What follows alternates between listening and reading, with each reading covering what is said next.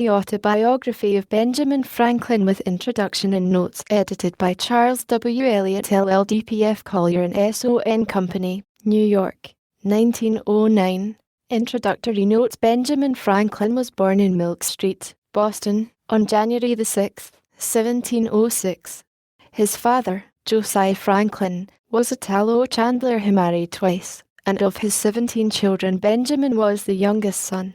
His schooling ended at 10, and at 12 he was bound apprentice to his brother James, a printer, who published the New England Courant. To this journal he became a contributor, and later was for a time its nominal editor. But the brothers quarrelled, and Benjamin ran away, going first to New York, and thence to Philadelphia, where he arrived in October 1723. He soon obtained work as a printer, but after a few months he was induced by Governor Keith to go to London, where, finding Keith's promises empty, he again worked as a compositor till he was brought back to Philadelphia by a merchant named Denman, who gave him a position in his business.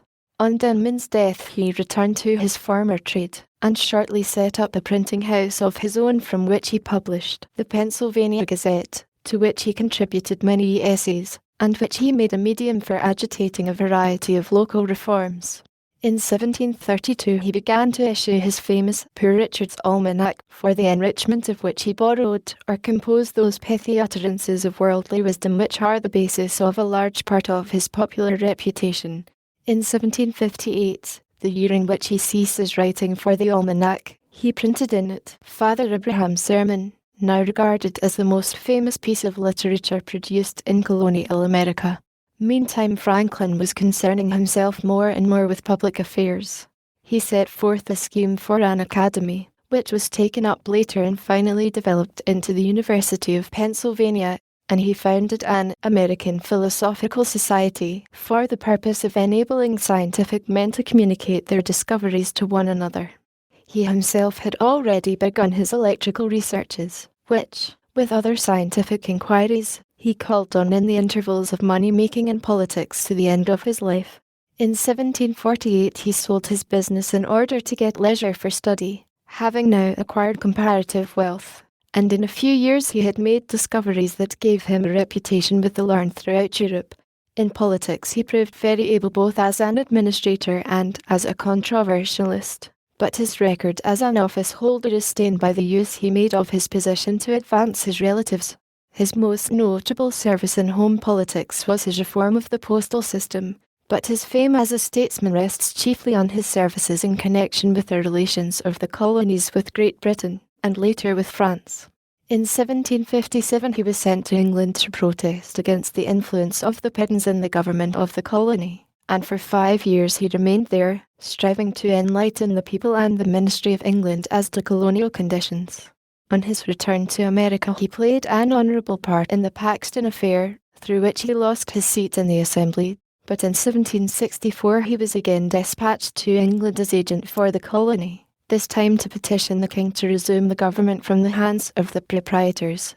In London he actively opposed the proposed Stamp Act, but lost the credit for this and much of his popularity through his securing for a friend the office of stamp agent in America.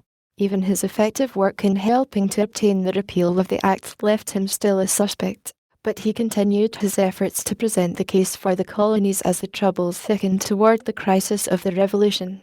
In 1767 he crossed to France, where he was received with honour, but before his return home in 1775 he lost his position as postmaster through his share in divulging to Massachusetts the famous letter of Hutchinson and Oliver. On his arrival in Philadelphia he was chosen a member of the Continental Congress, and in 1777 he was dispatched to France as Commissioner for the United States. Here he remained till 1785, the favourite of French society, and with such success did he conduct the affairs of his country that when he finally returned he received a place only second to that of Washington as the champion of American independence. He died on April the 17th. 1790. The first 5 chapters of the Autobiography were composed in England in 1771, continued in 1784-5, and again in 1788, at which date he brought it down to 1757. After a most extraordinary series of adventures, The original form of the manuscript was finally printed by Mr. John Bigelow, and is here reproduced in recognition of its value as a picture of one of the most notable personalities of colonial times, and of its acknowledged rank as one of the great autobiographies of the world. Benjamin Franklin, his autobiography 1706–1757 Twyford, at the Bishop of St. Asaph, 1771, the country seat of Bishop Shipley, the good bishop, as Dr. Franklin used to style him. B. Dear son, I have ever had pleasure in obtaining any little anecdotes of my ancestors. You may remember the inquiries I made among the remains of my relations when you were with me in England, and the journey I undertook for that purpose, imagining it may be equally agreeable to 1. You to know the circumstances of my life, many of which you are yet unacquainted with, and expecting the enjoyment of a week's uninterrupted leisure in my present country retirement, I sit down to write them for you, to which I have besides some other inducements. Having emerged from the poverty and obscurity in which I was born and bred, to a state of affluence and some degree of reputation in the world, and having gone so far through life with a considerable share of felicity, the conducing means I made use of, which with the blessing of God so well succeeded, my posterity may like to know, as they may find some of them suitable to their own situations, and therefore fit to be imitated. 1. After the words, agreeable to, the words, some of, were interlined and afterward effaced. B. That felicity, when I reflected on it, has induced me sometimes to say, that were it offered to my choice, I should have no objection to a repetition of the same life from its beginning, only asking the advantages authors have in a second edition to correct some faults of the first. So I might, besides correcting the faults, change some sinister accidents and events of it for others more favourable. But though this were denied, I should still accept the offer, since such a repetition is not to be expected. The next thing most like living one's life over again seems to be a recollection of that life, and to make that recollection as durable as possible by putting it down in writing. Hereby, too, I shall indulge the inclination so natural in old men, to be talking of themselves and their own past actions, and I shall indulge it without being tiresome to others, through respect to age, might conceive themselves obliged to give me a hearing, since this may be read or not as any one pleases. And, lastly, I may as well confess it, since my denial of it will be believed by nobody. Perhaps I shall a good deal gratify my own vanity. Indeed, I scarce ever heard or saw the introductory words, without vanity I may say, and see. But some vain thing immediately followed. Most people dislike vanity in others, whatever share they have of it themselves, but I give it a fair quarter wherever I meet with it, being persuaded that it is often productive of good to the possessor, and to others that are within his sphere of action, and therefore, in many cases, it would not be altogether absurd if a man were to thank God for his vanity among the other comforts of life. And now I speak of thanking God, I desire with all humility to acknowledge that I owe the mentioned happiness of my past life to his kind providence, which lead me to the means I used and gave them success. My belief of this induces me to hope, though I must not presume, that the same goodness will still be exercised toward me, in continuing that happiness, or enabling me to bear a fatal reverse, which I may experience as others have done, the complexion of my future fortune being known to him only in whose power it is to bless to us even our afflictions. The notes one of my uncles, who had the same kind of curiosity in collecting family anecdotes, once put into my hands, furnished me with several particulars relating to our ancestors. From these notes I learned that the family had lived in the same village, Ecton, in Northamptonshire, for 300 years, and how much longer he knew not. Perhaps from the time when the name of Franklin, that before was the name of an order of people, was assumed by them as a surname when others took surnames all over the kingdom, on a freehold of about 30 acres, aided by the smith's business, which had continued in the family till his time, the eldest son being always bred to that business, a custom which he and my father followed as to their eldest sons. When I searched the registers at Ecton, I found an account of their births, marriages and burials from the year 1555 only, there being no registers kept in that parish at any time preceding. By the register I perceived that I was the youngest son of the youngest son for 5 generations back. My grandfather Thomas, who was born in 1598, lived at Icton till he grew too old to follow business longer, when he went to live with his son John, a dyer at Banbury, in Oxfordshire, with whom my father served an apprenticeship. There my grandfather died and lies buried. We saw his gravestone in 1758. His eldest son Thomas lived in the house at Icton, and left it with the land to his only child, a daughter, with her husband, one Fisher, of Wellingborough, sold it to Mr. Isted, now lord of the manor there. My grandfather had 4 sons that grew up, viz. Thomas, John, Benjamin and Josiah. I will give you what account I can of them, at this distance from my papers, and if these are not lost in my absence, you will among them find many more particulars. Thomas was bred a smith under his father, but, being ingenious, and encouraged in learning, as all my brothers were, by an Esquire Palmer, then the principal gentleman in that parish, he qualified himself for the business of scrivener, became a considerable man in the county, was a chief mover of all public spirited undertakings for the county or town of Northampton, and his own village, of which many instances were related of him, and much taken notice of and patronised by the then Lord Halifax. He died in 1702, January the 6th, old style, just 4 years to a day before I was born. The account we received of his life and character from some old people at Icton, I remember, struck you as something extraordinary, from its similarity to what you knew of mine. Had he died on the same day, you said, one might have supposed a transmigration. John was bred a dyer, I believe of woolens. Benjamin was bred a silk dyer, serving an apprenticeship at London. He was an ingenious man. I remember him well, for when I was a boy he came over to my father in Boston, and lived in the house with us some years. He lived to a great age. His grandson, Samuel Franklin, now lives in Boston. He left behind him 2 quarto volumes, MS, of his own poetry, consisting of little occasional pieces addressed to his friends and relations, of which the following, sent to me, is a specimen. 2. He had formed a shorthand of his own, which he taught me, but, never practising it, I have now forgot it. I was named after this uncle, there being a particular affection between him and my father. He was very pious, a great attender of sermons of the best preachers, which he took down in his shorthand, and had with him many volumes of them. He was also much of a politician, too much, perhaps, for his station. There fell lately into my hands, in London, a collection he had made of all the principal pamphlets relating to public affairs, from 1641 to 1717. Many of the volumes are wanting as appears by the numbering, but there still remain 8 volumes in folio, and 24 in quarto and in octavo. A dealer in old books met with them, and knowing me by my sometimes buying of him, he brought them to me. It seems my uncle must have left them here, when he went to America, which was about 50 years since. There are many of his notes in the margins. 2. Here follow in the margin the words, in brackets. Here insert it, but the poetry is not given. Mr. Sparks informs us, Life of Franklin, p. 6, that these volumes had been preserved, and were in possession of Mrs. Emmons, of Boston, great-granddaughter of their author.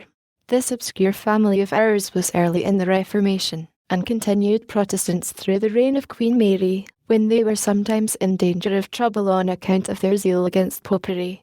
They had got an English Bible, and to conceal and secure it, it was fastened open with tapes under and within the cover of a joint tool.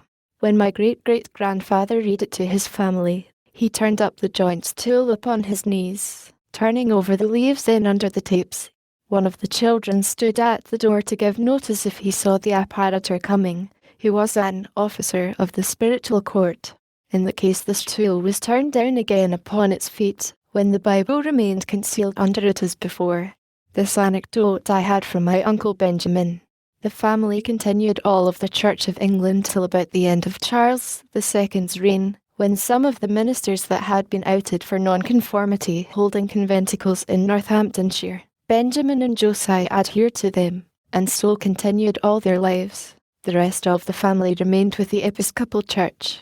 Josiah, my father, married young, and carried his wife with 3 children into New England, about 1682.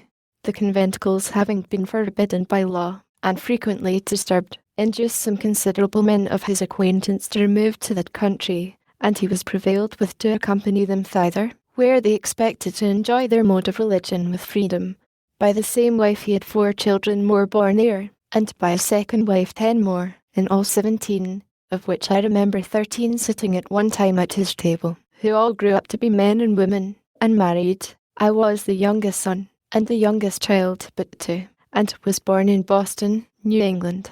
My mother, the second wife, was Abby Folger, daughter of Peter Folger, one of the first settlers of New England, of whom honourable mention is made by Cotton Mather in his church history of the country, entitled Mignon Alia Christi Americana, as a godly, learned Englishman, if I remember the words rightly. I have heard that he wrote sundry small occasional pieces, but only one of them was printed, which I saw now many years since. It was written in 1675, in the homespun verse of the time and people, and addressed to those then concerned in the government there. It was in favour of liberty of conscience, and in behalf of the Baptists, Quakers, and other sectaries that had been under persecution, ascribing the Indian wars, and other distresses that had befallen the country, to that persecution, as so many judgments of God to punish so heinous an offence, and exhorting a repeal of those uncharitable laws. The whole appeared to me as written with a good deal of decent plainness and manly freedom. The 6 concluding lines I remember, though I have forgotten the 2 first of the stanza, but the purport of them was, that his censures proceeded from goodwill, and, therefore, he would be known to be the author. Because to be libeller, says he, I hate it with my heart. From Sherburne Town, where now I dwell my name I do put here, without offence your real friend, it is Peter Folgier. My elder brothers were all put apprentices to different trades. I was put to the grammar school at 8 years of age, my father intending to devote me, as the tithe of his sons, to the service of the church. My early readiness in learning to read, which must have been very early, as I do not remember when I could not read, and the opinion of all his friends, that I should certainly make a good scholar, encouraged him in this purpose of his. My uncle Benjamin, too, approved of it, and proposed to give me all his shorthand volumes of sermons, I suppose as a stock to set up with, if I would learn his character. I continued, however, at the grammar school not quite 1 year, though in the time I had risen gradually from the middle of the class of that year to be the head of it, and farther was removed into the next class above it, in order to go with it into the 3rd at the end of the year. But my father, in the meantime, from a view of the expense of a college education, which having so large a family he could not well afford, and the mean living many so educated were afterwards able to obtain, reasons that he gave to his friends in my hearing, altered his first intention, took me from the grammar school, and sent me to a school for writing in arithmetic, kept by a then famous man, Mr. George Brownell, very successful in his profession generally, and by mild, encouraging methods. Under him I acquired fair writing pretty soon, but I failed in the arithmetic, and made no progress in it. At 10 years old I was taken home to assist my father in his business, which was that of a tallow chandler and soap boiler, a business he was not bred to, but had assumed on his arrival in New England, and on finding his dying trade would not maintain his family, being in little request. Accordingly, I was employed in cutting wick for the candles, filling the dipping mould and the moulds for cast candles, attending the shop, going of errands, etc. I disliked the trade, and had a strong inclination for the sea, but my father declared against it. However, living near the water, I was much in and about it, learned early to swim well, and to manage boats, and when in a boat or canoe with other boys, I was commonly allowed to govern, especially in any case of difficulty, and upon other occasions I was generally a leader among the boys, and sometimes led them into scrapes, of which I will mention one instance, as it shows an early projecting public spirit, though not then justly conducted. There was a salt marsh that bounded part of the mill pond, on the edge of which, at high water, we used to stand to fish for minnows. By much trampling, we had made it a mere quagmire. My proposal was to build a wharf there fit for us to stand upon, and I showed my comrades a large heap of stones, which were intended for a new house near the marsh, and which would very well suit our purpose. Accordingly, in the evening, when the workmen were gone, I assembled a number of my playfellows, and working with them diligently like so many emmets, sometimes 2 or 3 to a stone, we brought them all away and built our little wharf. The next morning the workmen were surprised at missing the stones, which were found in our wharf. Inquiry was made after the removers. We were discovered and complained of. Several of us were corrected by our fathers, and though I pleaded the usefulness of the work, mine convinced me that nothing was useful which was not honest. I think you may like to know something of his person and character. He had an excellent constitution of body, was of middle stature, but well set, and very strong. He was ingenious, could draw prettily, was skilled a little in music, and had a clear pleasing voice, so that when he played psalm tunes on his violin and sung withal, as he sometimes did in an evening after the business of the day was over, it was extremely agreeable to hear. He had a mechanical genius too, and, on occasion, was very handy in the use of other tradesmen's tools, but his great excellence lay in a sound understanding and solid judgment in prudential matters, both in private and public affairs. In the latter, indeed, he was never employed, the numerous family he had to educate and the straitness of his circumstances keeping him close to his trade. But I remember well his being frequently visited by leading people, who consulted him for his opinion in affairs of the town or of the church he belonged to, and showed a good deal of respect for his judgment and advice. He was also much consulted by private persons about their affairs when any difficulty occurred, and frequently chosen an arbitrator between contending parties. At his table he liked to have, as often as he could, some sensible friend or neighbour to converse with, and always took care to start some ingenious or useful topic for discourse, which might tend to improve the minds of his children. By this means he turned their attention to what was good, just, and prudent in the conduct of life, and little or no notice was ever taken of what related to the victuals on the table, whether it was well or ill dressed, in or out of season, of good or bad flavour, preferable or inferior to this or that other thing of the kind, so that I was brought up in such a perfect inattention to those matters as to be quite indifferent what kind of food was set before me, and so unobservant of it, that to this day if I am asked I can scarce tell a few hours after dinner what I dined upon.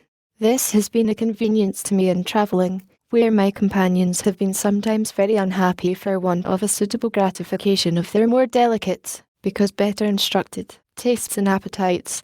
My mother had likewise an excellent constitution. She suckled all her 10 children. I never knew either my father or mother to have any sickness but that of which they did, he at 89, and she at 85 years of age. They lie buried together at Boston, where I some years since placed a marble over their grave, with this inscription: Josiah Franklin, and Abby his wife, lie here interred. They lived lovingly together in wedlock 55 years, without an estate, or any gainful employment, by constant labour and industry, with God's blessing. They maintained a large family comfortably, and brought up 13 children and 7 grandchildren reputably. From this instance, reader, be encouraged to diligence in thy calling, and distrust not Providence. He was a pious and prudent man, she, a discreet and virtuous woman.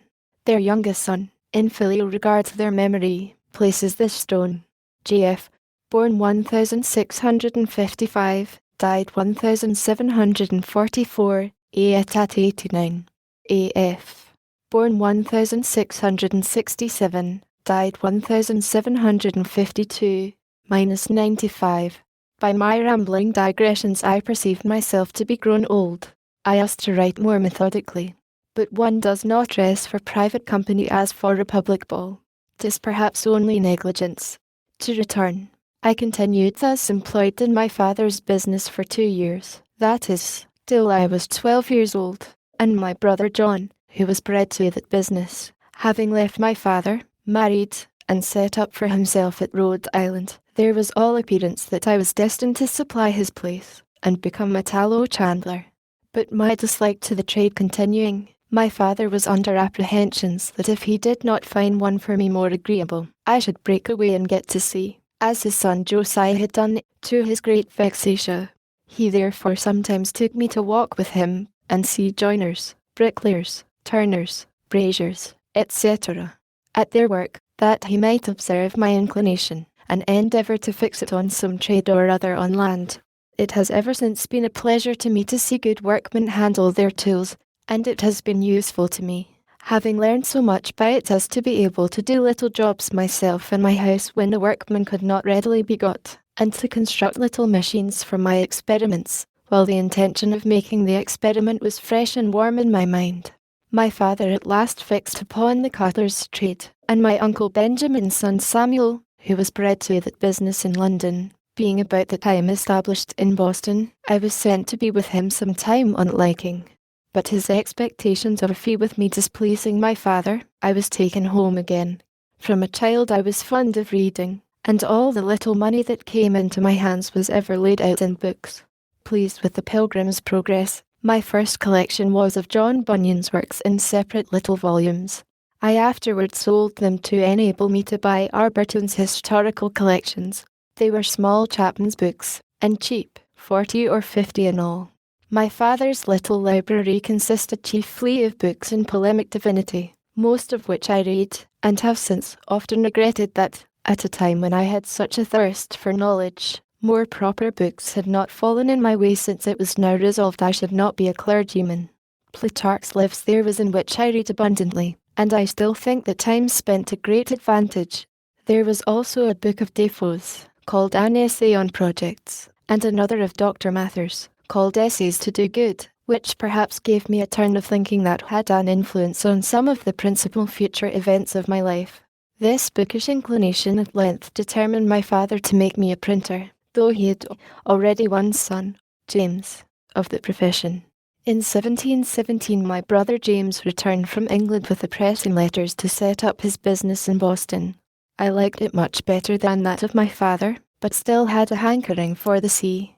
To prevent the apprehended effect of such an inclination, my father was impatient to have me bound to my brother. I stood out some time, but at last was persuaded, and signed the indentures when I was yet but 12 years old. I was to serve as an apprentice till I was 21 years of age, only I was to be allowed journeyman's wages during the last year. In a little time I made great proficiency in the business, and became a useful hand to my brother. I now had access to better books. An acquaintance with the apprentices of booksellers enabled me sometimes to borrow a small one, which I was careful to return soon and clean. Often I sat up in my room reading the greatest part of the night, when the book was borrowed in the evening and to be returned early in the morning, lest it should be missed or wanted. And after some time an ingenious tradesman, Mr. Matthew Adams, who had a pretty collection of books, and who frequented a printing house, took notice of me, invited me to his library, and very kindly lent me such books as I chose to read. I now took a fancy to poetry, and made some little pieces. My brother, thinking it might turn to account, encouraged me, and put me on composing occasional ballads. One was called The Lighthouse Tragedy, and contained an account of the drowning of Captain Worthilake with his 2 daughters. The other was a sailor's song, on the taking of Teach, or Blackbeard, the pirate. They were wretched stuff, in the Grub Street ballad style, and when they were printed he sent me about the town to sell them. The first sold wonderfully, the event being recent, having made a great noise. This flattered my vanity, but my father discouraged me by ridiculing my performances, and telling me verse-makers were generally beggars. So I escaped being a poet, most probably a very bad one, but as prose writing had been of great use to me in the course of my life, and was a principal means of my advancement, I shall tell you how, in such a situation, I acquired what little ability I have in that way. There was another bookish lad in the town, John Collins by name, with whom I was intimately acquainted. We sometimes disputed, and very fond we were of argument, and very desirous of confuting one another, which disputatious turn, by the way, is apt to become a very bad habit, making people often extremely disagreeable in company by the contradiction that is necessary to bring it into practice, and thence, besides souring and spoiling the conversation, is productive of disgusts and, perhaps, enmities where you may have occasion for friendship. I had caught it by reading my father's books of dispute about religion. Persons of good sense, I have since observed, seldom fall into it, except lawyers, university men, and men of all sorts that have been bred at Edinburgh. A question was once, somehow or other, started between Collins and me, of the propriety of educating the female sex in learning, and their abilities for study. He was of opinion that it was improper, and that they were naturally unequal to it. I took the contrary side, perhaps a little for dispute's sake. He was naturally more eloquent, had the ready plenty of words, and sometimes, as I thought, bore me down more by his fluency than by the strength of his reasons. As we parted without settling the point, and were not to see one another again for some time, I sat down to put my arguments in writing, which I copied fair and sent to him. He answered, and I replied. 3 or 4 letters of a side had passed, when my father happened to find my papers and read them. Without entering into the discussion, he took occasion to talk to me about the manner of my writing, observed that, though I had the advantage of my antagonist's incorrect spelling and pointing, which I owed to the printing house, I fell far short in elegance of expression, in method and in perspicacity, of which he convinced me by several instances. I saw the justice of his remark, and thence grew more attentive to the manner in writing, and determined to endeavour at improvement. About this time I met with an odd volume of The Spectator. It was the 3rd. I had never before seen any of them. I bought it, read it over and over, and was much delighted with it. I thought the writing excellent, and wished, if possible, to imitate it. With this view I took some of the papers, and, making short hints of the sentiment in each sentence, laid them by a few days, and then, without looking at the book, tried to complete the papers again, by expressing each hinted sentiment at length, and as fully as it had been expressed before, in any suitable words that should come to hand. Then I compared my Spectator with the original, discovered some of my faults, and corrected them. But I found I wanted a stock of words, or a readiness in recollecting and using them, which I thought I should have acquired before the time if I had gone on making verses, since the continual occasion for words of the same import, but of different length, to suit the measure, or of different sound for the rhyme, would have laid me under a constant necessity of searching for variety, and also have tended to fix that variety in my mind, and make me master of it. Therefore I took some of the tales and turned them into verse, and, after a time, when I had pretty well forgotten the prose, turned them back again. I also sometimes jumbled my collections of hints into confusion, and after some weeks endeavoured to reduce them into the best order, before I began to form the full sentences and complete the paper. This was to teach me method in the arrangement of thoughts. By comparing my work afterwards with the original, I discovered many faults and amended them. But I sometimes had the pleasure of fancying that, in certain particulars of small import, I had been lucky enough to improve the method or the language, and this encouraged me to think I might possibly in time come to be a tolerable English writer, of which I was extremely ambitious. My time for these exercises and for reading was at night, after work or before it began in the morning, or on Sundays, when I contrived to be in the printing house alone, evading as much as I could the common attendance on public worship which my father used to exact on me when I was under his care, and which indeed I still thought a duty, though I could not, as it seemed to me, afford time to practice it. When about 16 years of age I happened to meet with a book, written by one Tryon, recommending a vegetable diet. I determined to go into it. My brother, being yet unmarried, did not keep house, but boarded himself and his apprentices in another family. My refusing to eat flesh occasioned an inconveniency, and I was frequently chid for my singularity. I made myself acquainted with Tryon's manner of preparing some of his dishes, such as boiling potatoes or rice, making hasty pudding, and a few others, and then proposed to my brother that if he would give me, weekly, half the money he paid for my board, I would board myself. He instantly agreed to it, and I presently found that I could save half what he paid me. This was an additional fund for buying books, but I had another advantage in it. My brother and the rest going from the printing house to their meals, I remained there alone, and, despatching presently my light repast, which often was no more than a biscuit or a slice of bread, a handful of raisins or a tart from the pastry cook's, and a glass of water, had the rest of the time till their return for study, in which I made the greater progress, from the greater clearness of head and quicker apprehension which usually attend temperance in eating and drinking. And now it was that, being on some occasion made a sham of my ignorance in figures, which I had twice failed in learning when at school, I took Cocker's book of arithmetic, and went through the whole by myself with great ease. I also read Sellers and Shermer's books of navigation, and became acquainted with the little geometry they contain, but never proceeded far in that science. And I read about this time Locke on Human Understanding, and the Art of Thinking, by Messrs. De Port Royal. While I was intent on improving my language, I met with an English grammar, I think it was Greenwood's, at the end of which there were 2 little sketches of the arts of rhetoric and logic, the latter finishing with a specimen of a dispute in the Socratic method, and soon after I procured Xenophon's memorable things of Socrates, wherein there are many instances of the same method. I was charmed with it, adopted it, dropped my abrupt contradiction in positive argumentation, and put on the humble inquirer and doubter.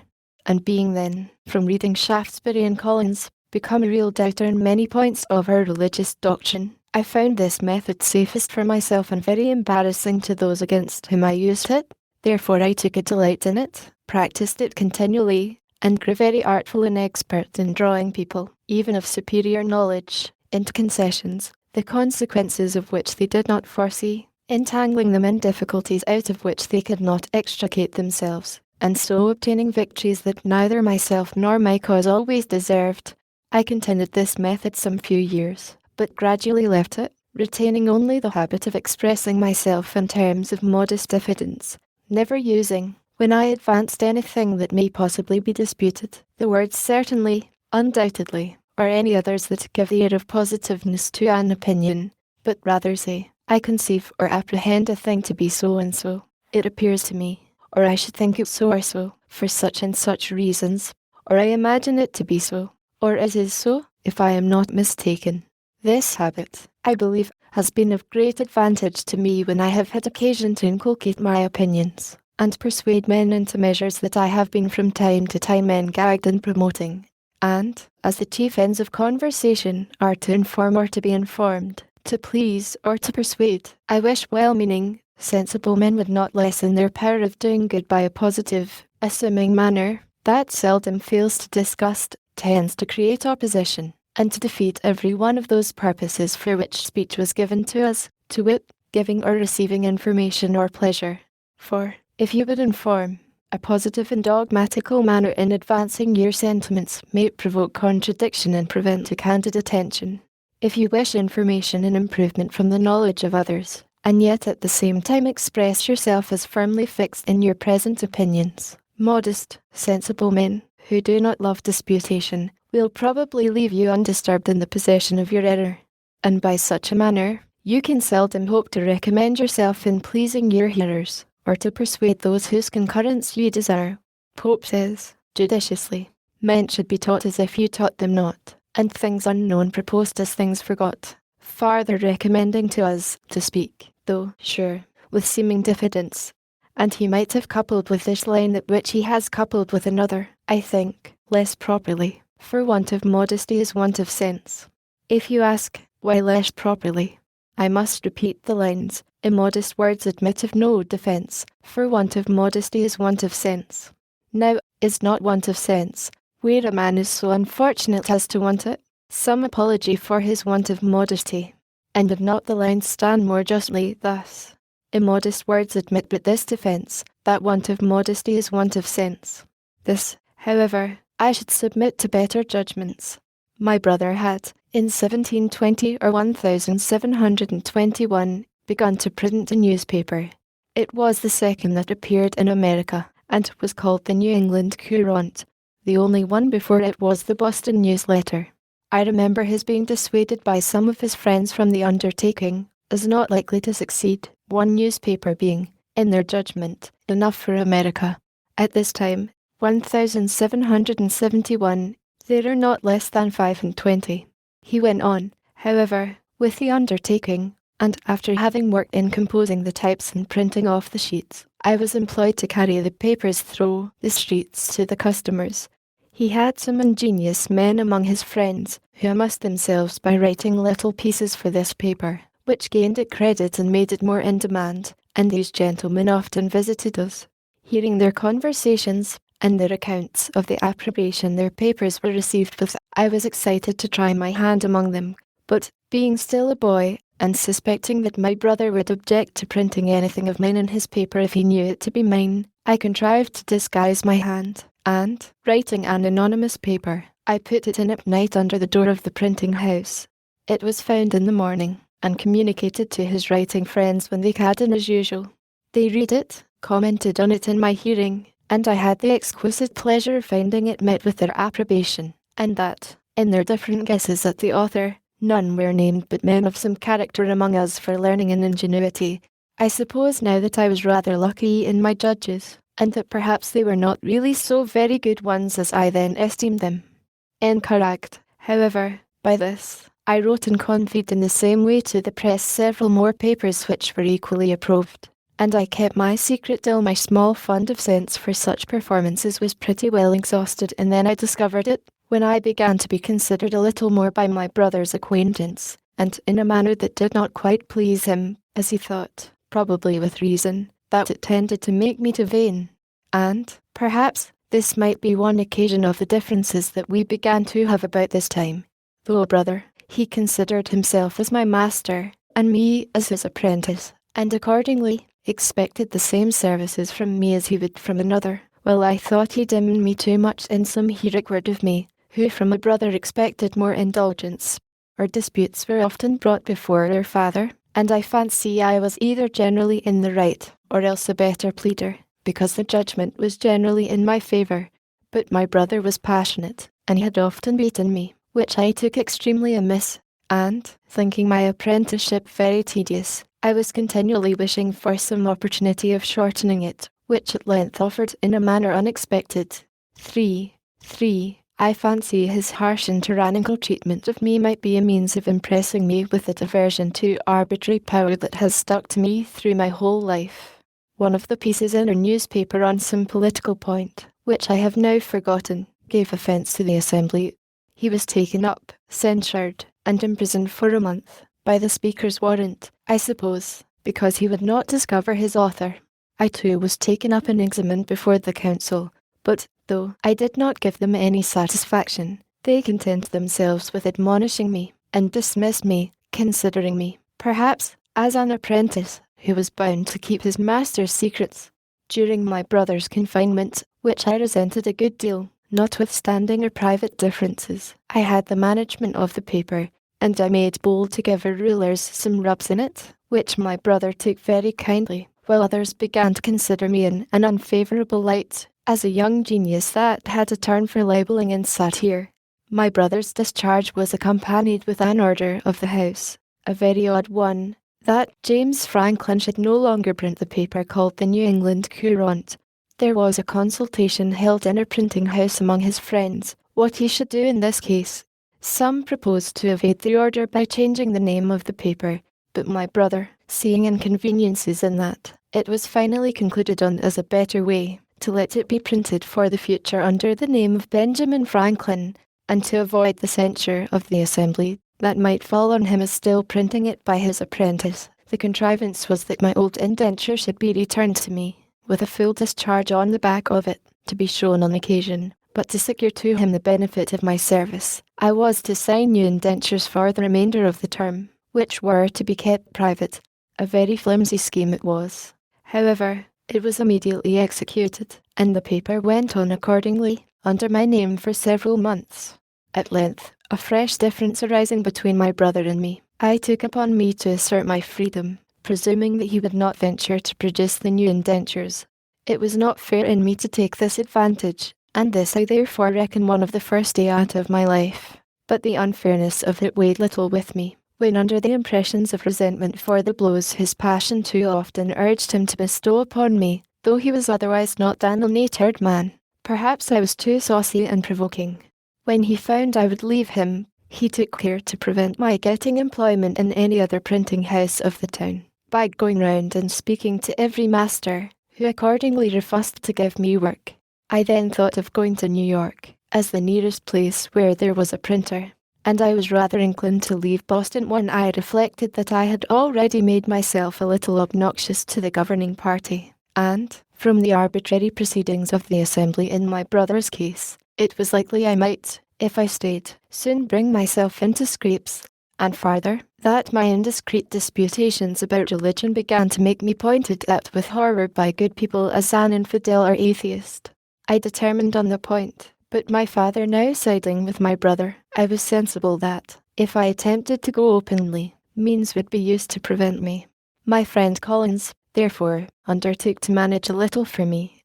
He agreed with the captain of a New York sloop for my passage, under the notion of my being a young acquaintance of his, that had got a naughty girl with child, whose friends would compel me to marry her, and therefore I could not appear or come away publicly. So I sold some of my books to raise a little money, was taken on board privately, and as we had a fair wind, in 3 days I found myself in New York, near 300 miles from home, a boy of but 17, without least recommendation to, or knowledge of any person in the place, and with very little money in my pocket. My inclinations for the sea were by this time worn out, or I might now have gratified them. But, having a trade, and supposing myself a pretty good workman, I offered my service to the printer in the place, old Mr. William Bradford, who had been the first printer in Pennsylvania, but removed from thence upon the quarrel of George Keith. He could give me no employment, having little to do, and help enough already, but says he, my son at Philadelphia has lately lost his principal hand, Aquila Rose, by death. If you go thither, I believe he may employ you. Philadelphia was 100 miles further. I set out, however, in a boat for Amboy, leaving my chest and things to follow me round by sea. In crossing the bay, we met with a squall that tore our rotten sails to pieces, prevented our getting into the Kill and drove us upon Long Island. In our way, a drunken Dutchman, who was a passenger too, fell overboard. When he was sinking, I reached through the water to his shock battery, and drew him up, so that we got him in again. His ducking sobered him a little, and he went to sleep, taking first out of his pocket a book, which he desired I would dry for him. It proved to be my old favourite author, Bunyan's Pilgrim's Progress, in Dutch, finely printed on good paper, with copper cuts, a dress better than I had ever seen it wear in its own language. I have since found that it has been translated into most of the languages of Europe, and suppose it has been more generally read than any other book, except perhaps the Bible. Honest John was the first that I know of who mixed narration and dialogue, a method of writing very engaging to the reader, who in the most interesting parts finds himself, as it were, brought into the company and present at the discourse.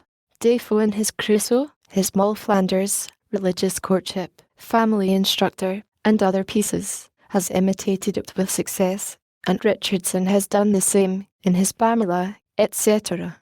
When we drew near the island, we found it was at a place where there could be no landing, there being a great surf on the stony beach. So we dropped anchor, and swung round towards the shore.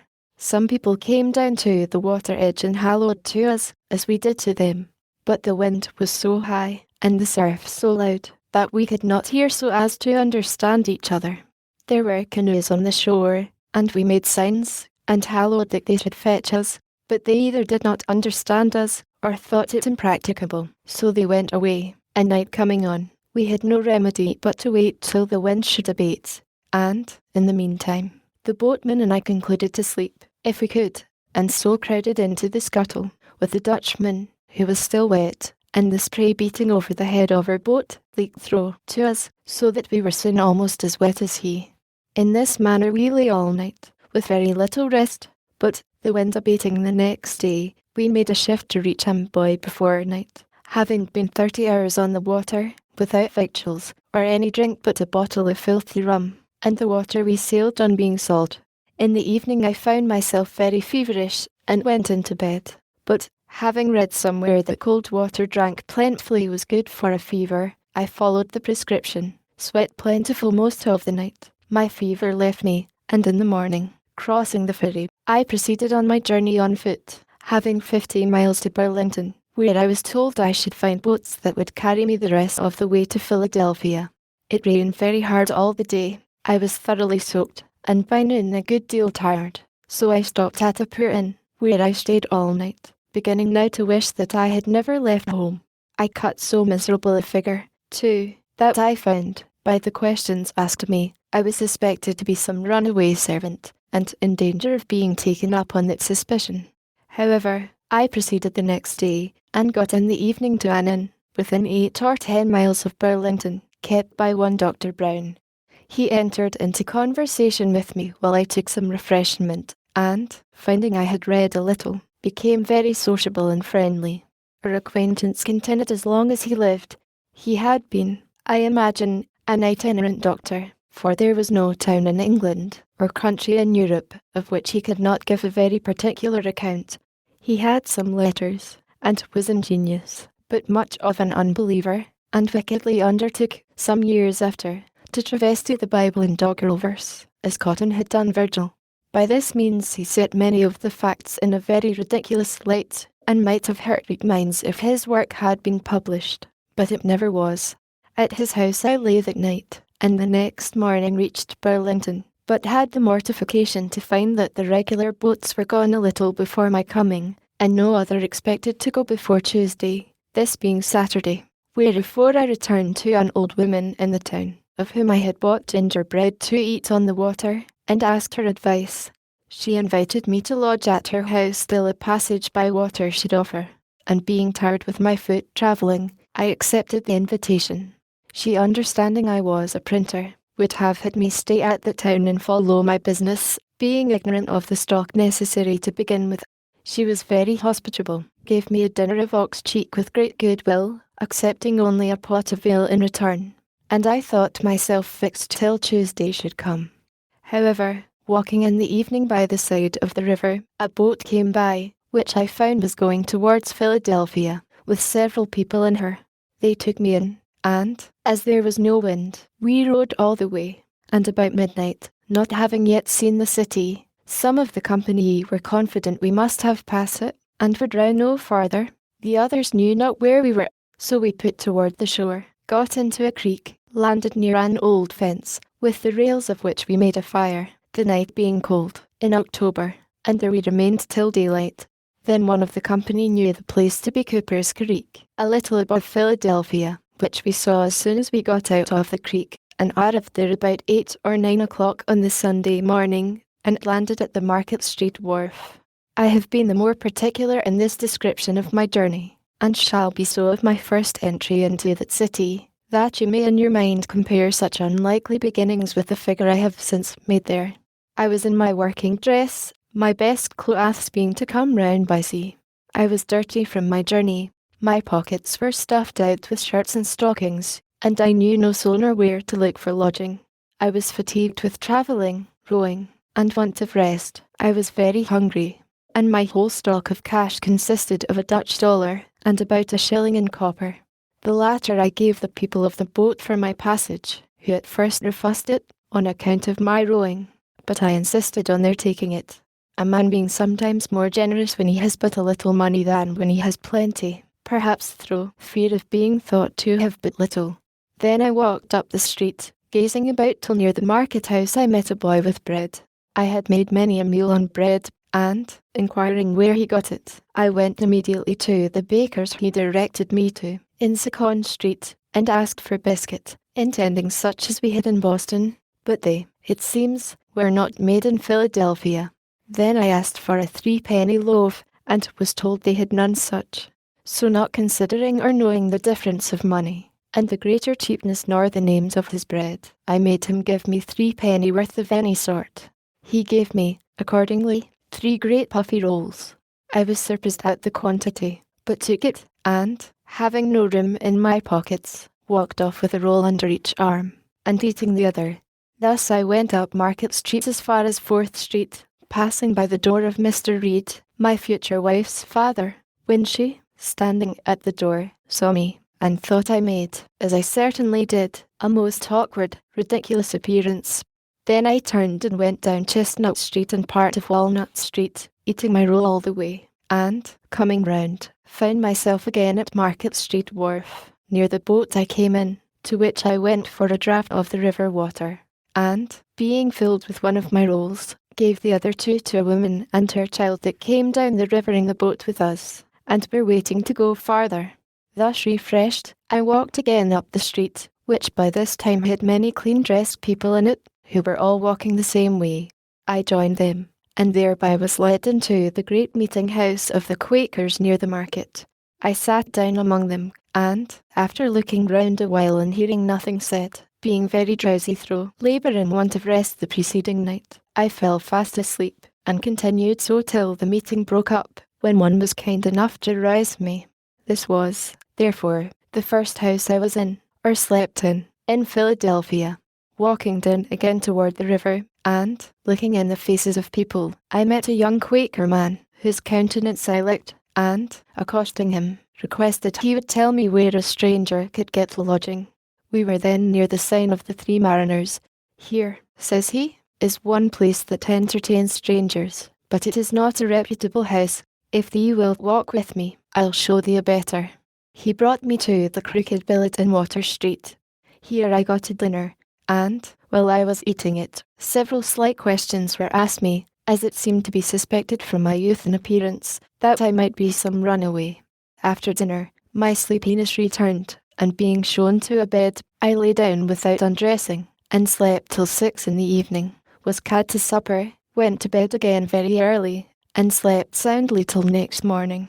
Then I made myself as tidy as I could, and went to Andrew Bradford the printer's. I found in the shop the old man his father, whom I had seen at New York, and who, travelling on horseback, had got to Philadelphia before me. He introduced me to his son, who received me civilly, gave me a breakfast, but told me he did not at present want a hand, being lately supplied with one, but there was another printer in town, lately set up, one Kimmer, perhaps, might employ me. If not, I should be welcome to lodge at his house, and he would give me a little work to do now and then till fuller business should offer. The old gentleman said he would go with me to the new printer, and when we found him, "Neighbour," says Bradford, "I have brought to see you a young man of your business. Perhaps you may want such a one."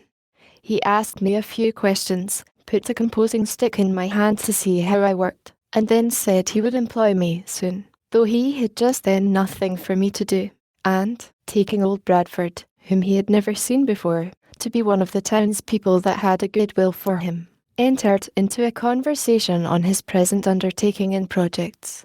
Well, Bradford, not discovering that he was the other printer's father, on Kimmer's saying he expected soon to get the greatest part of the business into his own hands, drew him on by artful questions, and starting little doubts, to explain all his views, what interests he relied on, and in what manner he intended to proceed. I, who stood by and heard all, saw immediately that one of them was a crafty old sifter, and the other a mere novice. Bradford left me with Kimmer, who was greatly surprised when I told him who the old man was. Kimmer's printing house, I found, consisted of an old shattered press, and one small, worn-out font of English which he was then using himself, composing an elegy on Aquila Rose, before mentioned, an ingenious young man, of excellent character, much respected in the town, clerk of the assembly, and a pretty poet. Kimmer made verses too, but very indifferently. He could not be said to write them, for his manner was to compose them in the types directly out of his head, so there being no copy, but one pair of cases, and the elegy likely to require all the letter, no one could help him. I endeavoured to put his press, which he had not yet used, and of which he understood nothing, into order fit to be worked with, and, promising to come and print off his elegy as soon as he should have got it ready, I returned to Bradford's, who gave me a little job to do for the present, and there I lodged and dieted. A few days after, Kimmer sent for me to print off the elegy, and now he had got another pair of cases, and a pamphlet to reprint, on which he set me to work. These two printers I found poorly qualified for their business. Bradford had not been bred to it, and was very illiterate, and Kimmer, though something of a scholar, was a mere compositor, knowing nothing of press work. He had been one of the French prophets, and could act their enthusiastic agitations. At this time he did not profess any particular religion, but something of all on occasion, was very ignorant of the world, and had, as I afterward found, a good deal of the knave in his composition. He did not like my lodging at Bradford's while I worked with him.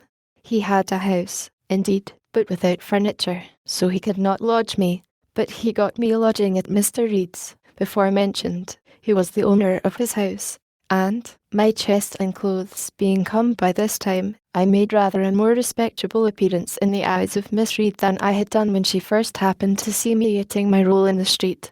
I began now to have some acquaintance among the young people of the town, that were lovers of reading, with whom I spent my evenings very pleasantly, and gaining money by my industry and frugality. I lived very agreeably, forgetting Boston as much as I could, and not desiring that any there should know where I resided, except my friend Collins, who was in my secret, and kept it when I wrote to him.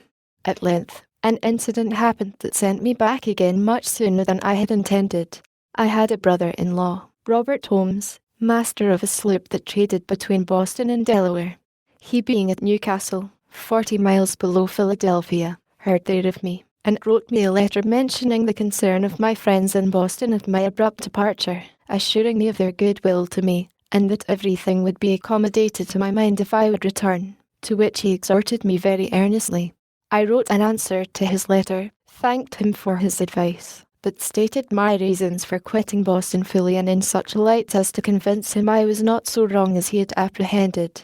Sir William Keith, governor of the province, was then at Newcastle, and Captain Holmes, happening to be in company with him when my letter came to hand, spoke to him of me, and showed him the letter.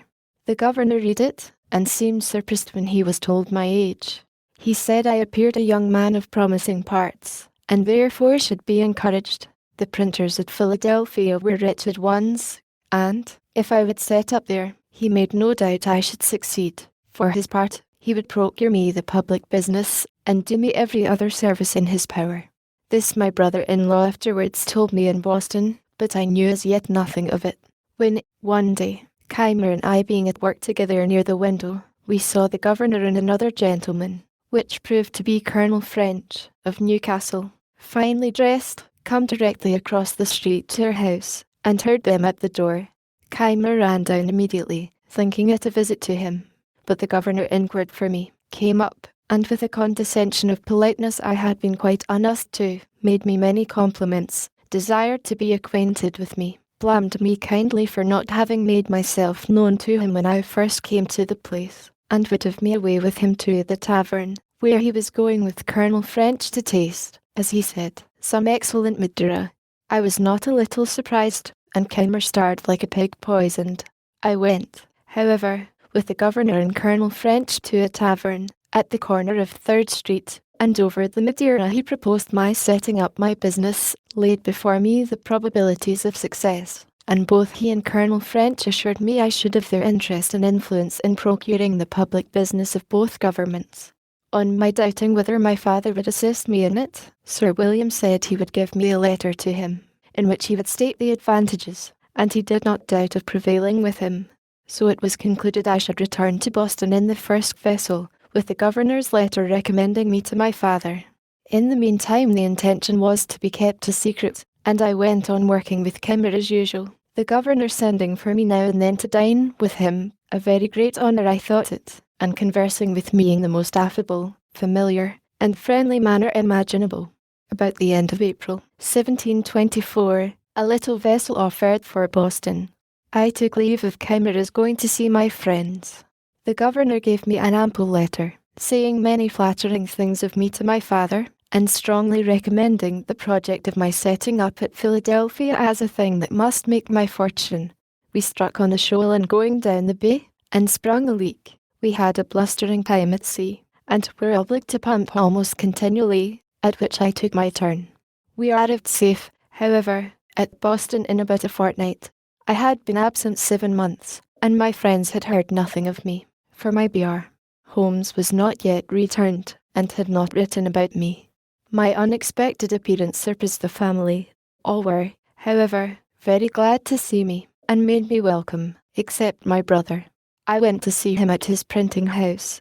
I was better dressed than ever while in his service, having a genteel new suit from head to foot, a watch, and my pockets lined with near £5 sterling in silver. He received me not very frankly, looked me all over, and turned to his work again. The journeymen were inquisitive where I had been, what sort of a country it was, and how I liked it. I praised it much, the happy life I led in it, expressing strongly my intention of returning to it, and, one of them asking what kind of money we had there, I produced a handful of silver, and spread it before them, which was a kind of a ratio they had not been used to, paper being the money of Boston.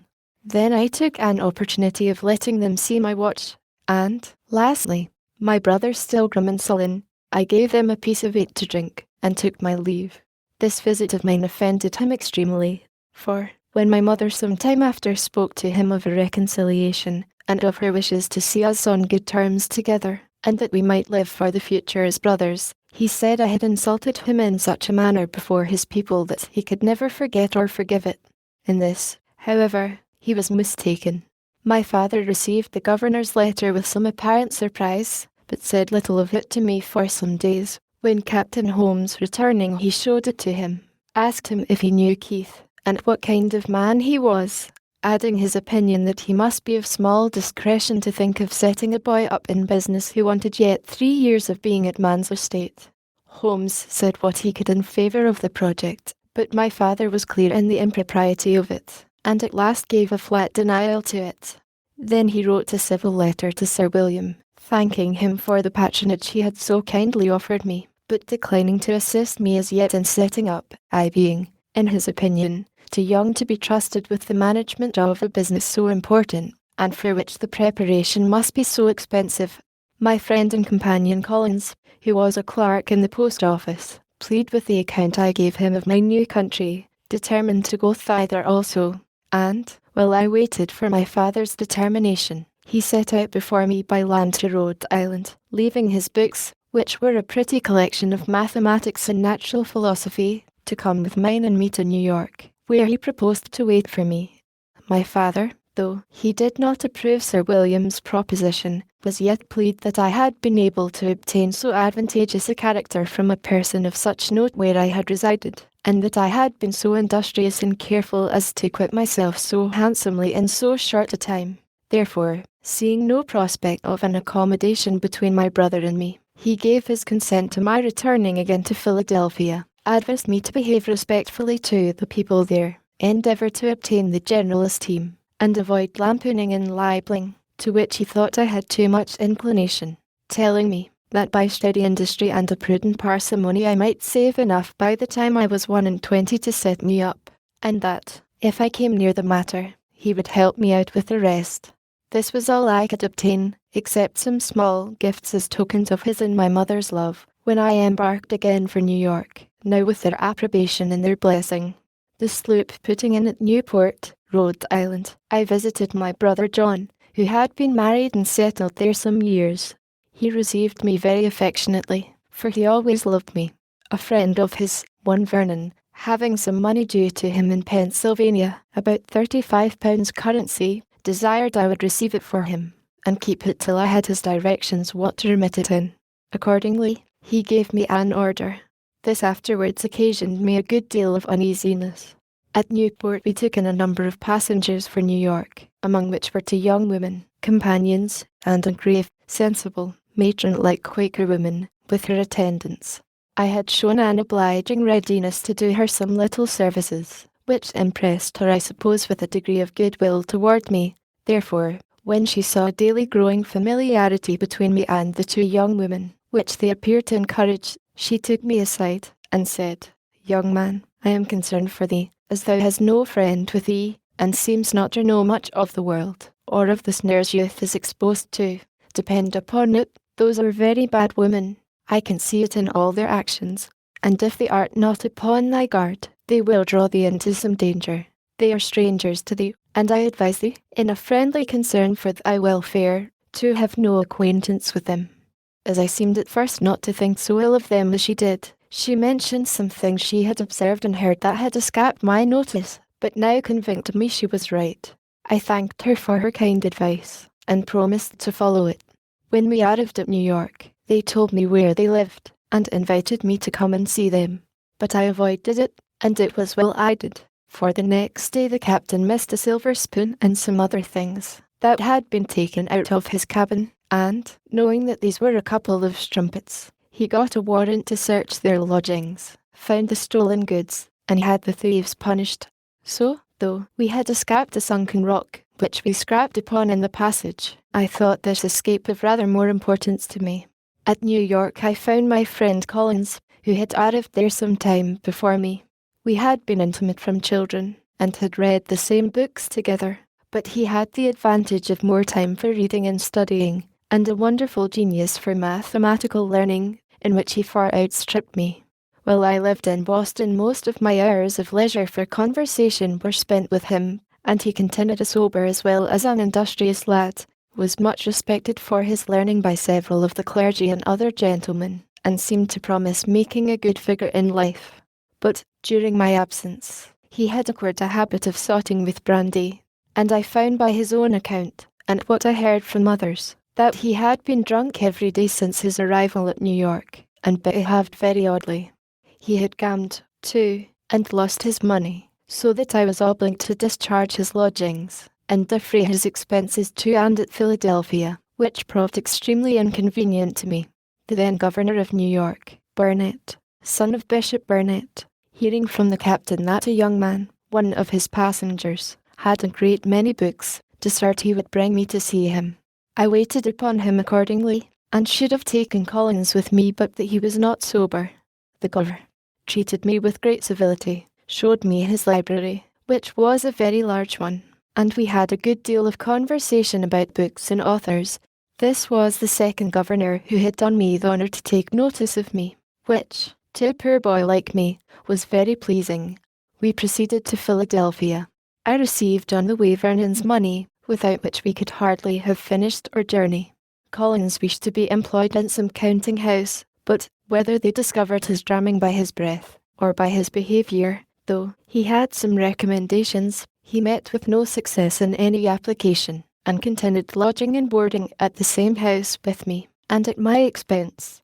Knowing I had that money of Vernon's, he was continually borrowing of me, still promising repayment as soon as he should be in business.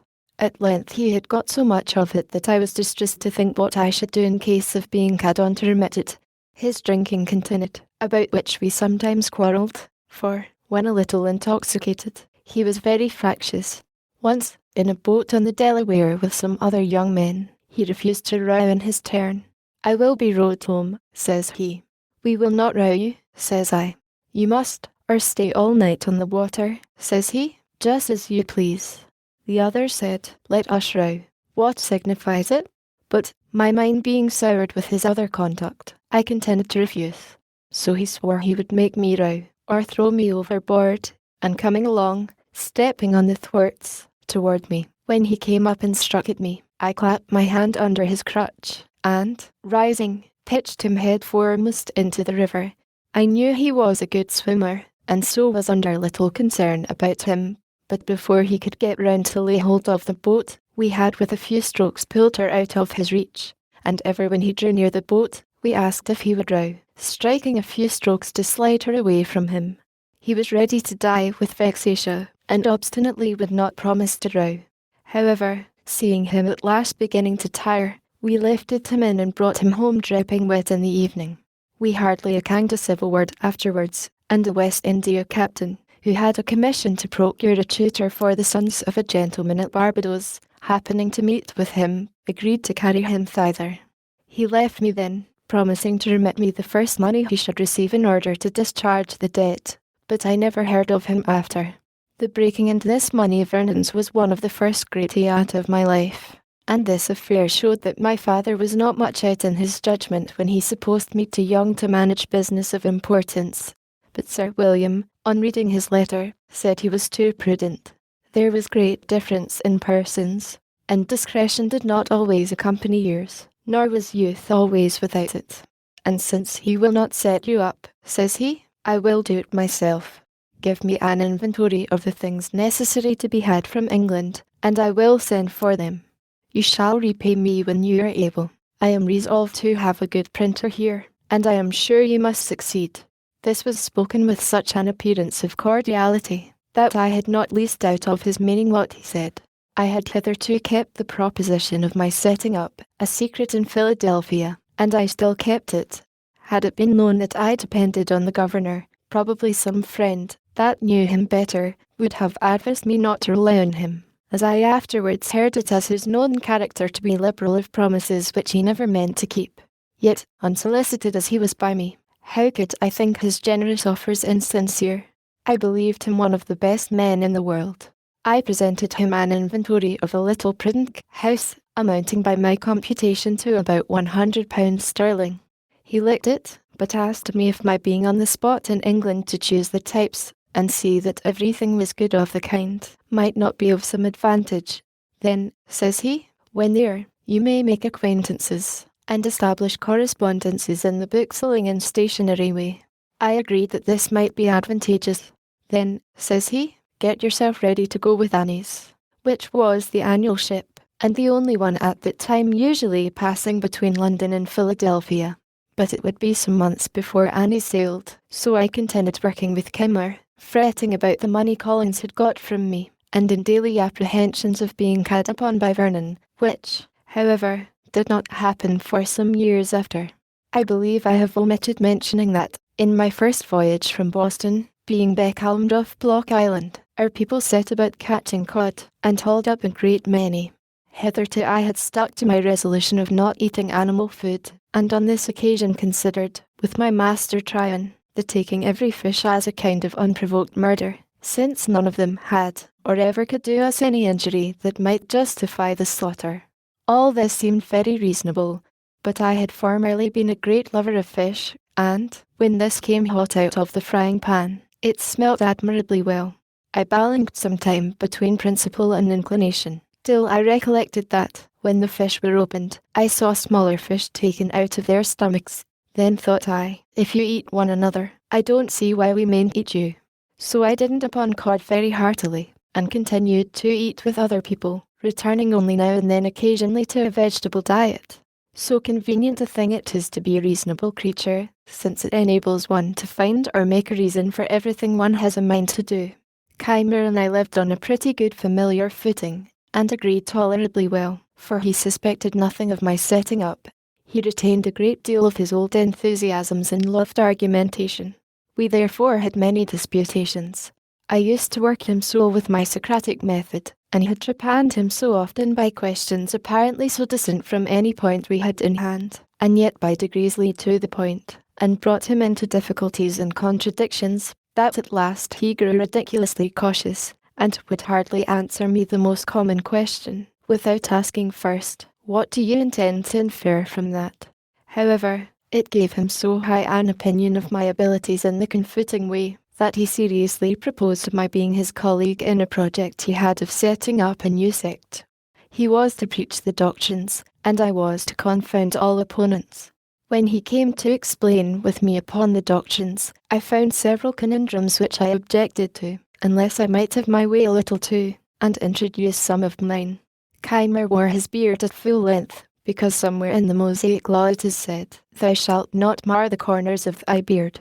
He likewise kept the seventh day, Sabbath, and these 2 points were essentials with him. I disliked both, but agreed to admit them upon condition of his adopting the doctrine of using no animal food. I doubt, said he, my constitution will not bear that.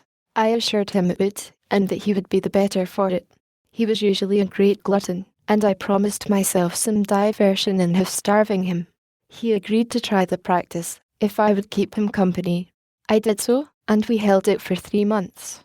We had our victuals dressed, and brought to us regularly by women in the neighbourhood, who had from me a list of 40 dishes to be prepared for us at different times, in all which there was neither fish, flesh, nor fowl, and the whim suited me the better at this time from the cheapness of it, not costing us above 18 sterling each per week. I have since kept several Lents most strictly, leaving the common diet for that, and that for the common, abruptly, without least inconvenience, so that I think there is little in the advice of making those changes by easy gradations.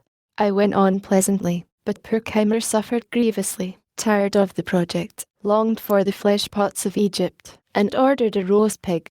He invited me and 2 women friends to dine with him, but, it being brought too soon upon table, he could not resist the temptation, and ate the whole before we came. I had made some courtship during this time to Miss Reed.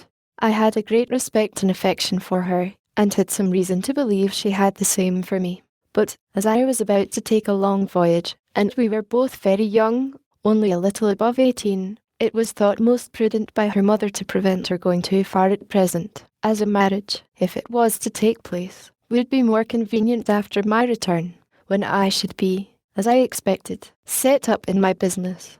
Perhaps, too, she thought my expectations not so well founded as I imagined them to be. My chief acquaintances at this time were Charles Osborne, Joseph Watson, and James Ralph, all lovers of reading. The two first were clerks to an eminent scrivener or conveyancer in the town, Charles Brogden. The other was clerk to a merchant. Watson was a pious, sensible young man, of great integrity. The others rather more lax in their principles of religion. Particularly Ralph, as well as Collins, had been unsettled by me, for which they both made me suffer. Osborne was sensible, candid, frank, sincere and affectionate to his friends, but, in literary matters, too fond of criticising. Ralph was ingenious, genteel in his manners, and extremely eloquent. I think I never knew a prettier talker. Both of them great admirers of poetry, and began to try their hands in little pieces. Many pleasant walks we four had together on Sundays into the woods, near Schuylkill, where we read to one another, and conferred on what we read. Ralph was inclined to pursue the study of poetry, not doubting but he might become eminent in it, and make his fortune by it, alleging that the best poets must, when they first began to write, make as many faults as he did. Osborne dissuaded him, assured him he had no genius for poetry, and advised him to think of nothing beyond the business he was bred to, that, in the mercantile way, though he had no stock, he might, by his diligence and punctuality, recommend himself to employment as a factor, and in time acquire wherewith to trade on his own account. I approved the amusing one's self with poetry now and then, so far as to improve one's language, but no farther. On this it was proposed that we should each of us, at our next meeting, produce a piece of our own composing, in order to improve by our mutual observations, criticisms, and corrections. As language and expression were what we had in view, we excluded all considerations of invention by agreeing that the task should be a version of the 18th Psalm, which describes the descent of a deity. When the time of our meeting drew nigh, Ralph called on me first, and let me know his piece was ready. I told him I had been busy, and, having little inclination, had done nothing. He then showed me his piece for my opinion, and I much approved it, as it appeared to me to have great merit. Now, says he, Osborne never will allow the least merit in anything of mine, but makes 1,000 criticisms out of mere envy. He is not so jealous of you. I wish, therefore, you would take this piece, and produce it as yours. I will pretend not to have had time, and so produce nothing. We shall then see what he will say to it. It was agreed, and I immediately transcribed it, that it might appear in my own hand. We met. Watson's performance was read. There were some beauties in it, but many defects. Osborne's was read. It was much better. Ralph did it justice, remarked some faults, but applauded the beauties. He himself had nothing to produce. I was backward, seemed desirous of being excused, had not had sufficient time to correct, etc. But no excuse could be admitted. Produce I must. It was read and repeated. Watson and Osborne gave up the contest, and joined in applauding it. Ralph only made some criticisms, and proposed some amendments, but I defended my text. Osborne was against Ralph, and told him he was no better a critic than poet, so he dropped the argument. As they two went home together, Osborne expressed himself still more strongly in favour of what he thought my production, having restrained himself before, as he said, lest I should think it flattery. But who would have imagined, said he, that Franklin had been capable of such a performance, such painting, such force, such fire. He has even improved the original. In his common conversation he seems to have no choice of words. He hesitates and blunders, and yet, good God, how he writes. When we next met, Ralph discovered a trick we had played him, and Osborne was a little laughed at. This transaction fixed Ralph in his resolution of becoming a poet. I did all I could to dissuade him from it, but he continued scribbling verses till Pope cured him. He became, however, a pretty good prose writer. More of him hereafter. But, as I may not have occasion again to mention the other two, I shall just remark here, that Watson died in my arms a few years after, much lamented, being the best of our set. Osborne went to the West Indies, where he became an eminent lawyer and made money, but died young. He and I had made a serious agreement, that the one who happened first to die should, if possible, make a friendly visit to the other, and acquaint him how he found things in that separate state. But he never fulfilled his promise. The governor, seeming to like my company, had me frequently to his house, and his setting me up was always mentioned as a fixed thing. I was to take with me letters recommendatory to a number of his friends, besides the letter of credit to furnish me with the necessary money for purchasing the press and types, paper, etc. For these letters I was appointed to call at different times, when they were to be ready, but a future time was still named. Thus he went on till the ship, whose departure too had been several times postponed, was on the point of sailing. Then, when I had to take my leave and receive the letters, his secretary, Dr. Bard, came out to me and said the governor was extremely busy in writing, but would be down at Newcastle before the ship, and there the letters would be delivered to me. Ralph, though married, and having one child, had determined to accompany me in this voyage. It was thought he intended to establish a correspondence and obtain goods to sell on commission, but I found afterwards that, through some discontent with his wife's relations, he purposed to leave her on their hands, and never return again. Having taken leave of my friends, and interchanged some promises with Miss Reed, I left Philadelphia in the ship, which anchored at Newcastle. The governor was there, but when I went to his lodging, the secretary came to me from him with the civilest message in the world, that he could not then see me, being engaged in business of the utmost importance, but should send the letters to me on board, wished me heartily a good voyage and a speedy return, etc. I returned on board a little puzzled, but still not doubting. Mr. Andrew Hamilton, a famous lawyer of Philadelphia, had taken passage in the same ship for himself and son, and with Mr. Denham, a Quaker merchant, and Messrs. Onion and Russell, masters of an ironwork in Maryland, had engagged the great cabin, so that Ralph and I were forced to take up with a berth in the steerage, and none on board knowing us were considered as ordinary persons.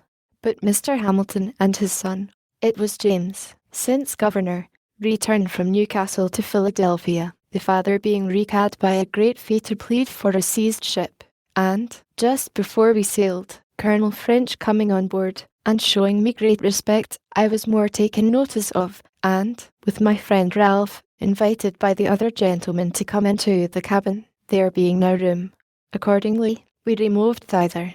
Understanding that Colonel French had brought on board the governor's despatches, I asked the captain for those letters that were to be under my care.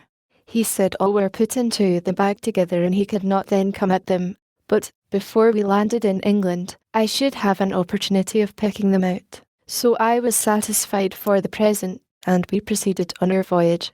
We had a sociable company in the cabin, and lived uncommonly well, having the addition of all Mr. Hamilton's stores, who had laid in plentifully. In this passage Mr. Denham contracted a friendship for me that continued during his life. The voyage was otherwise not a pleasant one, as we had a great deal of bad weather.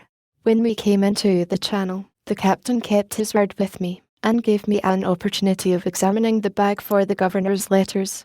I found none upon which my name was put as under my care. I picked out 6 or 7, that, by the handwriting, I thought might be the promised letters, especially as one of them was directed to Basket, the King's printer, and another to some stationer. We arrived in London the 24th of December, 1724. I waited upon the stationer, who came first in my way, delivering the letter as from Governor Keith. "I don't know such a person," says he, but, opening the letter, "Oh, this is from Riddleston. I have lately found him to be a complete rascal, and I will have nothing to do with him, nor receive any letters from him." So, putting the letter into my hand, he turned on his heel and left me to serve some customer. I was surprised to find these were not the governor's letters, and, after recollecting and comparing circumstances, I began to doubt his sincerity. I found my friend Denham, and opened the whole affair to him. He let me into Keith's character, told me there was not least probability that he had written any letters for me, that no one, who knew him, had the smallest dependence on him, and he laughed at the notion of the governor's giving me a letter of credit, having, as he said, no credit to give. On my expressing some concern about what I should do, he advised me to endeavour getting some employment in the way of my business. Among the printers here, said he, you will improve yourself, and when you return to America, you will set up to greater advantage. We both of us happened to know, as well as the stationer, that Riddleston, the attorney, was a very knave. He had half ruined Miss Reed's father by persuading him to be bound for him. By this letter it appeared there was a secret scheme on foot to the prejudice of Hamilton, supposed to be then coming over with us, and that Keith was concerned in it with Riddleston. Denham, who was a friend of Hamilton's, thought he ought to be acquainted with it. So, when he arrived in England, which was soon after, partly from resentment and ill will to Keith and Riddleston, and partly from goodwill to him, I waited on him, and gave him the letter. He thanked me cordially, the information being of importance to him, and from the time he became my friend, greatly to my advantage afterwards on many occasions.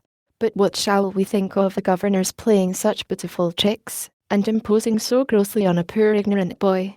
It was a habit he had acquired. He wished to please everybody, and, having little to give, he gave expectations. He was otherwise an ingenious, sensible man, a pretty good writer, and a good governor for the people, though not for his constituents, the proprietaries, whose instructions he sometimes disregarded. Several of our best laws were of his planning and passed during his administration. Ralph and I were inseparable companions. We took lodgings together in Little Britain at 3 shillings and 6 a week, as much as we could then afford. He found some relations, but they were poor, and unable to assist him. He now let me know his intentions of remaining in London, and that he never meant to return to Philadelphia. He had brought no money with him, the whole he could muster having been expended in paying his passage. I had 15 pistoles, so he borrowed occasionally of me to subsist, while he was looking out for business. He first endeavoured to get into the playhouse, believing himself qualified for an actor, but Wilkes, to whom he applied, advised him candidly not to think of that employment, as it was impossible he should succeed in it. Then he proposed to Roberts, a publisher in Paternoster Row, to write for him a weekly paper like The Spectator, on certain conditions, which Roberts did not approve. Then he endeavoured to get employment as a hackney writer, to copy for the stationers and lawyers about the Temple, but could find no vacancy.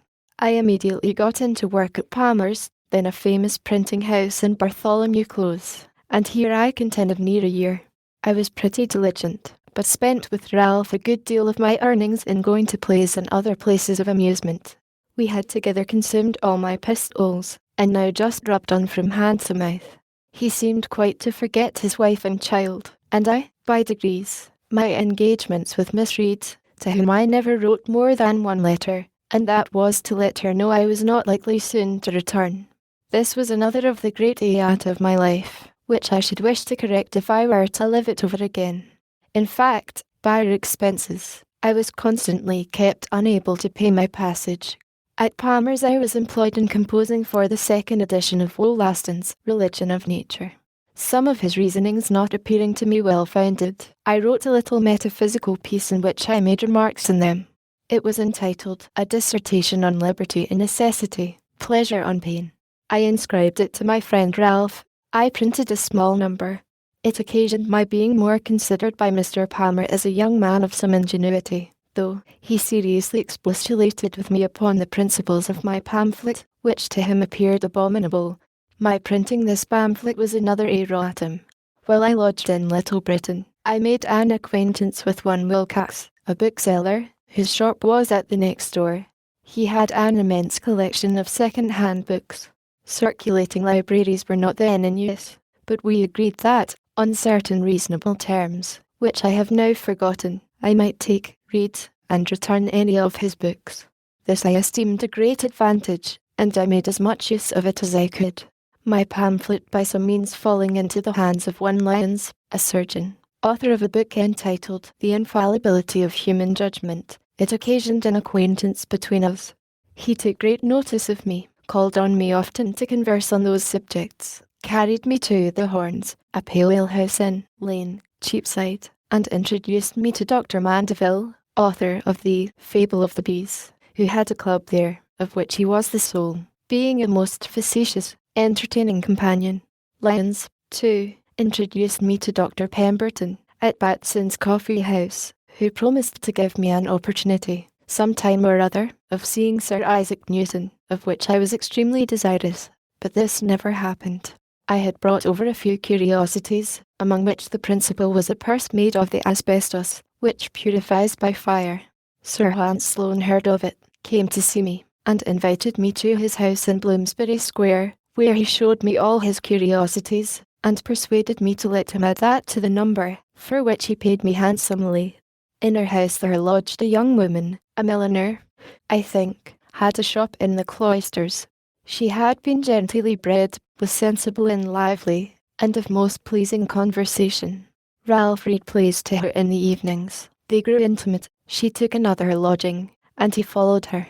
They lived together some time, but, he being still out of business, and her income not sufficient to maintain them with her child, he took a resolution of going from London to try for a country school, which he thought himself well qualified to undertake, as he wrote an excellent hand, and was a master of arithmetic and accounts. This, however, he deemed a business below him, and confident of future better fortune, when he should be unwilling to have it known that he once was so meanly employed, he changed his name, and did me the honour to assume mine, for I soon after had a letter from him, acquainting me that he was settled in a small village, in Berkshire, I think it was, where he taught reading and writing to 10 or a dozen boys, at 6 pence each per week, recommending Mrs. T. to my care, and desiring me to write to him, directing for Mr. Franklin, schoolmaster, at such a place. He continued to write frequently, sending me large specimens of an epic poem which he was then composing, and desiring my remarks and corrections. These I gave him from time to time, but endeavoured rather to discourage his proceeding. One of Young's satires was then just published. I copied and sent him a great part of it, which set in a strong light the folly of pursuing the muses with any hope of advancement by them. Always in vain. Sheets of the poem continued to come by every post. In the meantime, Mrs. T, having on his account lost her friends in business, was often in distresses, and asked to send for me, and borrow what I could spare to help her out of them. I grew fond of her company, and, being at the time under no religious restraint, and presuming upon my importance to her, I attempted familiarities, another erratum, which she repulsed with a proper resentment, and acquainted him with my behaviour. This made a breach between us, and, when he returned again to London, he let me know he thought I had cancelled all the obligations he had been under to me. So I found I was never to expect his repaying me what I lent to him, or advanced for him. This, however, was not then of much consequence, as he was totally unable, and in the loss of his friendship I found myself relieved from a burthen. I now began to think of getting a little money beforehand, and, expecting better work, I left Palmer's to work at Watts's, near Lincoln's Inn Fields, a still greater printing house. Here I continued all the rest of my stay in London. At my first admission into this printing house I took to working at press, imagining I felt the want of the bodily exercise I had been used to in America, where press work is mixed with composing. I drank only water. The other workmen, near 50 in number, were great guzzlers of beer. On occasion, I carried up and downstairs a large form of types in each hand, when others carried but one in both hands. They wondered to see, from this in several instances, that the water American, as they called me, was stronger than themselves, who drank strong beer. We had an alehouse boy who attended always in the house to supply the workmen. My companion at the press drank every day a pint before breakfast, a pint at breakfast with his bread and cheese, a pint between breakfast and dinner, a pint at dinner, a pint in the afternoon about 6 o'clock, and another when he had done his day's work. I thought it a detestable custom, but it was necessary, he supposed, to drink strong beer, that he might be strong to labour. I endeavoured to convince him that the bodily strength afforded by beer could only be in proportion to the grain or flour of the barley dissolved in the water of which it was made. that there was more flour in a pennyworth of bread, and therefore, if he would eat that with a pint of water, it would give him more strength than a quart of beer. He drank on, however, and had 4 or 5 shillings to pay out of his wages every Saturday night for that muddling liquor, an expense I was free from. And thus these poor devils keep themselves always under. What, after some weeks, desiring to have me in the composing room, I left the pressmen, a new bienvenue or Sumford drink, being 5 shillings, was demanded of me by the compositors. I thought it an imposition, as I had paid below. The master thought so too, and forbade my paying it. I stood out 2 or 3 weeks, was accordingly considered as an excommunicate, and had so many little pieces of private mischief done me, by mixing my sorts, transposing my pages, breaking my matter, etc., etc. If I were ever so little out of the room, and all ascribed to the chapel ghost, which they said ever haunted those not regularly admitted, that, notwithstanding the master's protection, I found myself obliged to comply and pay the money, convinced of the folly of being on ill terms with those one is to live with continually. I was now on a fair footing with them, and soon acquired considerable influence. I proposed some reasonable alterations in their chapel, 4 laws, and carried them against all opposition. From my example, a great part of them left their muddling breakfast of beer, and bread, and cheese, finding they could with me be supplied from a neighbouring house with a large porringer of hot water gruel, sprinkled with pepper, grumbled with bread, and a bit of butter in it, for the price of a pint of beer, viz. 3 halfpence. This was a more comfortable as well as cheaper breakfast, and kept their heads clearer. Those who continued sotting with beer all day, were often, by not paying, out of credit at the alehouse, and us to make interest with me to get beer, their light, as they phrased it, being out. I watched the pay table on Saturday night, and collected what I stood in gagged for them, having to pay sometimes near 30 shillings a week on their account. This, and my being esteemed a pretty good regite, that is, a jocular verbal satirist, supported my consequence in the society, my constant attendance, I never making a St.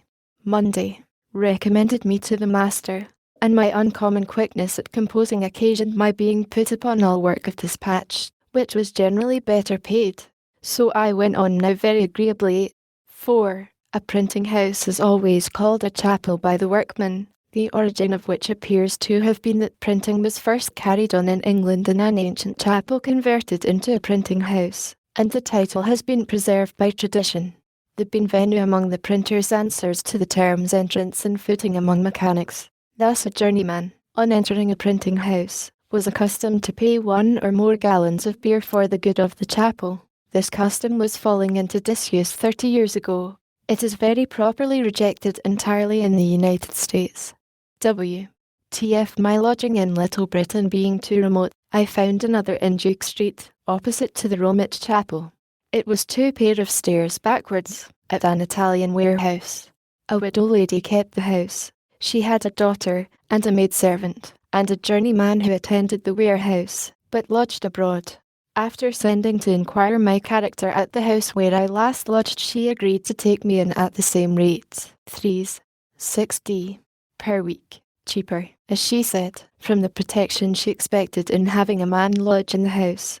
She was a widow, an elderly woman, had been bred a Protestant, being a clergyman's daughter, but was converted to the Catholic religion by her husband, whose memory she much revered, had lived much among people of distinction, and knew 1,000 anecdotes of them as far back as the times of Charles II. She was lame in her knees with the gout, and, therefore, seldom stirred out of her room, so sometimes wanted company, and hers was so highly amusing to me, that I was sure to spend an evening with her whenever she desired it. Our supper was only half an anchovy each, on a very little strip of bread and butter, and half a pint of ale between us, but the entertainment was in her conversation.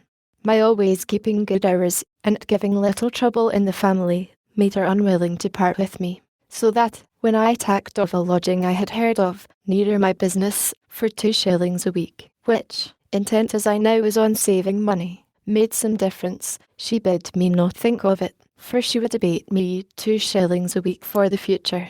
So I remained with her at 1 shilling and 6pence as long as I stayed in London.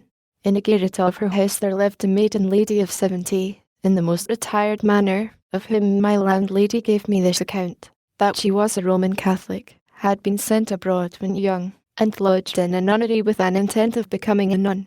But, the country not agreeing with her, she returned to England, where, there being no nunnery, she had vowed to lead the life of a nun, as near as might be done in those circumstances. Accordingly, she had given all her estate to charitable uses, reserving only £12 a year to live on, and out of this sum she still gave a great deal in charity, living herself on water gruel only, and using no fire but to boil it. She had lived many years in that garret, being permitted to remain there gratis by successive Catholic tenants of the house below, as they deemed it a blessing to have her there. A priest visited her to confess her every day. I have asked her, says my landlady, how she, as she lived, could possibly find so much employment for a confessor. Oh, said she, it is impossible to avoid vain thoughts. I was permitted once to visit her. She was cheerful and polite, and conversed pleasantly. The room was clean, but had no other furniture than a mattress, a table with a crucifix and book, a stool which she gave me to sit on, and a picture over the chimney of St. Veronica displaying her handkerchief, with the miraculous figure of Christ's bleeding face on it, which she explained to me with great seriousness. She looked pale, but was never sick, and I give it as another instance on how small an income life and health may be supported.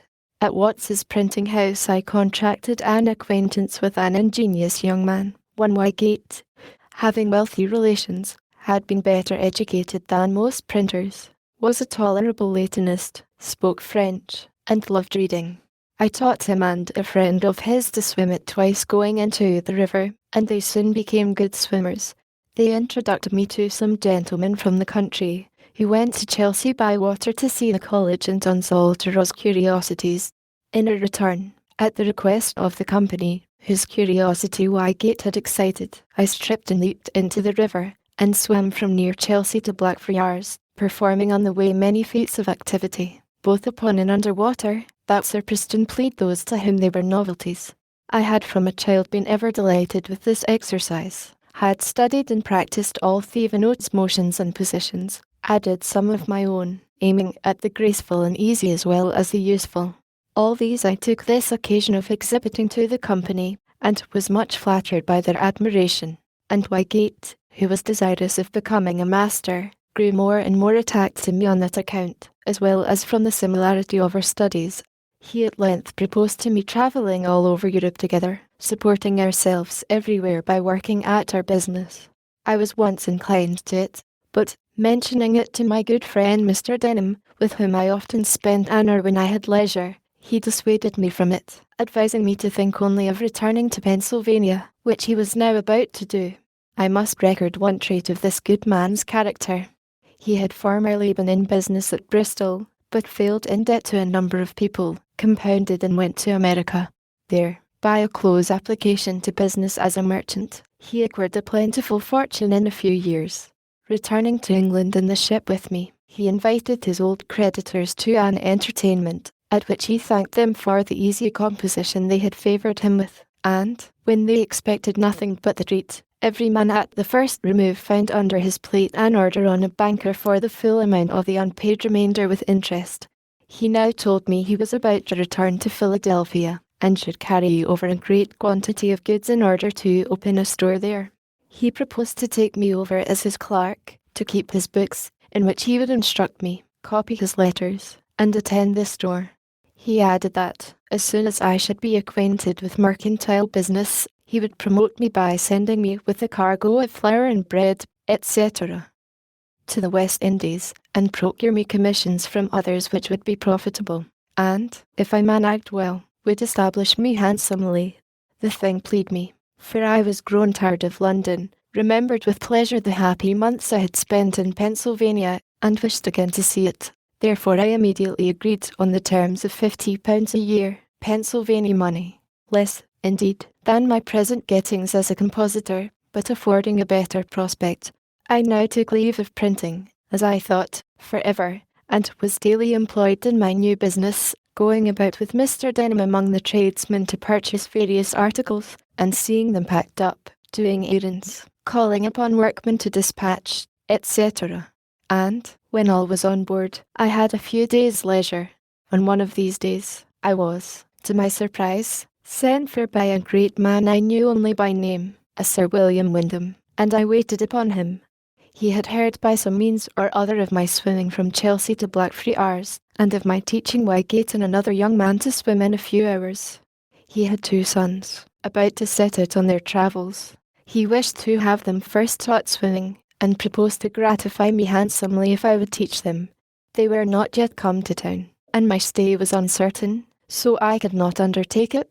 But, from this incident, I thought it likely that, if I were to remain in England and open a swimming school, I might get a good deal of money.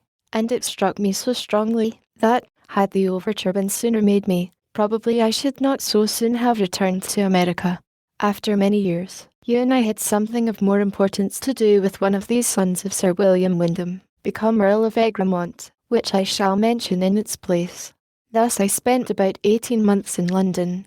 Most part of the time I worked hard at my business, and spent but little upon myself except in seeing plays and in books. My friend Ralph had kept me poor. He owed me about £27, which I was now never likely to receive, a great sum out of my small earnings. I loved him, notwithstanding, for he had many amiable qualities. I had by no means improved my fortune, but I had picked up some very ingenious acquaintance, whose conversation was of great advantage to me, and I had read considerably. We sailed from Gravesend on the 23rd day of July, 1726. For the incidents of the voyage, I refer you to my journal, where you will find them all minutely related. Perhaps the most important part of the journal is the plan, 5, to be found in it, which I formed at sea, for regulating my future conduct in life. It is the more remarkable, as being formed when I was so young, and yet being pretty faithfully adhered to quite through to old age. 5. The journal was printed by Sparks, from a copy he made at Reading in 1787, but it does not contain the plan. Ed. We landed in Philadelphia on the 11th of October, where I found sundry alterations. Keith was no longer governor, being superseded by Major Gordon. I met him walking the streets as a common citizen. He seemed a little ashamed at seeing me, but passed without saying anything. I should have been as much ashamed at seeing Miss Reed, had not her friends, despairing with reason of my return after the receipt of my letter, persuaded her to marry another, one Rogers, a potter, which was done in my absence with him. However, she was never happy, and soon parted from him, refusing to cohabit with him or bear his name, it being now said that he had another wife. He was a worthless fellow, though an excellent workman, which was the temptation to her friends. He got into debt, ran away in 1727 or 1728, went to the West Indies, and died there. Keimer had got a better house, a shop well supplied with stationery, plenty of new types, a number of hands, though none good, and seemed to have a great deal of business. Mr. Denham took a store in Water Street, where we opened our goods. I attended the business diligently, studied accounts, and grew, in a little time, expert at selling. We lodged and boarded together. He counselled me as a father, having a sincere regard for me. I respected and loved him, and we might have gone on together very happy. But, in the beginning of February, 1726-7, when I had just passed my 21st year, we both were taken ill. My distemper was a pleurisy, which very nearly carried me off.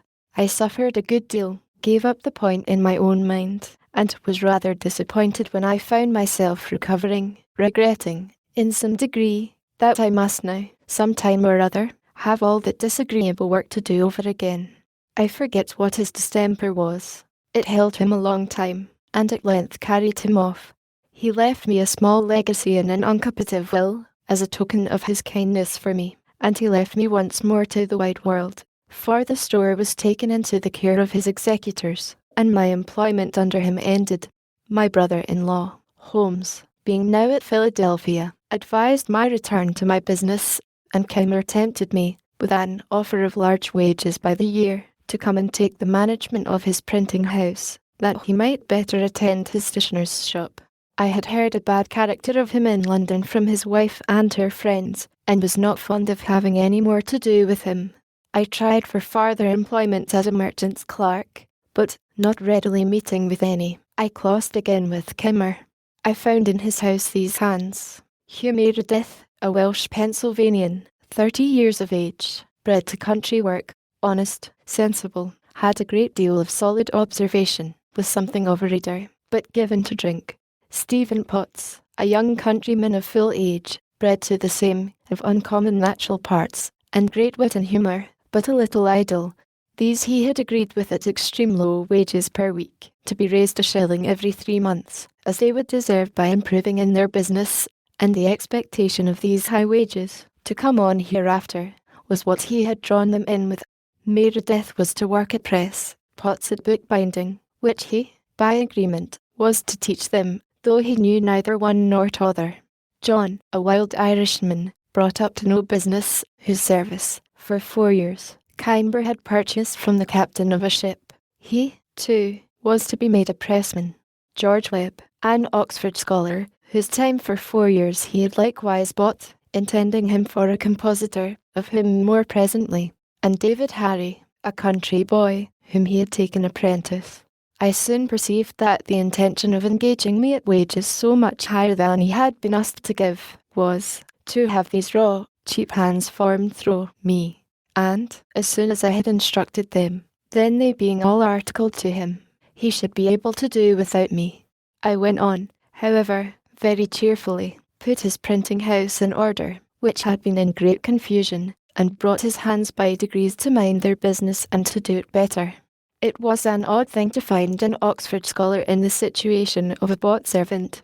He was not more than 18 years of age, and gave me this account of himself, that he was born in Gloucester, educated at a grammar school there, had been distinguished among the scholars for some apparent superiority in performing his part, when they exhibited plays, belonged to the witty club there, and had written some pieces in prose and verse, which were printed in the Gloucester newspapers. Thence he was sent to Oxford, where he continued about a year, but not well satisfied, wishing of all things to see London, and become a player. At length, receiving his quarterly allowance of 15 guineas, instead of discharging his debts he walked out of town, hid his gun in a furze bush, and footed it to London, where, having no friend to advise him, he fell into bad company, soon spent his guineas, found no means of being introduced among the players, grew necessitous, pawned his clothes, and wanted bread. Walking the street very hungry, and not knowing what to do with himself, a crimp's bill was put into his hand, offering immediate entertainment and encouragement to such as would bind themselves to serve in America. He went directly, signed the indentures, was put into the ship, and came over, never writing a line to acquaint his friends what was become of him. He was lively, witty, good-natured, and a pleasant companion, but idle, thoughtless, and imprudent to the last degree. John, the Irishman, soon ran away. With the rest I began to live very agreeably, for they all respected me the more, as they found Kimmer incapable of instructing them, and that from me they learned something daily. We never worked on Saturday, that being Kimmer's Sabbath, so I had the days for reading. My acquaintance with ingenious people in the town increased. Kimmer himself treated me with great civility and apparent regard, and nothing now made me uneasy but my debt to Vernon, which I was yet unable to pay, being hitherto but a poor economist. He, however, kindly made no demand of it. Our printing house often wanted sorts, and there was no letter founder in America. I had seen types cast at James's in London, but without much attention to the manner. However, I now contrived a mould, made use of the letters we had as puncheons, struck the matrices in lead, and thus supplied in a pretty tolerable way all deficiencies. I also engraved several things on occasion. I made the ink. I was warehouseman, and everything, and, in short, quite a factotum. But, however serviceable I might be, I found that my services became every day of less importance, as the other hands improved in the business, and, when Kimmer paid my second quarter's wages, he let me know that he felt them too heavy, and thought I should make an abatement. He grew by degrees less civil, put on more of the master, frequently found fault, was captious, and seemed ready for an outbreaking. I went on, nevertheless, with a good deal of patience, thinking that his encumbered circumstances were partly the cause.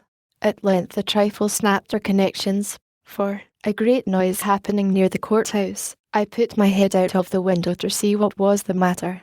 Keimer, being in the street, looked up and saw me, called out to me in a loud voice and angry tone to mind my business, adding some reproachful words that nettled me the more for their publicity. All the neighbours who were looking out on the same occasion being witnesses how I was treated. He came up immediately into the printing house, continued the quarrel. High words passed on both sides. He gave me the quarter's warning we had stipulated, expressing a wish that he had not been obliged to so long a warning. I told him his wish was unnecessary, for I would leave him that instant, and so, taking my hat, walked out of doors, desiring Meredith, whom I saw below, to take care of some things I left, and bring them to my lodgings. Meredith came accordingly in the evening, when we talked my affair over.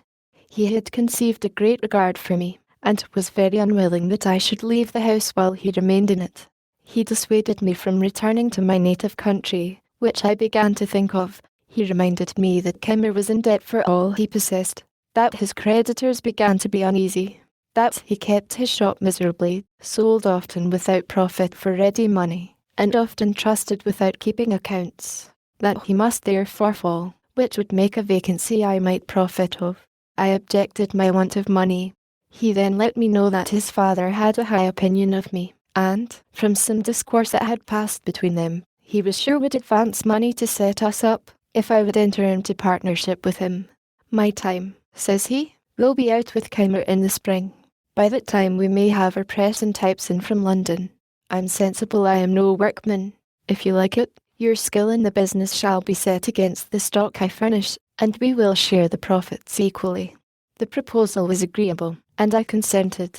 His father was in town and approved of it. The more as he saw I had great influence with his son, had prevailed on him to abstain long from dram drinking, and he hoped might break him off that wretched habit entirely. When we came to be so closely connected, I gave an inventory to the father, who carried it to a merchant. The things were sent for. The secret was to be kept till they should arrive, and in the meantime I was to get work, if I could, at the other printing house. But I found no vacancy there, and so remained idle a few days, when Keimer, on a prospect of being employed to print some paper money in New Jersey, which would require cuts in various types that I only could supply, and apprehending Bradford might engage me and get the job from him, sent me a very civil message, that old friends should not part for a few words, the effect of sudden passion, and wishing me to return. Meredith persuaded me to comply, as it would give more opportunity for his improvement under my daily instructions. So I returned, and we went on more smoothly than for some time before. The New Jersey job was obtained. I contrived a copperplate press for it, the first that had been seen in the country. I cut several ornaments and checks for the bills. We went together to Burlington, where I executed the whole to satisfaction, and he received so large a sum for the work as to be enabled thereby to keep his head much longer above water. At Burlington I made an acquaintance with many principal people of the province. Several of them had been appointed by the Assembly a committee to attend the press, and take care that no more bills were printed than the law directed. They were therefore, by turns, constantly with us, and generally he who attended brought with him a friend or two for company.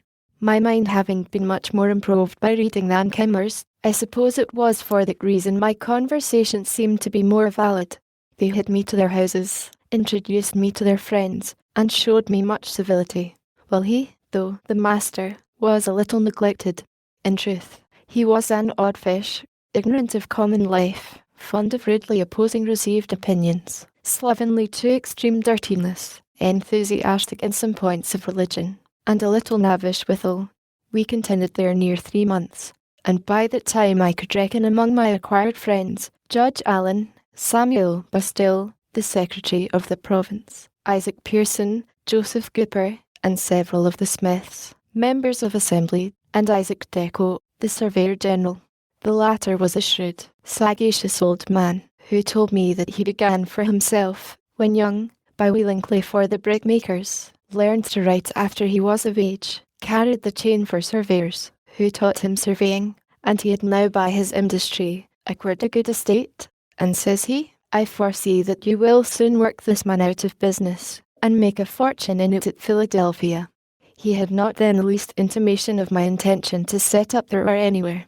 These friends were afterwards of great use to me, as I occasionally was to some of them. They all continued their regard for me as long as they lived. Before I enter upon my public appearance in business, it may be well to let you know the then state of my mind with regard to my principles and morals, that you may see how far those influenced the future events of my life. My parents had early given me religious impressions, and brought me through my childhood piously in the dissenting way. But I was scarce 15, when, after doubting by turns of several points, as I found them disputed in the different books I read, I began to doubt of revelation itself. Some books against theism fell into my hands. They were said to be the substance of sermons preached at Boyle's lectures. It happened that they wrought an effect on me quite contrary to what was intended by them, for the arguments of the deists, which were quoted to be refuted, appeared to me much stronger than the refutations. In short, I soon became a thorough deist. My arguments perverted some others, particularly Collins and Ralph, but each of them having afterwards wronged me greatly without least compunction, and recollecting Keith's conduct towards me, who was another freethinker, and my own towards Vernon and Miss Reed, which at times gave me great trouble, I began to suspect that this doctrine, though it might be true, was not very useful.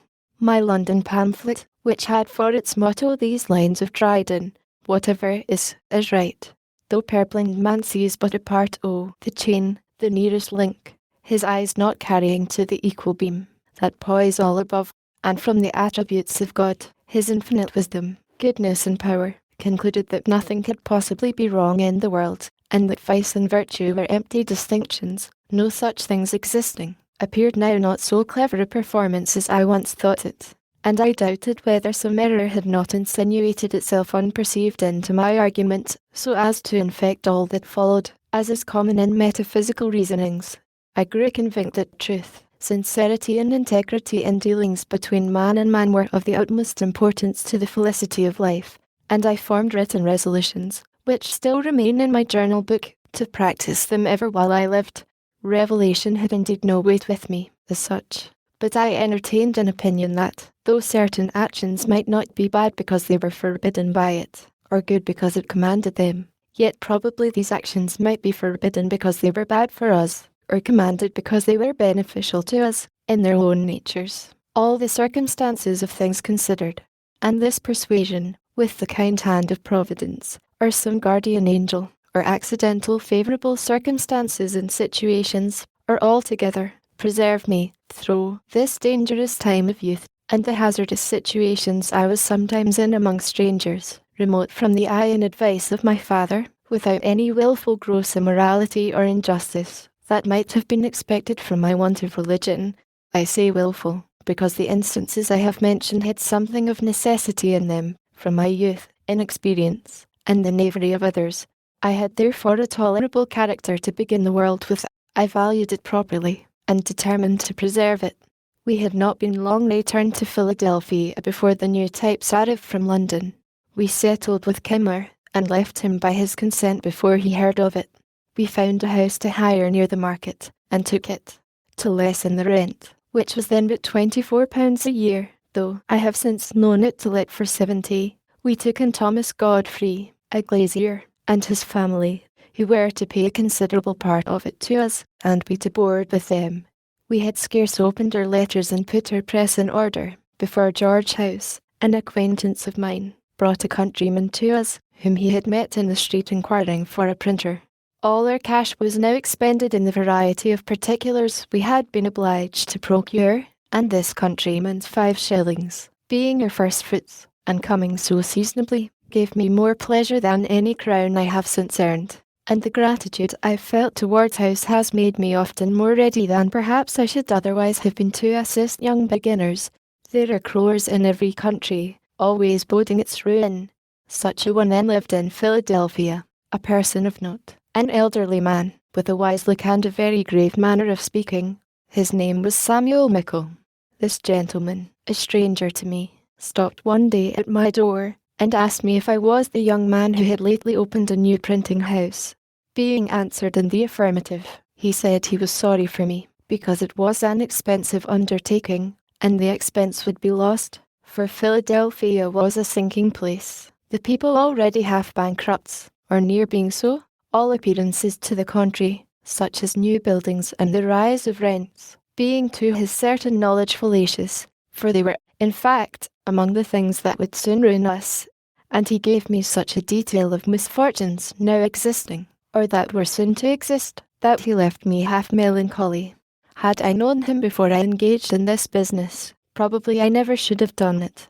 This man continued to live in this decaying place, and to declaim in the same strain, refusing for many years to buy a house there, because all was going to destruction. And at last I had the pleasure of seeing him give 5 times as much for one as he might have bought it for when he first began his croaking. I should have mentioned before, that, in the autumn of the preceding year, I had formed most of my ingenious acquaintance into a club of mutual improvement, which we called the Junto. We met on Friday evenings. The rules that I drew up required that every member, in his turn, should produce 1 or more queries on any point of morals, politics, or natural philosophy, to be discussed by the company, and once in 3 months produce and read an essay of his own writing, on any subject he pleased.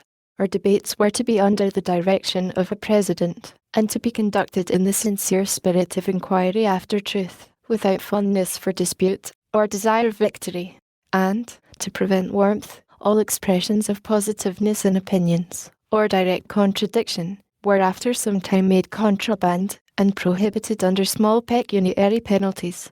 The first members were Joseph Brownell, a coper of deeds for the Scriveners, a good-natured, friendly, middle-aged man, a great lover of poetry, reading all he could meet with, and writing some that was tolerable, very ingenious in many little knick-knackeries, and of sensible conversation.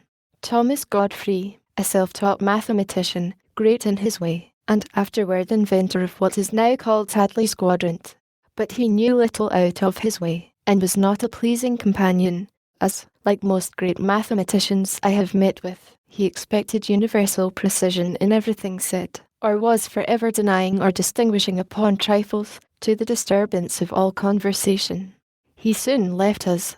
Nicholas Scull, a surveyor, afterwards Surveyor General, who loved books, and sometimes made a few verses. William Parsons, bred a shoemaker, but loving reading, had acquired a considerable share of mathematics, which he first studied with a view to astrology, that he afterwards laughed at it. He also became Surveyor General. William Moggridge, a joiner, a most exquisite mechanic, and a solid, sensible man. Hugh Meredith, Stephen Potts, and George Webb I have characterized before. Robert Grace, a young gentleman of some fortune, generous, lively, and witty, a lover of punning and of his friends. And William Coleman, then a merchant's clerk, about my age, who had the coolest, dearest head, the best heart, and the exactest morals of almost any man I ever met with. He became afterwards a merchant of great note, and one of our provincial judges. Our friendship continued without interruption to his death, upward of 40 years, and the club continued almost as long, and was the best school of philosophy, morality, and politics that then existed in the province. For our queries, which were read the week preceding their discussion, put us upon reading with attention upon the several subjects, that we might speak more to the purpose. And here, too, we acquired better habits of conversation, everything being studied in a rules which might prevent our disgusting each other. From hence the long continuance of the club, which I shall have frequent occasion to speak further of hereafter. But my giving this account of it here is to show something of the interest I had, every one of these exerting themselves in recommending business to us. Brownell particularly procured us from the Quakers the printing 40 sheets of their history, the rest being to be done by Kimmer, and upon this we worked exceedingly hard, for the price was low. It was a folio, pro patria size, in pica, with long primer notes. I composed of it a sheet a day, and Meredith worked it off at press.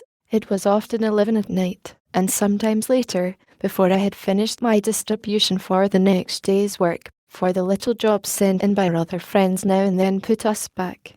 but so determined I was to continue doing a sheet a day of the folio, that one night, when, having imposed my forms, I thought my day's work over, one of them by accident was broken, and 2 pages reduced to pi. I immediately distributed and composed it over again before I went to bed, and this industry, visible to our neighbours, began to give us character and credit. Particularly, I was told, that mention being made of the new printing office at the Merchants' Every Night Club, the general opinion was that it must fail, there being already 2 printers in the place, Keimer and Bradford, but Dr. Beard, whom you and I saw many years after at his native place, St.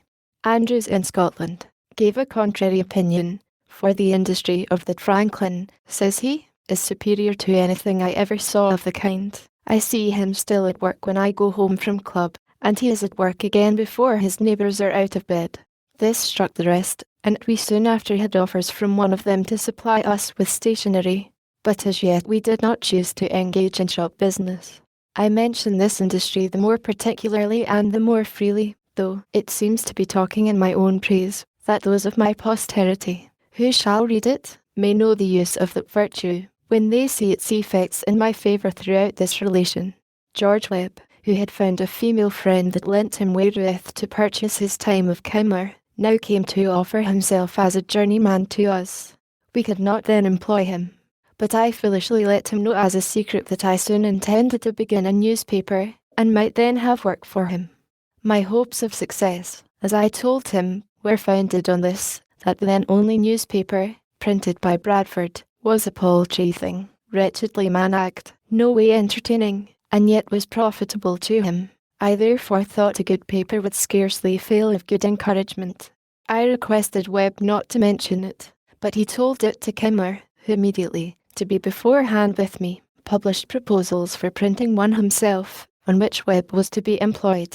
I resented this, and, to counteract them, as I could not yet begin our paper, I wrote several pieces of entertainment for Bradford's paper, under the title of the Busybody, which Brentno continued some months.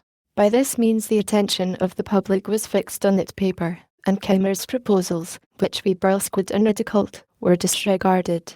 He began his paper, however, and, after carrying it on 3/4 of a year, with at most only 90 subscribers, he offered it to me for a trifle, and I, having been ready some time to go on with it, took it in hand directly, and it proved in a few years extremely profitable to me. I perceive that I am apt to speak in the singular number, though our partnership still continued. The reason may be that, in fact, the whole management of the business lay upon me. Meredith was no compositor, a poor pressman, and seldom sober. My friends lamented my connection with him, but I was to make the best of it. Our first papers made a quite different appearance from any before in the province. A better type, and better printed, but some spirited remarks of my writing, on the dispute then going on between Governor Burnet and the Massachusetts Assembly, struck the principal people, occasioned the paper and the manager of it to be much talked of, and in a few weeks brought them all to be our subscribers. Their example was followed by many, and our number went on growing continually. This was one of the first good effects of my having learnt a little to scribble. Another was, that the leading men, seeing a newspaper now in the hands of one who could also handle a pen, thought it convenient to oblige and encourage me.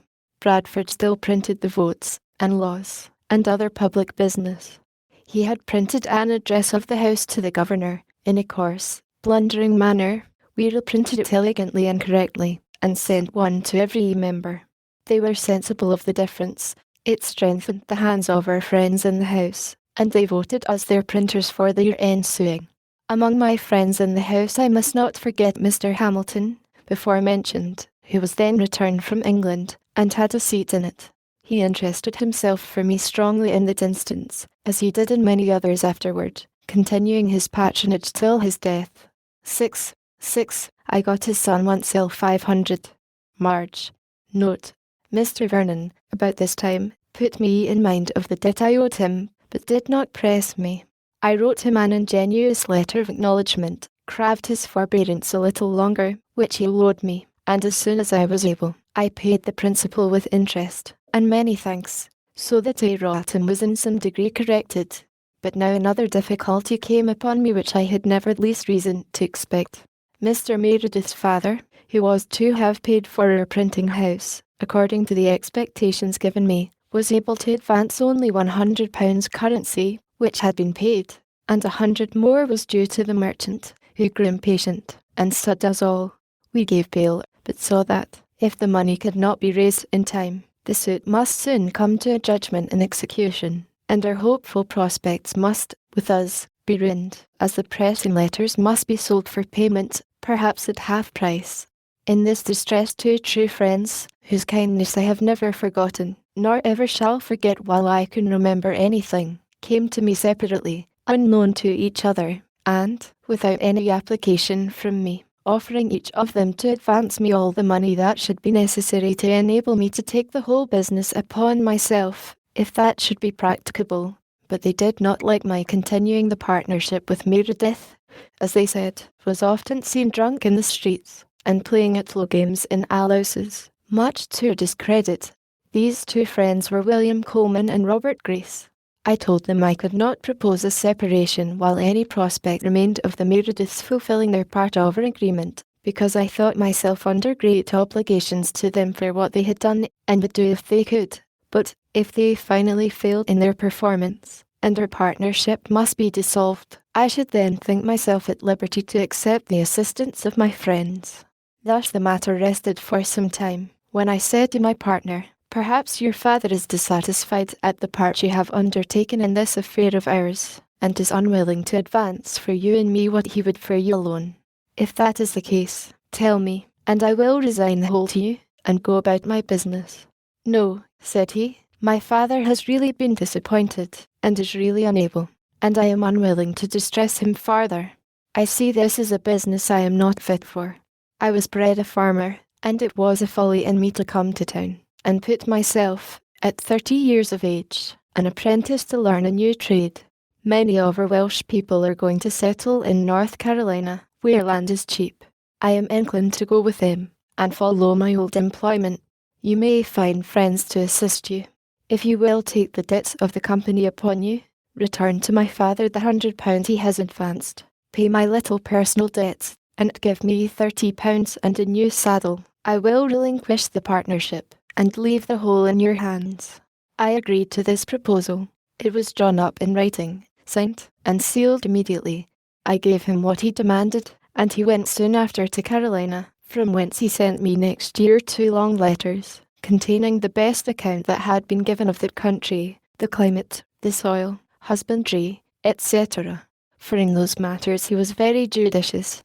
I printed them in the papers, and they gave great satisfaction to the public.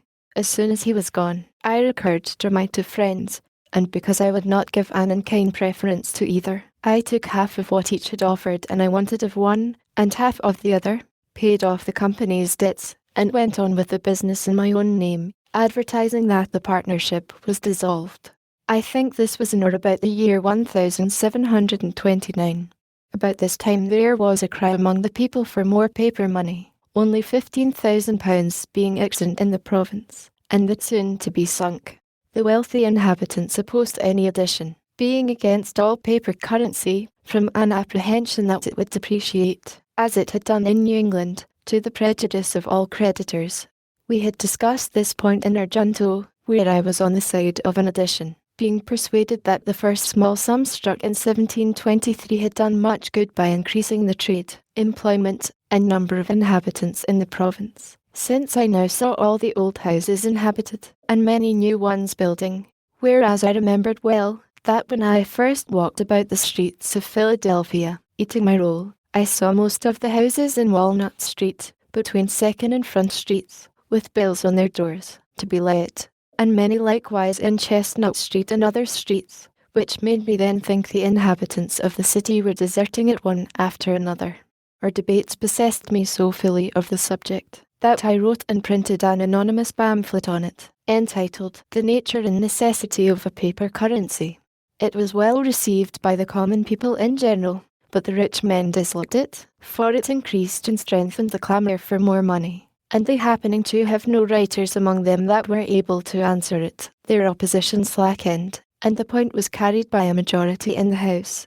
My friends there, who conceived I had been of some service, thought fit to reward me by employing me in printing the money, a very profitable job and a great help to me. This was another advantage gained by my being able to write. The utility of this currency became by time and experience so evident as never afterwards to be much disputed, so that it grew soon to £55,000, and in 1739 to £80,000, since which it arose during war to upwards of £350,000, trade, building, and inhabitants all the while increasing, till I now think there are limits beyond which the quantity may be hurtful. I soon after obtained, through my friend Hamilton, the printing of the Newcastle paper money, another profitable job as I then thought it, small things appearing great to those in small circumstances, and these, to me, were really great advantages, as they were great encouragements. He procured for me, also, the printing of the laws and votes of that government, which continued in my hands as long as I followed the business. I now opened a little stationer's shop.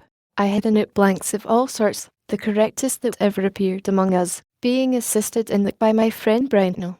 I had also paper, parchment, chapman's books, etc. One white mash, a compositor I had known in London, an excellent workman, now came to me, and worked with me constantly and diligently, and I took an apprentice, the son of Aquila Rose. I began now gradually to pay off the debt I was under for the printing house. In order to secure my credit and character as a tradesman, I took care not only to be in reality industrious and frugal, but to avoid all appearances to the contrary. I dressed plainly. I was seen at no places of idle diversion. I never went out to fishing or shooting. A book, indeed, sometimes debauched me from my work, but that was seldom, snug, and gave no scandal. And, to show that I was not above my business, I sometimes brought home the paper I purchased at the stores through the streets on a wheelbarrow. Thus being esteemed an industrious, thriving young man, and paying duly for what I bought, the merchants who imported stationery solicited my custom. Others proposed supplying me with books, and I went on swimmingly. In the meantime, Keimer's credit and business declining daily, he was at last forced to sell his printing house to satisfy his creditors. He went to Barbados, and there lived some years in very poor circumstances. His apprentice, David Harry, whom I had instructed while I worked with him, set up in his place at Philadelphia, having bought his materials. I was at first apprehensive of a powerful rival in Harry, as his friends were very able, and had a good deal of interest. I therefore proposed a partnership to him which he, fortunately for me, rejected with scorn. He was very proud, dressed like a gentleman, lived expensively, took much diversion and pleasure abroad, ran in debt, and neglected his business, upon which all business left him, and, finding nothing to do, he followed Keimer to Barbados, taking the printing house with him. There this apprentice employed his former master as a journeyman. They quarrelled often. Harry went continually behindhand, and at length was forced to sell his types and return to his country work in Pennsylvania. The person that bought them employed Keimer to use them, but in a few years he died. There remained now no competitor with me at Philadelphia but the old one, Bradford, who was rich and easy, did a little printing now and then by straggling hands, but was not very anxious about the business. However, as he kept the post office, it was imagined he had better opportunities of obtaining news. His paper was thought a better distributor of advertisements than mine, and therefore had many more, which was a profitable thing to him, and a disadvantage to me. For, though I did indeed receive and send papers by the post, yet the public opinion was otherwise. For what I did send was by bribing the writers, who took them privately, Bradford being unkind enough to forbid it, which occasioned some resentment on my part, and I thought so meanly of him for it, that, when I afterward came into his situation, I took care never to imitate it. I had hitherto continued to board with Godfrey, who lived in part of my house with his wife and children, and had one side of the shop for his glazier's business, though he worked little, being always absorbed in his mathematics. Mrs. Godfrey projected a match for me with a relation's daughter, took opportunities of bringing us often together, till a serious courtship on my part ensued. the girl being in herself very deserving. The old folks encouraged me by continual invitations to supper, and by leaving us together, till at length it was time to explain. Mrs. Godfrey managed her little treaty. I let her know that I expected as much money with their daughter as would pay off my remaining debt for the printing house, which I believe was not then above £100. She brought me word they had no such sum to spare. I said they might mortgage their house in the loan office. The answer to this, after some days, was that they did not approve the match. That, on inquiry of Bradford, they had been informed the printing business was not a profitable one. The types would soon be worn out, and more wanted. That S. Keimer and D. Harry had failed one after the other, and I should probably soon follow them, and, therefore, I was forbidden the house, and the daughter shut up. Whether this was a real change of sentiment or only artifice, on a supposition of her being too far engaged in affection to retract, and therefore that we should steal a marriage, which would leave them at liberty to give or withhold what they plead, I know not. But I suspected the latter, resented it, and went no more. Mrs. Godfrey brought me afterwards some more favourable accounts of their disposition, and would have drawn me on again, but I declared absolutely my resolution to have nothing more to do with that family. This was resented by the Godfreys. We differed, and they removed, leaving me the whole house, and I resolved to take no more inmates. But this affair having turned my thoughts to marriage, I looked round me and made overtures of acquaintance in other places, but soon found that, the business of a printer being generally thought a poor one, I was not to expect money with a wife, unless with such a one as I should not otherwise think agreeable. In the meantime, that hard-to-be-governed passion of youth hurried me frequently into intrigues with low women that fell in my way, which were attended with some expense and great inconvenience, besides a continual risk to my health by a distemper which of all things I dreaded, though by great good luck I escaped it. A friendly correspondence as neighbours and old acquaintances had continued between me and Mrs. Reed's family, who all had a regard for me from the time of my first lodging in their house. I was often invited there and consulted in their affairs, wherein I sometimes was of service. I betide poor Miss Reed's unfortunate situation, who was generally dejected, seldom cheerful, and avoided company. I considered my giddiness and inconstancy one in London as in a great degree the cause of her unhappiness, though the mother was good enough to think the fault more her own than mine, as she had prevented her marrying before I went thither, and persuaded the other match in my absence. Our mutual affection was revived, but there were now great objections to our union. The match was indeed looked upon as invalid, a preceding wife being said to be living in England, but this could not easily be proved, because of the distance, and, though there was a report of his death, it was not certain. Then, though it should be true, he had left many debts, which his successor might be called upon to pay. We ventured, however, over all these difficulties, and I took her to wife, September the 1st, 1730. None of the inconveniences happened that we had apprehended. She proved a good and faithful helpmate, assisted me much by attending the shop. We throve together, and have ever mutually endeavoured to make each other happy. Thus I corrected that great erratum as well as I could. About this time, our club meeting, not at a tavern, but in a little room of Mr. Grace's, set apart for that purpose, a proposition was made by me, that, since our books were often referred to in our disquisitions upon the queries, it might be convenient to us to have them all together where we met, that upon occasion they might be consulted, and by thus clubbing our books to a common library, we should, while we liked to keep them together, have each of us the advantage of using the books of all the other members, which would be nearly as beneficial as if each owned the whole. It was licked and agreed to, and we filled one end of the room with such books as we could best spare.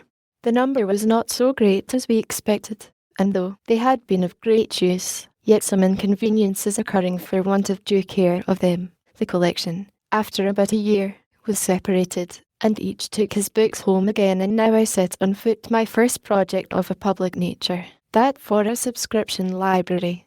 I drew up the proposals, got them put into form by our great scrivener, Brockton, and, by the help of my friends in the Junto, procured 50 subscribers of 40 shillings each to begin with, and 10 shillings a year for 50 years, the term our company was to continue. We afterwards obtained a charter, the company being increased to 100. This was the mother of all the North American subscription libraries, now so numerous. It has become a great thing itself, and continually increasing. These libraries have improved the general conversation of the Americans, made the common tradesmen and farmers as intelligent as most gentlemen from other countries, and perhaps have contributed in some degree to the stand so generally made throughout the colonies in defense of their privileges. Memo. Thus far was written with the intention expressed in the beginning, and the therefore contains several little family anecdotes of no importance to others. What follows was written many years after in compliance with the advice contained in these letters, and accordingly intended for the public. The affairs of the Revolution occasioned the interruption. Letter from Mr. Abel James, with notes of my life, received in Paris. My dear and honoured friend, I have often been desirous of writing to thee, but could not be reconciled to the thought that the letter might fall into the hands of the British, lest some printer or busybody should publish some part of the contents, and give our friend pain, and myself censure. Some time since there fell into my hands, to my great joy, about 23 sheets in thy own handwriting, containing an account of the parentage and life of thyself, directed to thy son, ending in the year 1730, with which there were notes, likewise in thy writing, a copy of which I enclose, in hopes it may be a means, if thou continued it up to a later period, that the first and latter part may be put together, and if it is not yet continued, I hope thee will not delay it. Life is uncertain, as the preacher tells us, and what will the world say if kind, humane, and benevolent Ben Franklin should leave his friends and the world deprived of so pleasing and profitable a work which would be useful and entertaining not only to a few, but to millions? The influence writings under that class have on the minds of youth is very great, and has nowhere appeared to me so plain as in our public friends' journals. It almost insensibly leads the youth into the resolution of endeavouring to become as good and eminent as the journalist. Should thine, for instance, when published, and I think it could not fail of it, lead the youth to equal the industry and temperance of thy early youth, what a blessing with that class would such a work be! I know of no character living, nor many of them put together, who has so much in his power as thyself to promote a greater spirit of industry and early attention to business, frugality, and temperance with the American youth. Not that I think the work would have no other merit and use in the world, far from it, but the first is of such vast importance that I know nothing that can equal it. The foregoing letter and the minutes accompanying it being shown to a friend, I received from him the following letter from Mr. Benjamin Vaughan. Paris, January the 31st, 1783. My dearest Sir, when I had read over your sheets of minutes of the principal incidents of your life, recovered for you by your Quaker acquaintance, I told you I would send you a letter expressing my reasons why I thought it would be useful to complete and publish it as he desired. Various concerns have for some time past prevented this letter being written, and I do not know whether it was worth any expectation, happening to be at leisure. However, at present, I shall by writing, at least interest and instruct myself, but as the terms I am inclined to use may tend to offend a person of your manners, I shall only tell you how I would address any other person, who was as good and as great as yourself, but less diffident.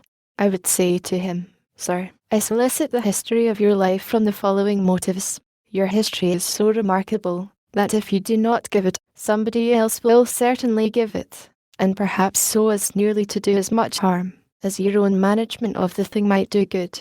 It will moreover present a table of the internal circumstances of your country, which will very much tend to invite to its settlers of virtuous and manly minds, and considering the eagerness with which such information is sought by them, and the extent of your reputation, I do not know of a more efficacious advertisement than your biography would give.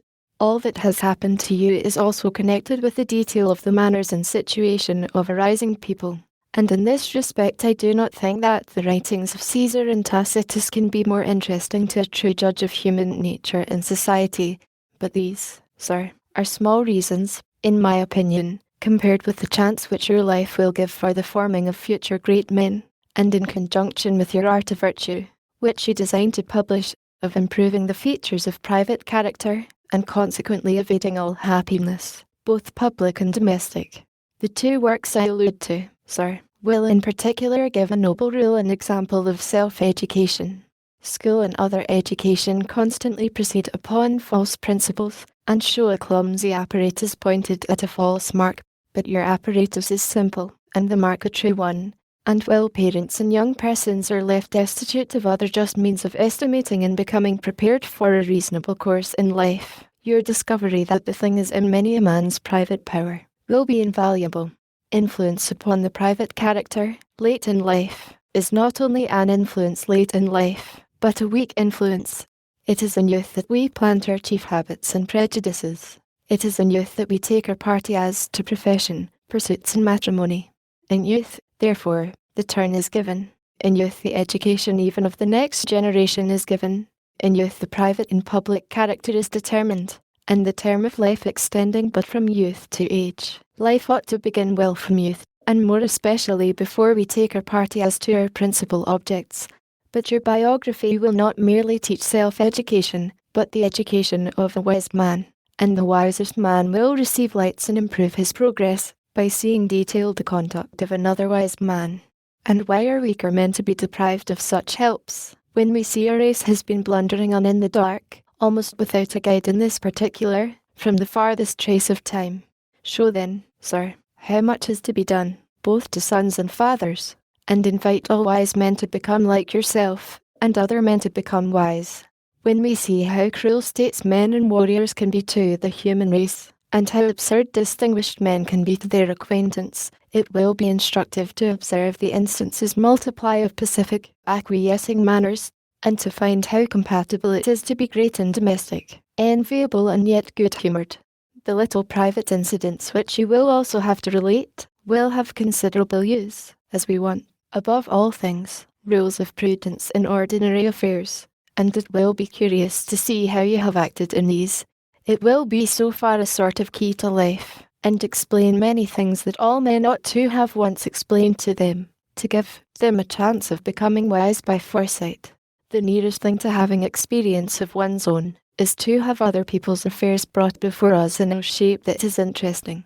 This is sure to happen from your pen, or affairs in management will have an air of simplicity or importance that will not fail to strike, and I am convinced you have conducted them with as much originality as if you had been conducting discussions in politics or philosophy.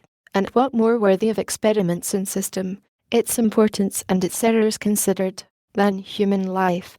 Some men have been virtuous blindly, others have speculated fantastically, and others have been shrewd to bad purposes. But you, sir, I am sure, will give under your hand nothing but what is at the same moment wise, practical and good, your account of yourself. For I suppose the parallel I am drawing for Dr. Franklin will hold not only in point of character, but of private history, will show that you are ashamed of no origin, a thing the more important, as you prove how little necessary all origin is to happiness, virtue, or greatness, as no end likewise happens without a means. So we shall find, sir, that even you yourself framed a plan by which you became considerable, but at the same time we may see that though the event is flattering, the means are as simple as wisdom could make them, that is, depending upon nature, virtue, thought and habit. Another thing demonstrated will be the propriety of every man's waiting for his time for appearing upon the stage of the world. Our sensations being very much fixed to the moment, we are apt to forget that more moments are to follow the first, and consequently that man should arrange his conduct so as to suit the whole of a life. Your attribution appears to have been applied to your life, and the passing moments of it have been enlivened with content and enjoyment instead of being tormented with foolish impatience or regrets. Such a conduct is easy for those who make virtue in themselves in countenance by examples of other truly great men, of whom patience is so often the characteristic. Your Quaker correspondent, sir, for here again I will suppose the subject of my letter resembling Dr. Franklin, praised your frugality, diligence and temperance, which he considered as a pattern for all youth, but it is singular that he should have forgotten your modesty and your disinterestedness, without which you never could have waited for your advancement, or found your situation in the meantime comfortable, which is a strong lesson to show the poverty of glory and the importance of regulating our minds. If this correspondent had known the nature of your reputation as well as I do, he would have said, Your former writings and measures would secure attention to your biography, An Art of Virtue, and your biography, An Art of Virtue, in return, would secure attention to them. This is an advantage attendant upon a various character, and which brings all that belongs to it into greater play, and it is the more useful, as perhaps more persons are at a loss for the means of improving their minds and characters, than they are for the time or the inclination to do it. But there is one concluding reflection, sir, that will show the use of your life as a mere piece of biography. This style of writing seems a little gone out of vogue, and yet it is a very useful one, and your specimen of it may be particularly serviceable, as it will make a subject of comparison with the lives of various public cutthroats and intriguers, and with absurd monastic self-tormentors or vain literary triflers, if it encourages more writings of the same kind with your own, and induces more men to spend lives fit to be written. It will be worth all Plutarch's lives put together. But being tired of figuring to myself a character of which every feature suits only one man in the world, without giving him the praise of it, I shall end my letter, my dear Dr. Franklin, with the personal application to your proper self. I am earnestly desirous, then, my dear sir, that you should let the world into the traits of your genuine character, as civil broils may otherwise tend to disguise or traduce it. Considering your great age, the caution of your character, and your peculiar style of thinking, it is not likely that anyone besides yourself can be sufficiently master of the facts of your life, or the intentions of your mind. Besides all this, the immense revolution of the present period will necessarily turn our attention towards the author of it, and when virtuous principles have been pretended in it, it will be highly important to show that such have really influenced, and, as your own character will be the principal one to receive a scrutiny, it is proper, even for its effects upon your vast and rising country, as well as upon England and upon Europe, that it should stand respectable and eternal. For the furtherance of human happiness, I have always maintained that it is necessary to prove that man is not even at present a vicious and detestable animal, and still more to prove that good management may greatly amend him, and it is for much the same reason that I am anxious to see the opinion established that there are fair characters existing among the individuals of the race. For the moment that all men, without exception, shall be conceived abandoned, good people will cease efforts deemed to be hopeless, and perhaps think of taking their share in the scramble of life, or at least of making it comfortable principally for themselves. Take then, my dear sir, this work most speedily into hand. Show yourself good as you are good, temperate as you are temperate, and above all things, prove yourself as one who from your infancy have loved justice, liberty and concord, in a way that has made it natural and consistent for you to have acted, as we have seen you act in the last 17 years of your life. Let Englishmen be made not only to respect, but even to love you.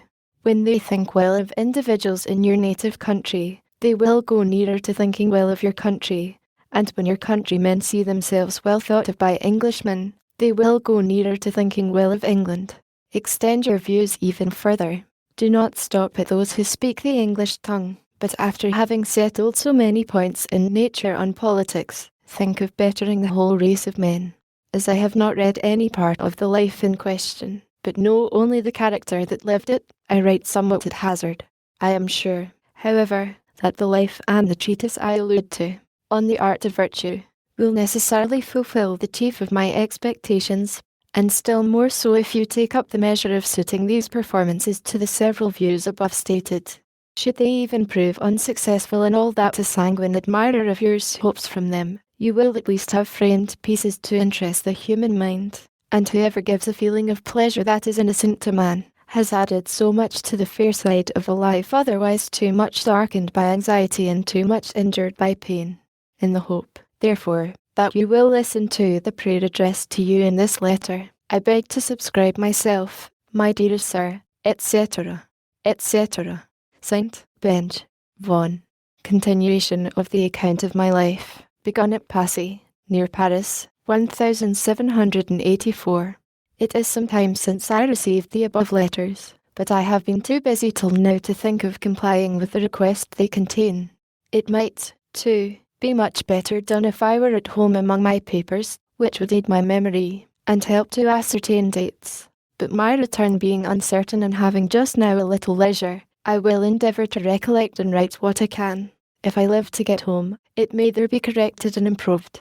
Not having any copy here of what is already written, I know not whether an account is given of the means I used to establish the Philadelphia Public Library, which, from a small beginning, is now become so considerable, though I remember to have come down to near the time of the transaction, 1730.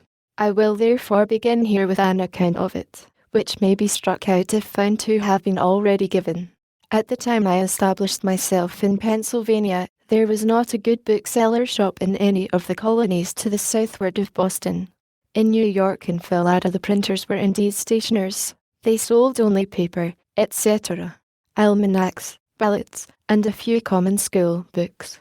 Those who loved reading were obliged to send for their books from England. The members of the junto had each a few. We had left the alehouse, where we first met, and hired a room to hold our club in. I proposed that we should all of us bring our books to that room, where they would not only be ready to consult in our conferences, but become a common benefit, each of us being at liberty to borrow such as he wished to read at home. This was accordingly done, and for some time contented us. Finding the advantage of this little collection, I proposed to render the benefit from books more common, by commencing a public subscription library. I drew a sketch of the plan and rules that would be necessary, and got a skilful conveyancer, Mr. Charles Brockton, to put the whole in form of articles of agreement to be subscribed, by which each subscriber engagged to pay a certain sum down for the first purchase of books, and an annual contribution for increasing them. So few were the readers at that time in Philadelphia, and the majority of us so poor, that I was not able, with great industry, to find more than 50 persons, mostly young tradesmen, willing to pay down for this purpose 40 shillings each, and 10 shillings per annum. On this little fund we began. The books were imported. The library was open one day in the week for lending to the subscribers, on their promissory notes to pay double the value if not duly returned. The institution soon manifested its utility, was imitated by other towns, and in other provinces. The libraries were augmented by donations. Reading became fashionable, and our people, having no public amusements to divert their attention from study, became better acquainted with books, and in a few years were observed by strangers to be better instructed and more intelligent than people of the same rank generally or in other countries. When we were about to sign the above-mentioned articles, which were to be binding upon us, our heirs, etc., for 50 years, Mr. Brockton, the scrivener, said to us, "You are young men, but it is scarcely probable that any of you will live to see the expiration of the term fixed in the instrument. A number of us, however, are yet living, but the instrument was after a few years rendered null by a charter that incorporated and gave perpetuity to the company. The objections and reluctances I met with in soliciting the subscriptions made me soon feel the impropriety of presenting oneself as the proposer of any useful project that might be supposed to raise one's reputation in the smallest degree above that of one's neighbours, when one has need of their assistance to accomplish the project. I therefore put myself as much as I could out of sight, and stated it as a scheme of a number of friends, who had requested me to go about and propose it to such as they thought lovers of reading. In this way my affair went on more smoothly, and I ever after practised it on such occasions, and, from my frequent successes, can heartily recommend it. The present little sacrifice of your vanity will afterwards be amply repaid. If it remains a while uncertain to whom the merit belongs, someone more vain than yourself will be encouraged to claim it, and then even envy will be disposed to do you justice by plucking those assumed feathers, and restoring them to their right owner. This library afforded me the means of improvement by constant study, for which I set apart an hour or two each day, and thus repaired in some degree the loss of the learned education my father once intended for me. Reading was the only amusement I allowed myself. I spent no time in taverns, games, or frolics of any kind, and my industry in my business continued as indefatigable as it was necessary. I was indebted for my printing house. I had a young family coming on to be educated, and I had to contend with for business 2 printers, who were established in the place before me. My circumstances, however, grew daily easier, my original habits of frugality continuing, and my father having, Among his instructions to me when a boy, frequently repeated a proverb of Solomon, "Seest thou a man diligent in his calling, he shall stand before kings, he shall not stand before mean men." I from thence considered industry as a means of obtaining wealth and distinction, which encouraged me, though I did not think that I should ever literally stand before kings, which, however, has since happened, for I have stood before 5, and even had the honour of sitting down with one, the King of Denmark, to dinner. We have an English proverb that says, "He that would thrive must ask his wife." It was lucky for me that I had one as much disposed to industry and frugality as myself. She assisted me cheerfully in my business, folding and stitching pamphlets, tending shop, purchasing old linen rags for the paper makers, etc., etc. We kept no idle servants. Our table was plain and simple, our furniture of the cheapest. For instance, my breakfast was a long time bread and milk, no tea, and I ate it out of a 2-penny earthen porringer, with a pewter spoon.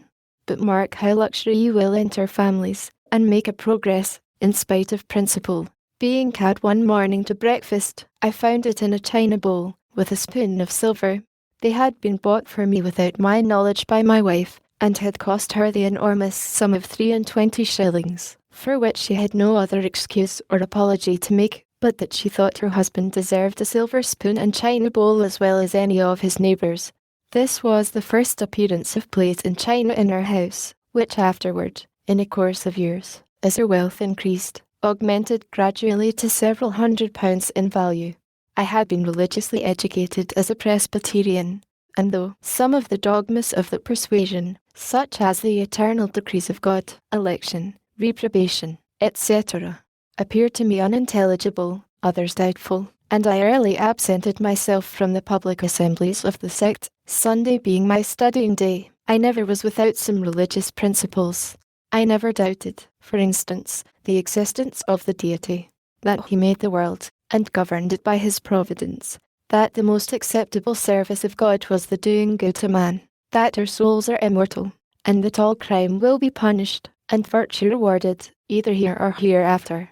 These I esteem the essentials of every religion, and, being to be found in all the religions we had in our country, I respected them all, though with different degrees of respect, as I found them more or less mixed with other articles, which, without any tendency to inspire, promote, or confirm morality, served principally to divide us, and make us unfriendly to one another. This respect to all, with an opinion that the worst had some good effects, inducted me to avoid all discourse that might tend to lessen the good opinion another might have of his own religion. And as our province increased in people, and new places of worship were continually wanted, and generally erected by voluntary contributions, my might for such purpose, whatever might be the sect, was never refused. Though I seldom attended any public worship, I had still an opinion of its propriety, and of its utility when rightly conducted, and I regularly paid my annual subscription for the support of the only Presbyterian minister or meeting we had in Philadelphia. He used to visit me sometimes as a friend, and admonish me to attend his administrations, and I was now and then prevailed on to do so, once for 5 Sundays successively.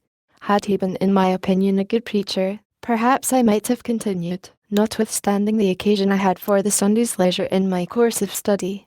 But his discourses were chiefly either polemic arguments, or explications of the peculiar doctrines of our sect, and were all to me very dry, uninteresting, and unedifying, since not a single moral principle was inculcated or enforced, their aim seeming to be rather to make us Presbyterians than good citizens. At length he took for his text the verse of the 4th chapter of Philippians, "Finally, brethren, whatsoever things are true, honest, just, pure, lovely, or of good report, if there be any virtue, or any praise, think on these things." And I imagined, in a sermon on such a text, we could not miss of having some morality.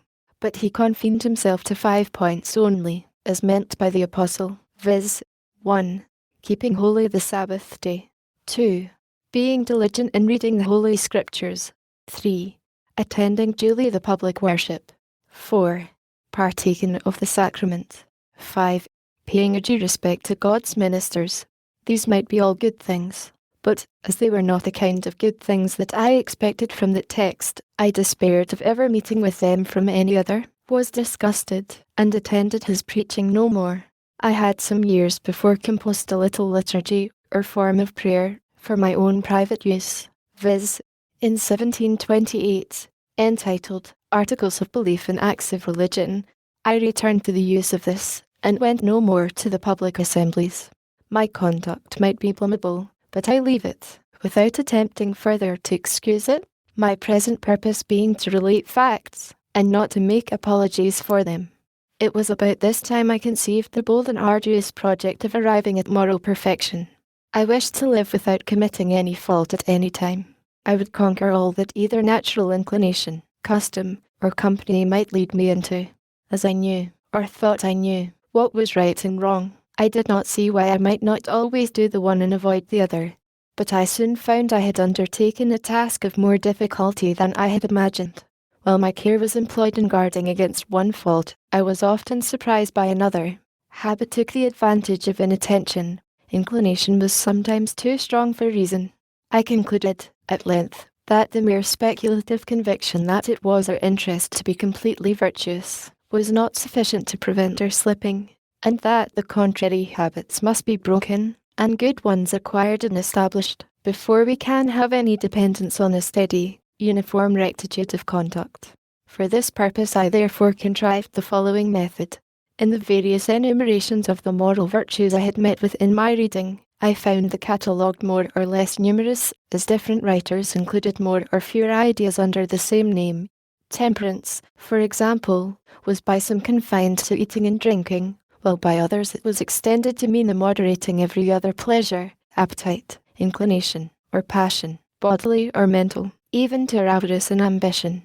I proposed to myself, for the sake of clearness, to use rather more names, with fewer ideas annexed to each, than a few names with more ideas. And I included under 13 names of virtues all that at the time occurred to me as necessary or desirable, and annexed to each a short precept, which fully expressed the extent I gave to its meaning. These names of virtues, with their precepts, were 1. Temperance. Eat not to dullness, drink not to elevation. 2. Silence. Speak not but what may benefit others or yourself. Avoid trifling conversation. 3. Order. Let all your things have their places, let each part of your business have its time. 4. Resolution. Resolve to perform what you ought, perform without fail what you resolve. 5. Frugality. Make no expense but to do good to others or yourself, i.e., waste nothing. 6. Industry. Lose no time. Be always employed in something useful. Cut off all unnecessary actions. 7. Sincerity. Use no hurtful deceit. Think innocently and justly, and, if you speak, speak accordingly. 8. Justice. Wrong none by doing injuries, or omitting the benefits that are your duty. 9. Moderation. Avoid extremes. Forbear resenting injuries so much as you think they deserve. 10. Cleanliness. Tolerate no uncleanliness in body, clothes, or habitation. 11. Tranquility. Be not disturbed at trifles, or at accidents common or unavoidable. 12. Chastity. Rarely use venery but for health or offspring, never to dullness, weakness, or the injury of your own or another's peace or reputation. 13. Humility. Imitate Jesus and Socrates. My intention being to acquire the habitude of all these virtues, I judged it would be well not to distract my attention by attempting the whole at once, but to fix it on one of them at a time, and, when I should be master of that, then to proceed to another, and so on, till I should have gone through the 13, and, as the previous acquisition of some might facilitate the acquisition of certain others, I ranked them with that view, as they stand above. Temperance first, as it tends to procure that coolness and clearness of head, which is so necessary where constant vigilance was to be kept up, and guard maintained against the unremitting attraction of ancient habits, and the force of perpetual temptations. This being acquired and established, silence would be more easy, and my desire being to gain knowledge at the same time that I improved in virtue, and considering that in conversation it was obtained rather by the use of the ears than of the tongue, and therefore wishing to break a habit I was getting into of prattling, punning, and joking, which only made me acceptable to trifling company, I gave silence the second place. This and the next order, I expected, would allow me more time for attending to my project in my studies. Resolution, once become habitual, would keep me firm in my endeavours to obtain all the subsequent virtues. Frugality and industry freeing me from my remaining debt, and producing affluence and independence, would make more easy the practice of sincerity and justice, etc., etc. Conceiving then, that, agreeably to the advice of Pythagoras in his golden verses, daily examination would be necessary, I contrived the following method for conducting that examination. I made a little book, in which I allotted a page for each of the virtues. I ruled each page with red ink, so as to have 7 columns, one for each day of the week, marking each column with the letter for the day. I crossed these columns with 13 red lines, marking the beginning of each line with the first letter of one of the virtues, on which line, and in its proper column, I might mark, by a little black spot, every fault I found upon examination to have been committed respecting that virtue upon that day. Form of the pages, plus temperance, eat not to dullness, drink not to elevation, S, M, T, W, T, F, S, plus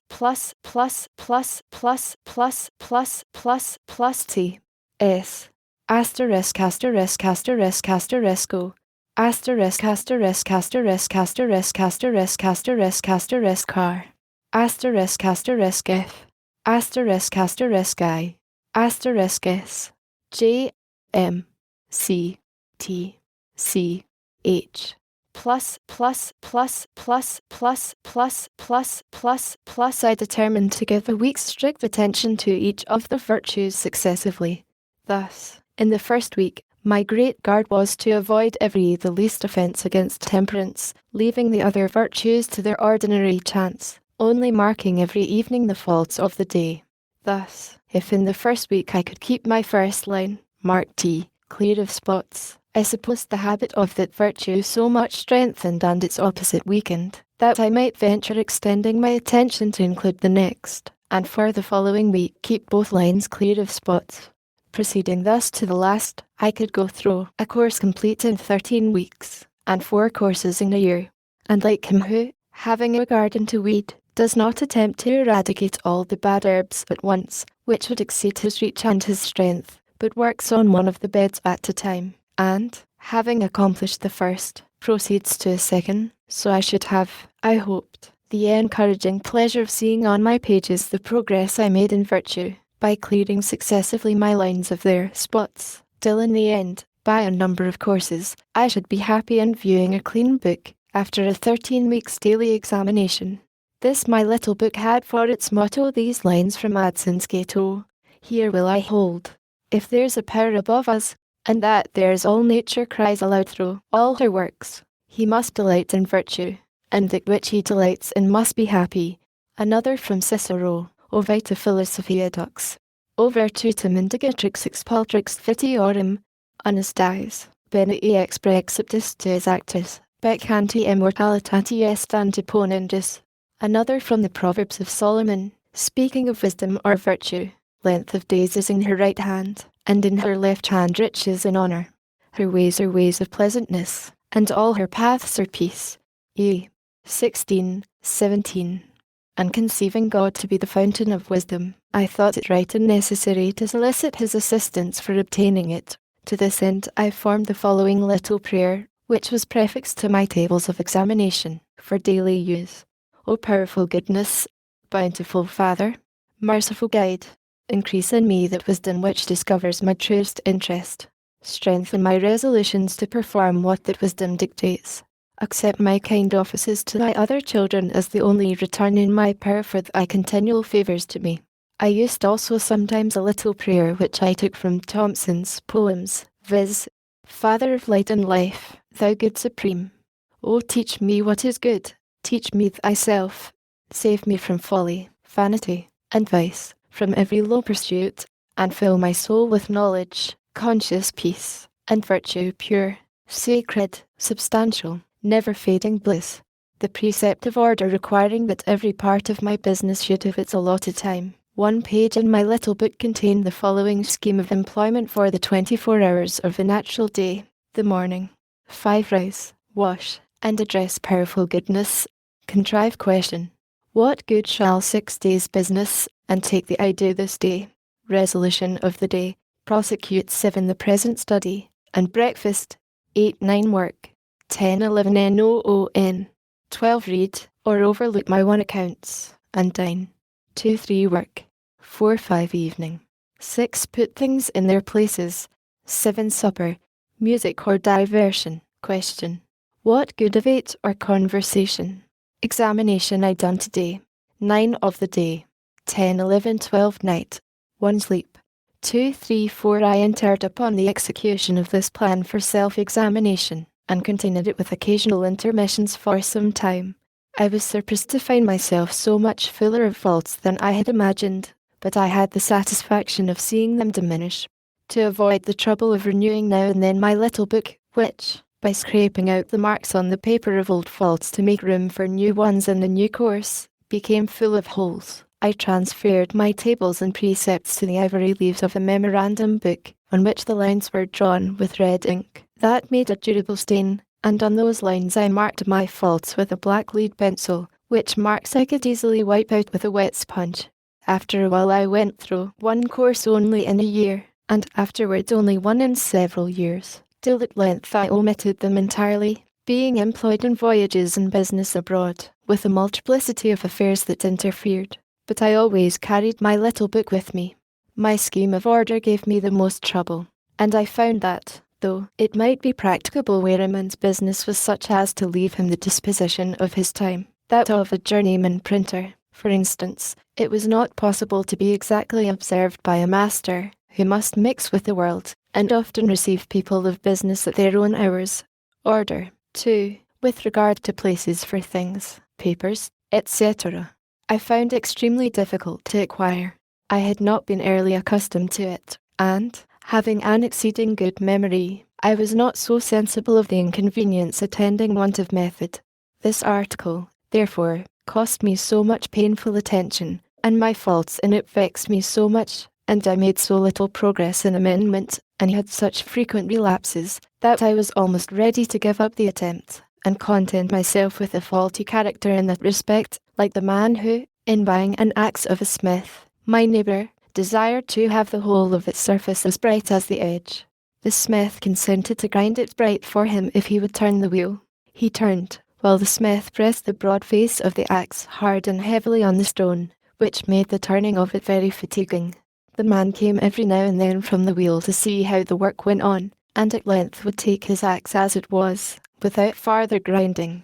No, said the smith, turn on, we shall have it bright by and by. As yet, it is only speckled. Yes, said the man, but I think I like a speckled axe best.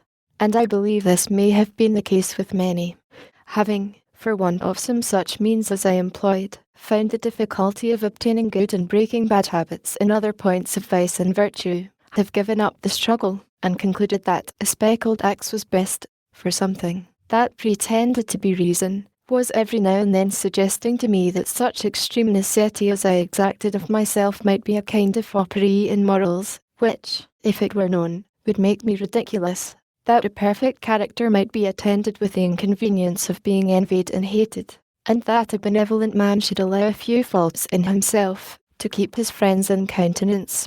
In truth, I found myself incorrigible with respect to order, and now I am grown old, and my memory bad, I feel very sensibly the want of it.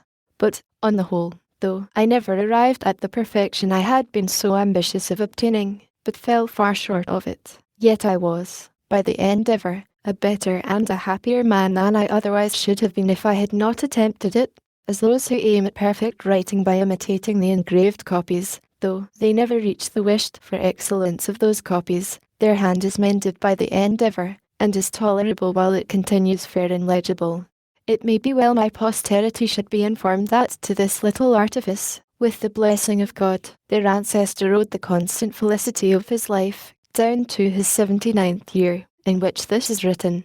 What reverses may attend the remainder is in the hand of Providence, but, if they arrive, the reflection on past happiness enjoyed ought to help his bearing them with more resignation.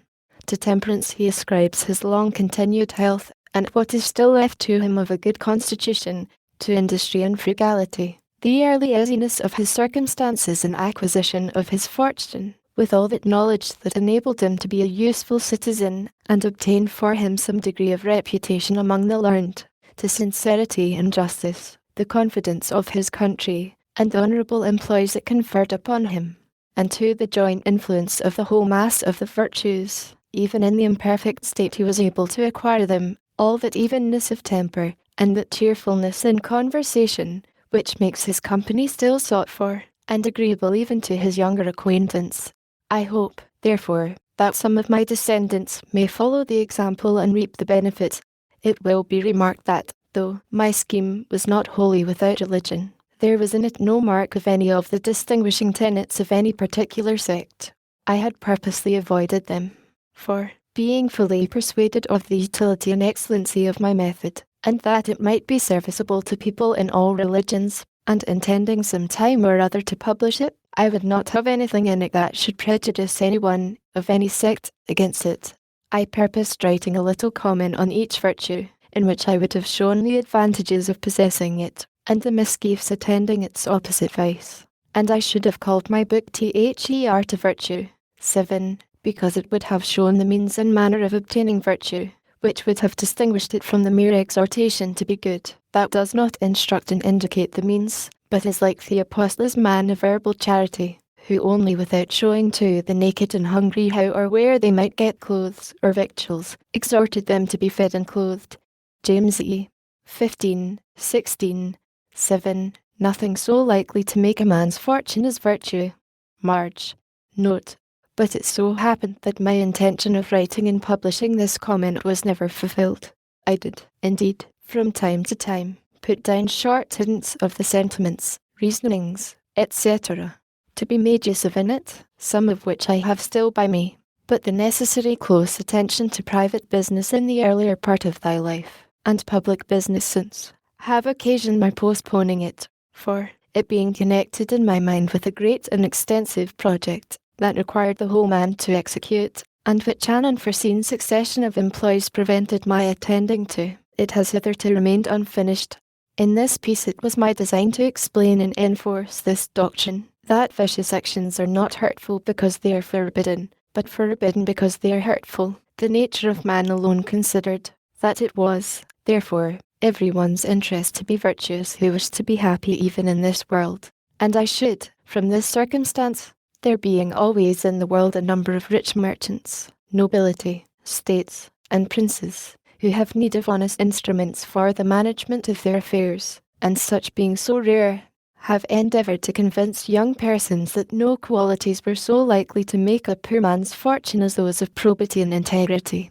My list of virtues contained at first but 12, but a Quaker friend having kindly informed me that I was generally thought proud, that my pride showed itself frequently in conversation, that I was not content with being in the right when discussing any point, but was overbearing, and rather insolent, of which he convinced me by mentioning several instances. I determined endeavouring to cure myself, if I could, of this vice or folly among the rest, and I added humility to my list, giving an extensive meaning to the word.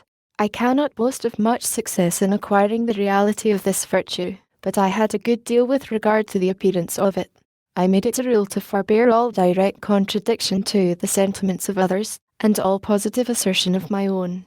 I even forbid myself, agreeably to the old laws of Argento, the use of every word or expression in the language that imported a fixed opinion, such as certainly, undoubtedly, etc., and I adopted, instead of them, I conceive, I apprehend, or I imagine a thing to be so or so, or it so appears to me at present. When another asserted something that I thought an error, I denied myself the pleasure of contradicting him abruptly, and of showing immediately some absurdity in his proposition, and in answering I began by observing that in certain cases or circumstances his opinion would be right, but in the present case there appeared or seemed to me some difference, etc. I soon found the advantage of this change in my manner. The conversations I engaged in went on more pleasantly. The modest way in which I proposed my opinions procured them a readier reception and less contradiction. I had less mortification when I was found to be in the wrong, and I more easily prevailed with others to give up their mistakes and join with me when I happened to be in the right. And this mode, which I at first put on with some violence to natural inclination, became at length so easy, and so habitual to me, that perhaps for these 50 years past no one has ever heard a dogmatical expression escape me. And to this habit, after my character of integrity, I think it principally owing that I had early so much weight with my fellow citizens when I proposed new institutions, or alterations in the old, and so much influence in public councils when I became a member, for I was but a bad speaker, never eloquent, subject to much hesitation in my choice of words, hardly correct in language, and yet I generally carried my points. In reality, there is, perhaps, no one of our natural passions so hard to subdue as pride. Disguise it, struggle with it, beat it down, stifle it, mortify it as much as one pleases, it is still alive, and will every now and then peep out and show itself. You will see it, perhaps, often in this history, for, even if I could conceive that I had completely overcome it, I should probably be proud of my humility. Thus far written at Passy, 1784. I am now about to write at home, August, 1788, but cannot have the help expected from my papers, many of them being lost in the war. I have, however, found the following. 8. This is a marginal memorandum. B. Having mentioned a great and extensive project which I had conceived, it seems proper that some account should be here given of that project and its object. Its first rise in my mind appears in the following little paper, accidentally preserved, viz. Observations on my reading history, in library, May the 19th, 1731, that the great affairs of the world, the wars, revolutions, etc., are carried on and affected by parties, that the view of these parties is their present general interest, or what they take to be such, that the different views of these different parties occasion all confusion, that while a party is carrying on a general design, each man has his particular private interest in view, that as soon as a party has gained its general point, each member becomes intent upon his particular interest, which, thwarting others, breaks that party into divisions, and occasions more confusion, that few in public affairs act from a mere view of the good of their country, whatever they may pretend, and, though their actings bring real good to their country, yet men primarily considered that their own and their country's interest was united, and did not act from a principle of benevolence, that few still, in public affairs, act with a view to the good of mankind. There seems to me at present to be great occasion for raising a united party for virtue, by forming the virtuous and good men of all nations into a regular body, to be governed by suitable good and wise rules, which good and wise men may probably be more unanimous in their obedience to, than common people are to common laws. I at present think that whoever attempts this aright, and is well qualified, cannot fail of pleasing God, and of meeting with success. B.F. Revolving this project in my mind, as to be undertaken hereafter, when my circumstances should afford me the necessary leisure, I put down from time to time, on pieces of paper, such thoughts as occurred to me respecting it. Most of these are lost, but I find one purporting to be the substance of an intended creed, containing, as I thought, the essentials of every known religion, and being free of everything that might shock the professors of any religion.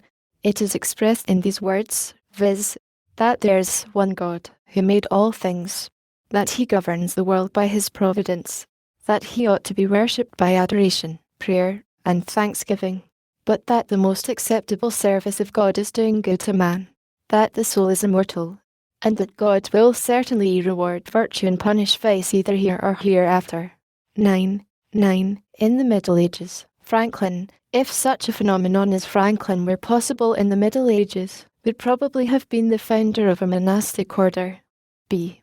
My ideas at that time were, that the sect should be begun and spread at first among young and single men only, that each person to be initiated should not only declare his assent to such creed, but should have exercised himself with the 13 weeks examination and practice of the virtues, as in the before-mentioned model.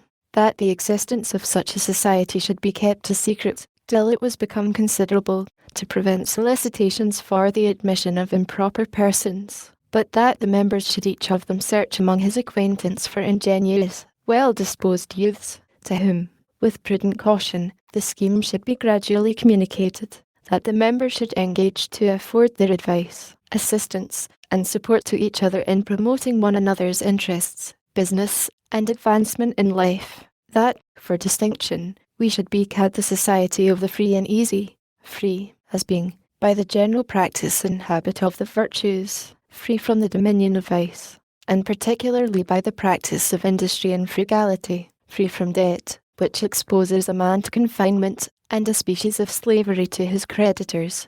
This is as much as I can now recollect of the project, except that I communicated it in part to young men, who adopted it with some enthusiasm.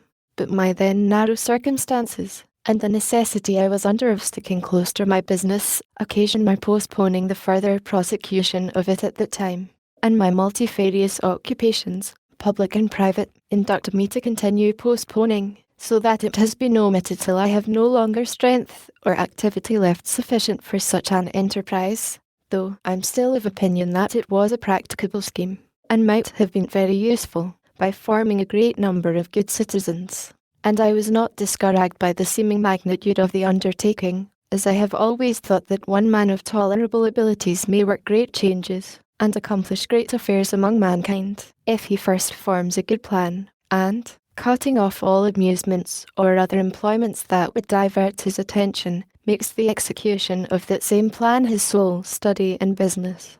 In 1732 I first published my almanac, under the name of Richard Saunders. It was continued by me about 25 years, commonly called Poor Richard's Almanac. I endeavoured to make it both entertaining and useful, and it accordingly came to be in such demand, that I reaped considerable profit from it, vending annually near 10,000, and observing that it was generally read, scarce any neighbourhood in the province being without it, I considered it as a proper vehicle for conveying instruction among the common people, who bought scarcely any other books. I therefore filled all the little spaces that occurred between the remarkable days in the calendar with proverbial sentences, chiefly such as inculcated industry and frugality, as the means of procuring wealth, and thereby securing virtue, it being more difficult for a man in want to act always honestly, as, to use here one of those proverbs, it is hard for an empty sack to stand upright. These proverbs, which contain the wisdom of many ages and nations, I assembled and formed into a connected discourse prefixed to the Almanac of 1757, as the harangue of a wise old man to the people attending an auction. The bringing all these scattered counsels thus into a focus enabled them to make greater impression. The piece, being universally approved, was copied in all the newspapers of the continent, reprinted in Britain on a broadside, to be stuck up in houses. 2 translations were made of it in French, and great numbers bought by the clergy and gentry, to distribute gratis among their poor parishioners and tenants. In Pennsylvania, as it discouraged useless expense in foreign superfluities, some thought it had its share of influence in producing that growing plenty of money which was observable for several years after its publication. I considered my newspaper, also, as another means of communicating instruction, and in that view frequently reprinted in it extracts from the Spectator and other moral writers, and sometimes published little pieces of my own, which had been first composed for reading in Argento. Of these are a Socratic dialogue, tending to prove that, whatever might be his parts and abilities, a vicious man could not properly be called a man of sense, and a discourse on self-denial, showing that virtue was not secure till its practice became a habitude, and was free from the opposition of contrary inclinations. These may be found in the papers about the beginning of 1735. In the conduct of my newspaper, I carefully excluded all libelling and personal abuse, which has of late years become so disgraceful to our country. Whenever I was solicited to insert anything of the kind, and the writers pleaded, as they generally did, the liberty of the press, and that a newspaper was like a stagecoach, in which anyone who would pay had a right to a place, my answer was, that I would print the piece separately if desired, and the author might have as many copies as he pleased to distribute himself, but that I would not take upon me to spread his detraction, and that, having contracted with my subscribers to furnish them with what might be either useful or entertaining, I could not fill their papers with private altercation, in which they had no concern, without doing them manifest injustice. Now, many of our printers make no scruple of gratifying the malice of individuals by false accusations of the fairest characters among ourselves, augmenting animosity even to the producing of duels, and are, moreover, so indiscreet as to print scurrilous reflections on the government of neighbouring states, and even on the conduct of our best national allies, which may be attended with the most pernicious consequences. These things I mention as a caution to young printers, and that they may be encouraged not to pollute their presses and disgrace their profession by such infamous practices, but refuse steadily, as they may see by my example that such a course of conduct will not, on the whole, be injurious to their interests. In 1733 I sent one of my journeymen to Charleston, South Carolina, where a printer was wanting. I furnished him with a press and letters, on an agreement of partnership, by which I was to receive 1/3 of the profits of the business, paying 1/3 of the expense. He was a man of learning, and honest but ignorant in matters of account, and, though he sometimes made me remittances, I could get no account from him, nor any satisfactory state of our partnership while he lived. On his decease, the business was continued by his widow. Being born and bred in Holland, where, as I have been informed, the knowledge of accounts makes a part of female education, she not only sent me as clear a state as she could find of the transactions past, but continued to account with the greatest regularity and exactness every quarter afterwards, and managed the business with such success, that she not only brought up reputably a family of children, but, at the expiration of the term, was able to purchase of me the printing house, and establish her son in it. I mention this affair chiefly for the sake of recommending that branch of education for our young females as likely to be of more use to them and their children, in case of widowhood, than either music or dancing, by preserving them from losses by imposition of crafty men, and enabling them to continue, perhaps, a profitable mercantile house, with established correspondence, till the son is grown up fit to undertake and go on with it, to the lasting advantage and enriching of the family. About the year 1734 there arrived among us from Ireland a young Presbyterian preacher, named Hemphill, who delivered with a good voice, and apparently extempore, most excellent discourses, which drew together considerable numbers of different persuasion, who joined in admiring them. Among the rest, I became one of his constant hearers, his sermons pleasing me, as they had little of the dogmatical kind, but inculcated strongly the practice of virtue, or what in a religious style are called good works. Those, however, of our congregation, who considered themselves as orthodox Presbyterians, disapproved his doctrine, and were joined by most of the old clergy, who arraigned him of heterodoxy before the Synod, in order to have him silent. I became his zealous partisan, and contributed all I could to raise a party in his favour, and we combated for him a while with some hopes of success.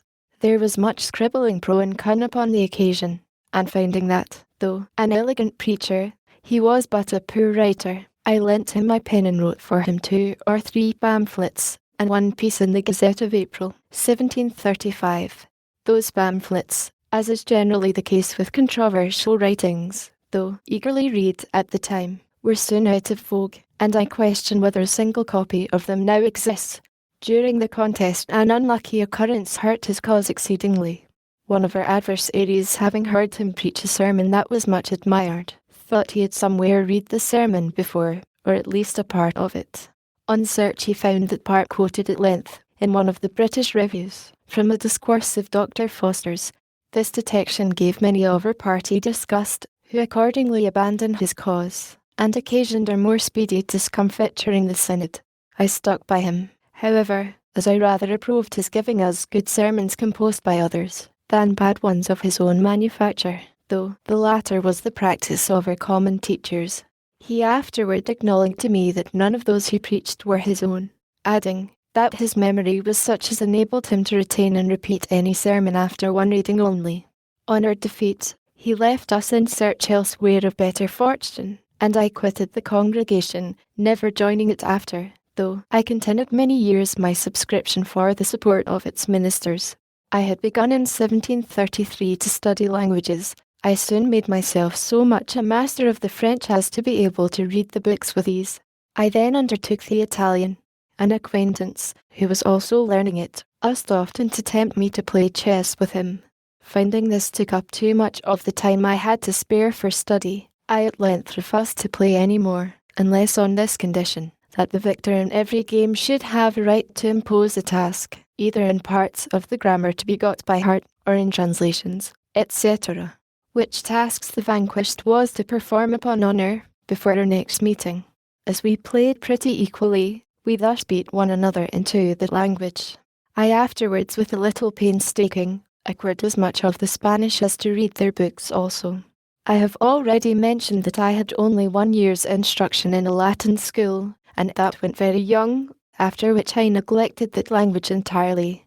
But when I had attained an acquaintance with the French, Italian, and Spanish, I was surprised to find, on looking over a Latin Testament, that I understood so much more of that language than I had imagined, which encouraged me to apply myself again to the study of it, and I met with more success, as those preceding languages had greatly smoothed my way.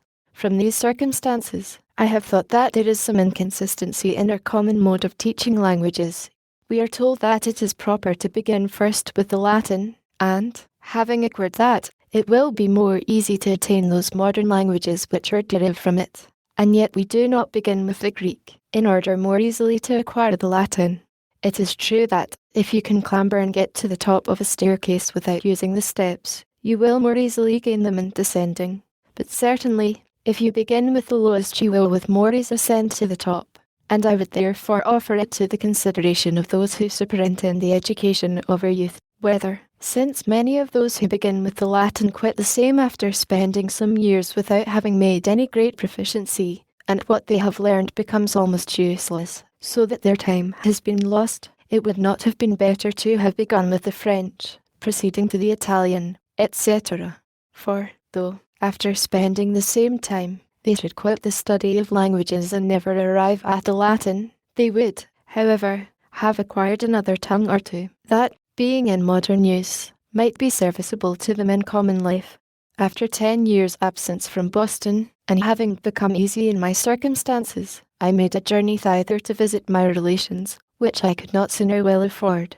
In returning, I called at Newport to see my brother, then settled there with his printing house. Our former differences were forgotten, and our meeting was very cordial and affectionate. He was fast declining in his health, and requested of me that, in case of his death, which he apprehended not far distant, I would take home his son, then but 10 years of age, and bring him up to the printing business.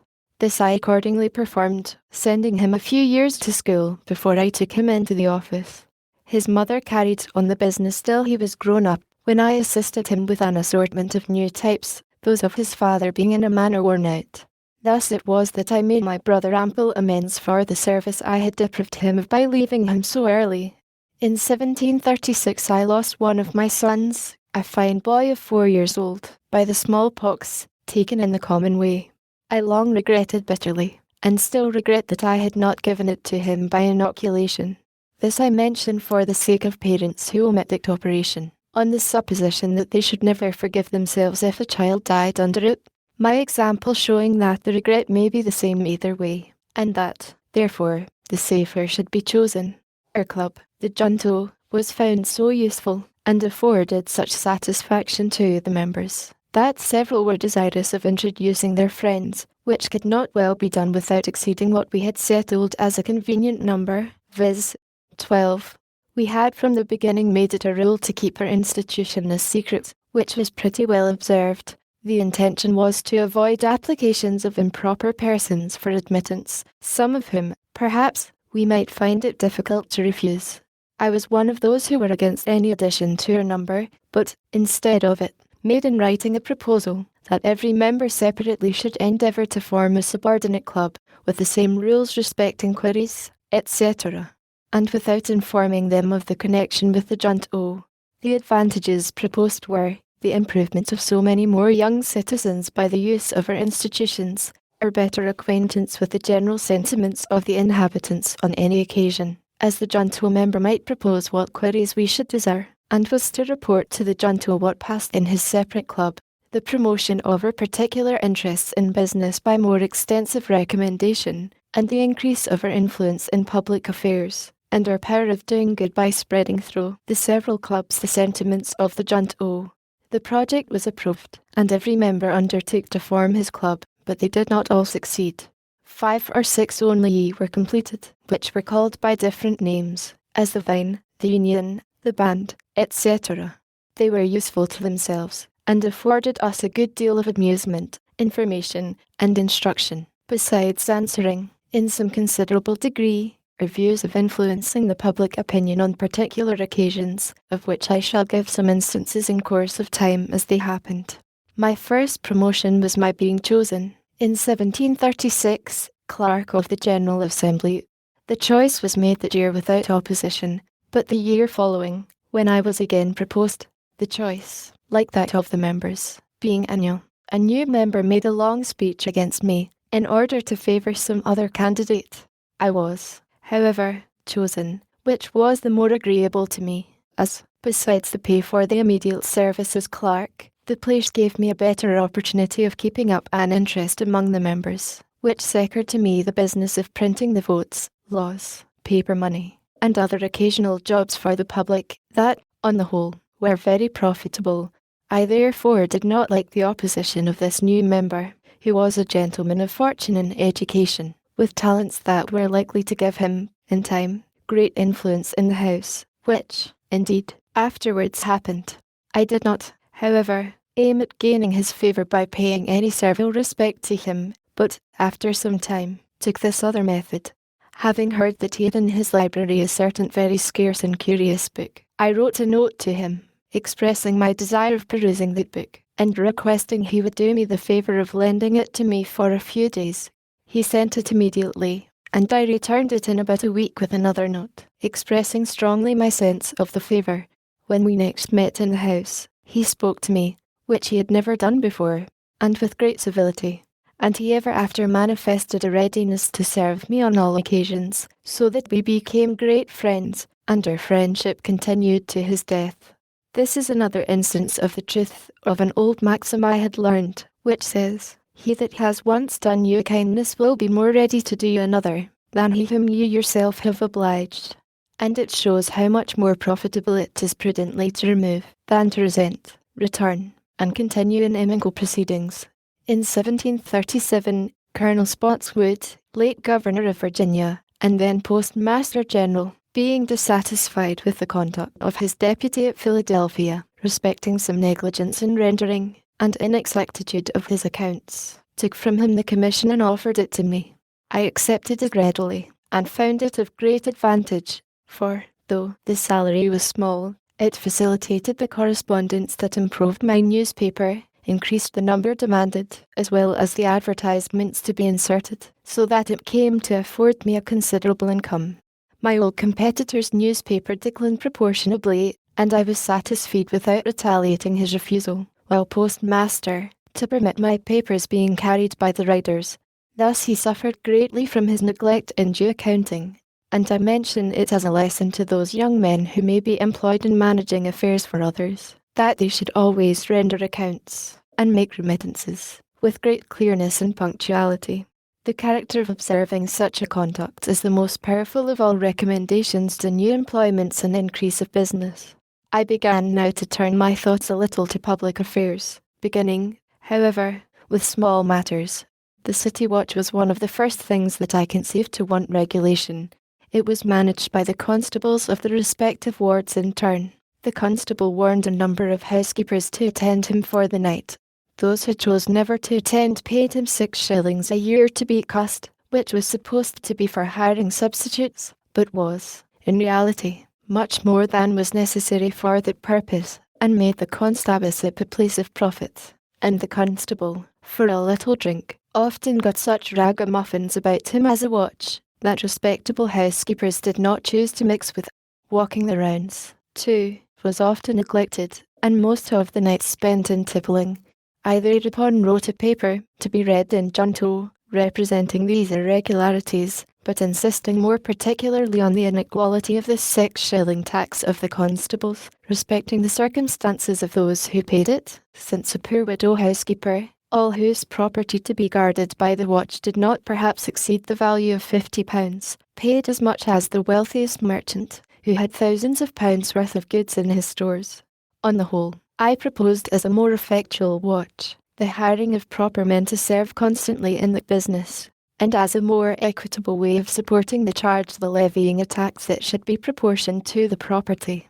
This idea, being approved by the junto, was communicated to the other clubs, but as arising in each of them, and though the plan was not immediately carried into execution, yet, by preparing the minds of people for the change, it paved the way for the law obtained a few years after, when the members of our clubs were grown into more influence. About this time I wrote a paper, first to be read in junto, but it was afterward published, on the different accidents and carelessnesses by which houses were set on fire, with cautions against them, and means proposed of avoiding them. This was much spoken of as a useful piece, and gave rise to a project, which soon followed it, of forming a company for the more ready extinguishing of fires, and mutual assistance in removing and securing the goods when in danger. Associates in this scheme were presently found, amounting to 30.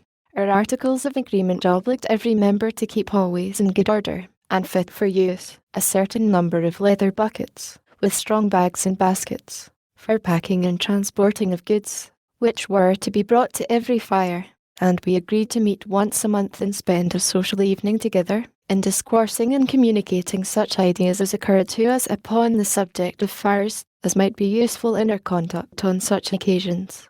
The utility of this institution soon appeared, and many more desiring to be admitted than we thought convenient for one company, they were advised to form another, which was accordingly done, and this went on, one new company being formed after another, till they became so numerous as to include most of the inhabitants who were men of property. And now, at the time of my writing this, though upward of 50 years since its establishment, that which I first formed, called the Union Fire Company, still subsists and flourishes, though the first members are all deceased but myself and one, who is older by a year than I am. The small fines that have been paid by members for absence at the monthly meetings have been applied to the purchase of fire engines, ladders, fire hooks, and other useful implements for each company, so that I question whether there is a city in the world better provided with the means of putting a stop to beginning conflagrations, and, in fact, since these institutions, the city has never lost by fire more than 1 or 2 houses at a time, and the flames have often been extinguished before the house in which they began has been half consumed. In 1739 arrived among us from Ireland the Reverend Mr. Whitefield, who had made himself remarkable there as an itinerant preacher. He was at first permitted to preach in some of our churches, but the clergy, taking a dislike to him, soon refused him their pulpits, and he was obliged to preach in the fields. The multitudes of all sects and denominations that attended his sermons were enormous, and it was matter of speculation to me, who was one of the number, to observe the extraordinary influence of his oratory on his hearers, and how much they admired and respected him, notwithstanding his common abuse of them, by assuring them that they were naturally half beasts and half devils. It was wonderful to see the change soon made in the manners of our inhabitants. From being thoughtless or indifferent about religion, it seemed as if all the world were growing religious, so that one could not walk through the town in an evening without hearing psalms sung in different families of every street, and it being found inconvenient to assemble in the open air, subject to its inclemencies, the building of a house to meet in was no sooner proposed, and persons appointed to receive contributions, but sufficient sums were soon received to procure the ground and erect the building, which was 100 feet long and 70 broad, about the size of Westminster Hall, and the work was carried on with such spirit as to be finished in a much shorter time than could have been expected. Both house and ground were vested in trustees, expressly for the use of any preacher of any religious persuasion who might desire to say something to the people at Philadelphia, the design in building not being to accommodate any particular sect, but the inhabitants in general, so that even if the Mufti of Constantinople were to send a missionary to preach Mohammedanism to us, he would find a pulpit at his service. Mr. Whitefield, in leaving us, went preaching all the way through the colonies to Georgia. The settlement of that province had lately been begun, but instead of being made with hardy, industrious husbandmen, accustomed to labour, the only people fit for such an enterprise, it was with families of broken shopkeepers and other insolvent debtors, many of indolent and idle habits, taken out of the jails, being set down in the woods, unqualified for clearing land, and unable to endure the hardships of a new settlement, perished in numbers, leaving many helpless children unprovided for. The sight of their miserable situation inspired the benevolent heart of Mr. Whitefield with the idea of building an orphan house there, in which they might be supported and educated. Returning northward, he preached up this charity, and made large collections, for his eloquence had a wonderful power over the hearts and purses of his hearers, of which I myself was an instance. I did not disapprove of the design, but, as Georgia was then destitute of materials and workmen, and it was proposed to send them from Philadelphia at a great expense, I thought it would have been better to have built the house here, and brought the children to it. This I advised, but he was resolute in his first project, rejected my counsel, and I therefore refused to contribute. I happened soon after to attend one of his sermons, in the course of which I perceived he intended to finish with a collection, and I silently resolved he should get nothing from me. I had in my pocket a handful of copper money, 3 or 4 silver dollars, and 5 pistoles in gold. As he proceeded I began to soften, and concluded to give the coppers.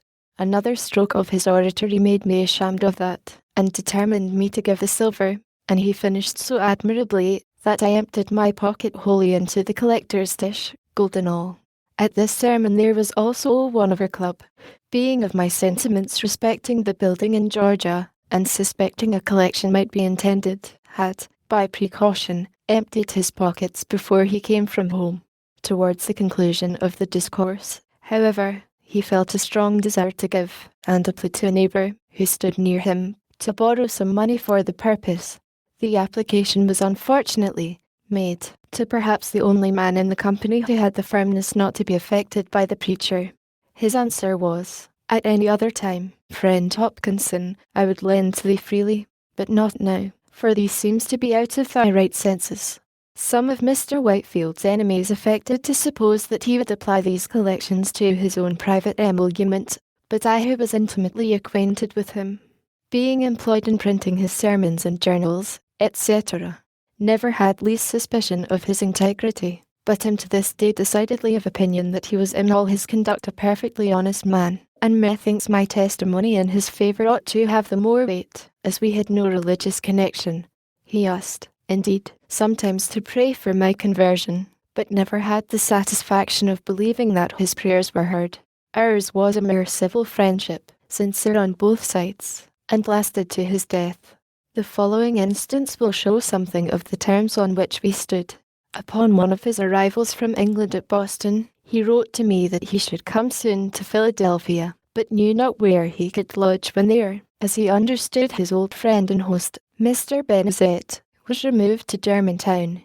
My answer was, "You know my house. If you can make shift with its scanty accommodations, you will be most heartily welcome." He replied, that if I made that kind offer for Christ's sake, I should not miss of a reward.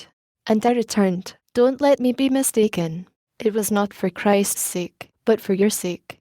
One of our common acquaintance jocosely remarked, that, knowing it to be the custom of the saints, when they received any favour, to shift the burden of the obligation from off their own shoulders, and place it in heaven, I had contrived to fix it on earth.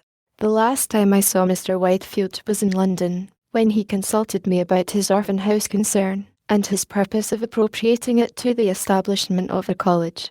He had a loud and clear voice, and articulated his words and sentences so perfectly, that he might be heard and understood at a great distance, especially as his auditories, however numerous, observed the most exact silence. He preached one evening from the top of the courthouse steps, which are in the middle of Market Street, and on the west side of 2nd Street, which crosses it at right angles. Both streets were filled with his hearers to a considerable distance. Being among the hindmost in Market Street, I had the curiosity to learn how far he could be heard, by retiring backwards down the street towards the river, and I found his voice distinct till I came near Front Street, when some noise in that street obscured it. Imagining then a semicircle, of which my distance should be the radius, and that it were filled with auditors, to each of whom I allowed 2 square feet, I computed that he might well be heard by more than 30,000. This reconciled me to the newspaper accounts of his having preached to 25,000 people in the fields, and to the antient histories of generals haranguing whole armies, of which I had sometimes doubted. By hearing him often, I came to distinguish easily between sermons newly composed, and those which he had often preached in the course of his travels. His delivery of the latter was so improved by frequent repetitions that every accent, every emphasis, every modulation of voice, was so perfectly well turned and well placked, that, without being interested in the subject, one could not help being pleased with the discourse, a pleasure of much the same kind with it received from an excellent piece of music. This is an advantage itinerant preachers have over those who are stationary, as the latter cannot well improve their delivery of a sermon by so many rehearsals. His writing and printing from time to time gave great advantage to his enemies, and guarded expressions, and even erroneous opinions, delivered in preaching, might have been afterwards explained or qualified by supposing others that might have accompanied them, or they might have been denied, but litera scriptumone. Critics attacked his writings violently, and with so much appearance of reason as to diminish the number of his votaries and prevent their increase, so that I am of opinion if he had never written anything, he would have left behind him a much more numerous and important sect, and his reputation might in that case have been still growing, even after his death, as there being nothing of his writing on which to found a censure and give him a lower character. His proselytes would be left at liberty to feign for him as great a variety of excellence as their enthusiastic admiration might wish him to have possessed. My business was now continually augmenting, and my circumstances growing daily easier, my newspaper having become very profitable, as being for a time almost the only one in this and the neighbouring provinces. I experienced, too, the truth of the observation, that after getting the first £100, it is more easy to get the second, money itself being of a prolific nature. The partnership at Carolina having succeeded, I was encouraged to engage in others, and to promote several of my workmen, who had behaved well, by establishing them with printing houses in different colonies, on the same terms with it in Carolina. Most of them did well, being enabled at the end of our term, 6 years, to purchase the types of me and go on working for themselves, by which means several families were raised, partnerships often finishing quarrels, but I was happy in this, that mine were all carried on and ended amicably, owing, I think, a good deal to the precaution of having very explicitly settled, in our articles, everything to be done by or expected from each partner, so that there was nothing to dispute, which precaution I would therefore recommend to all who enter into partnerships. For, whatever esteem partners may have for, and confidence in each other at the time of the contract, little jealousies and disgusts may arise, with ideas of inequality in the care and burden of the business, etc., which are attended often with breach of friendship and of the connection, perhaps with lawsuits and other disagreeable consequences. I had, on the whole, abundant reason to be satisfied with my being established in Pennsylvania. There were, however, 2 things that I regretted, there being no provision for defence, nor for a complete education of youth, no militia, nor any college. I therefore, in 1743, drew up a proposal for establishing an academy, and at that time, thinking the Reverend Mr. Peters, who was out of employ, a fit person to superintend such an institution, I communicated the project to him, but he, having more profitable views in the service of the proprietaries, which succeeded, declined the undertaking, and, not knowing another at that time suitable for such a trust, I let the scheme lie a while dormant. I succeeded better the next year, 1744, in proposing and establishing a philosophical society. The paper I wrote for that purpose will be found among my writings, when collected.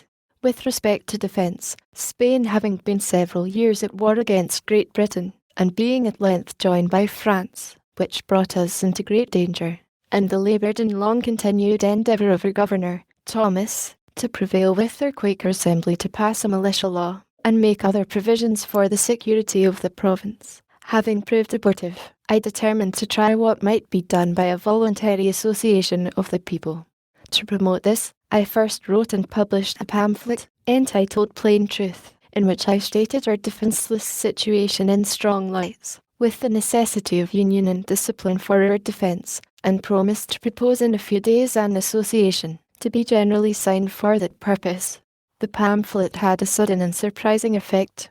I was called upon for the instrument of association, and having settled the draft of it with a few friends, I appointed a meeting of the citizens in the large building before mentioned. The house was pretty full. I had prepared a number of printed copies, and provided pens and ink dispersed all over the room. I harangued them a little on the subject, read the paper, and explained it, and then distributed the copies, which were eagerly signed, not least objection being made. When the company separated, and the papers were collected, we found above 1,200 hands, and, other copies being dispersed in the country, the subscribers amounted at length to upward of 10,000. These all furnished themselves as soon as they could with arms, formed themselves into companies and regiments, chose their own officers, and met every week to be instructed in the manual exercise, and other parts of military discipline. The women, by subscriptions among themselves, provided silk collars, which they presented to the companies, painted with different devices and mottos, which I supplied. The officers of the companies composing the Philadelphia regiment, being met, chose me for their colonel, but, conceiving myself unfit, I declined that station, and recommended Mr. Lawrence, a fine person, and man of influence, who was accordingly appointed. I then proposed a lottery to defray the expense of building a battery below the town, and furnishing it with cannon. It filled expeditiously, and the battery was soon erected, the merlons being framed of logs and filled with earth. We bought some old cannon from Boston, but, these not being sufficient, we wrote to England for more, soliciting, at the same time, our proprietaries for some assistance, though without much expectation of obtaining it. Meanwhile, Colonel Lawrence, William Allen, Abram Taylor, Esq., and myself were sent to New York by the associators, commissioned to borrow some cannon of Governor Clinton. He at first refused us peremptorily, but at dinner with his council, where there was great drinking of Madeira wine, as the custom of that place then was, he softened by degrees, and said he would lend us 6. After a few more bumpers he advanced to 10, and at length he very good-naturedly conceded 18. They were fine cannon, 18-pounders, with their carriages, which we soon transported and mounted on our battery, where the associators kept a nightly guard while the war lasted, and among the rest I regularly took my turn of duty there as a common soldier. My activity in these operations was agreeable to the governor and council. They took me into confidence, and I was consulted by them in every measure wherein their concurrence was thought useful to the association. Calling in the aid of religion, I proposed to them the proclaiming a fast, to promote reformation, and implore the blessing of heaven on our undertaking. They embraced the motion, but, as it was the first fast ever thought of in the province, the secretary had no precedent from which to draw the proclamation. My education in New England, where a fast is proclaimed every year, was here of some advantage. I drew it in the accustomed style. It was translated into German, printed in both languages, and divulged through the province. This gave the clergy of the different sects an opportunity of influencing their congregations to join in the association, and it would probably have been general among all but Quakers if the peace had not soon enerved. It was thought by some of my friends that, by my activity in these affairs, I should offend the sect, and thereby lose my interest in the assembly of the province, where they formed a great majority. A young gentleman who had likewise some friends in the house, and wished to succeed me as their clerk, acquainted me that it was decided to displace me at the next election, and he, therefore, in good will, advised me to resign, as more consistent with my honour than being turned out. My answer to him was, that I had read or heard of some public man who made it a rule never to ask for an office, and never to refuse one offered to him. I approve, says I, of his rule, and will practice it with a small addition. I shall never ask, never refuse, nor ever resign an office. If they will have my office of clerk to dispose of to another, they shall take it from me. I will not, by giving it up, was my right of some time or other making reprisals on my adversaries. I heard, however, no more of this. I was chosen again unanimously as usual at the next election. Possibly, as they disliked my late intimacy with the members of council, who had joined the governors in all the disputes about military preparations, with which the House had long been harassed, they might have been pleased if I would voluntarily have left them. But they did not care to displace me on account merely of my zeal for the association, and they could not well give another reason. Indeed, I had some cause to believe that the defence of the country was not disagreeable to any of them, provided they were not required to assist in it. And I found that a much greater number of them than I could have imagined, though against offensive war, were clearly for the defensive. Many pamphlets pro and con were published on the subject, and some by good Quakers, in favour of defence, which I believe convinced most of their younger people. A transaction in our fire company gave me some insight into their prevailing sentiments. It had been proposed that we should encourage the scheme for building a battery by laying out the present stock, then about £60, in tickets of the lottery.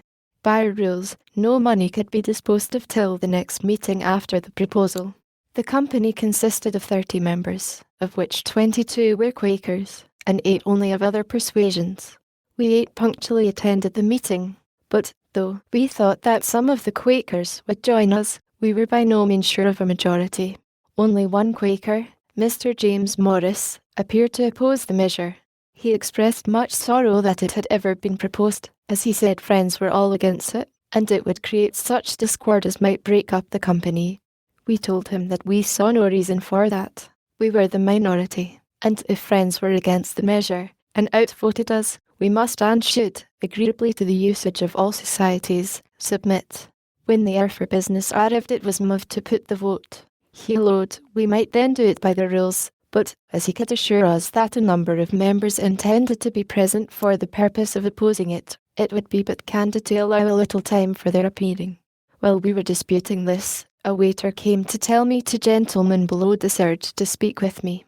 I went down, and found they were 2 of our Quaker members.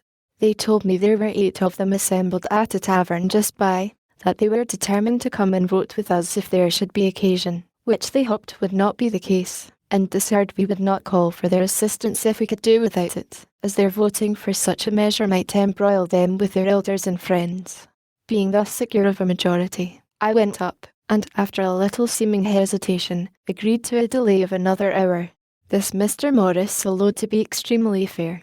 Not one of his opposing friends appeared, at which he expressed great surprise, and, at the expiration of the hour, we carried the resolution 8-1, and as, of the 22 Quakers, 8 were ready to vote with us, and 13, by their absence, manifested that they were not inclined to oppose the measure, I afterward estimated the proportion of Quakers sincerely against defence as 1-21 only, for these were all regular members of that society, and in good reputation among them, and had due notice of what was proposed at that meeting. The Honourable and learned Mr. Logan, who had always been of that sect, was one who wrote an address to them, declaring his approbation of defensive war, and supporting his opinion by many strong arguments. He put into my hands £60 to be laid out in lottery tickets for the battery, with directions to apply what prizes might be drawn wholly to that service.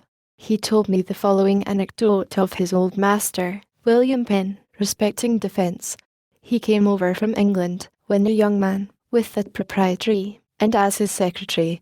It was wartime, and their ship was chased by an armed vessel, supposed to be an enemy.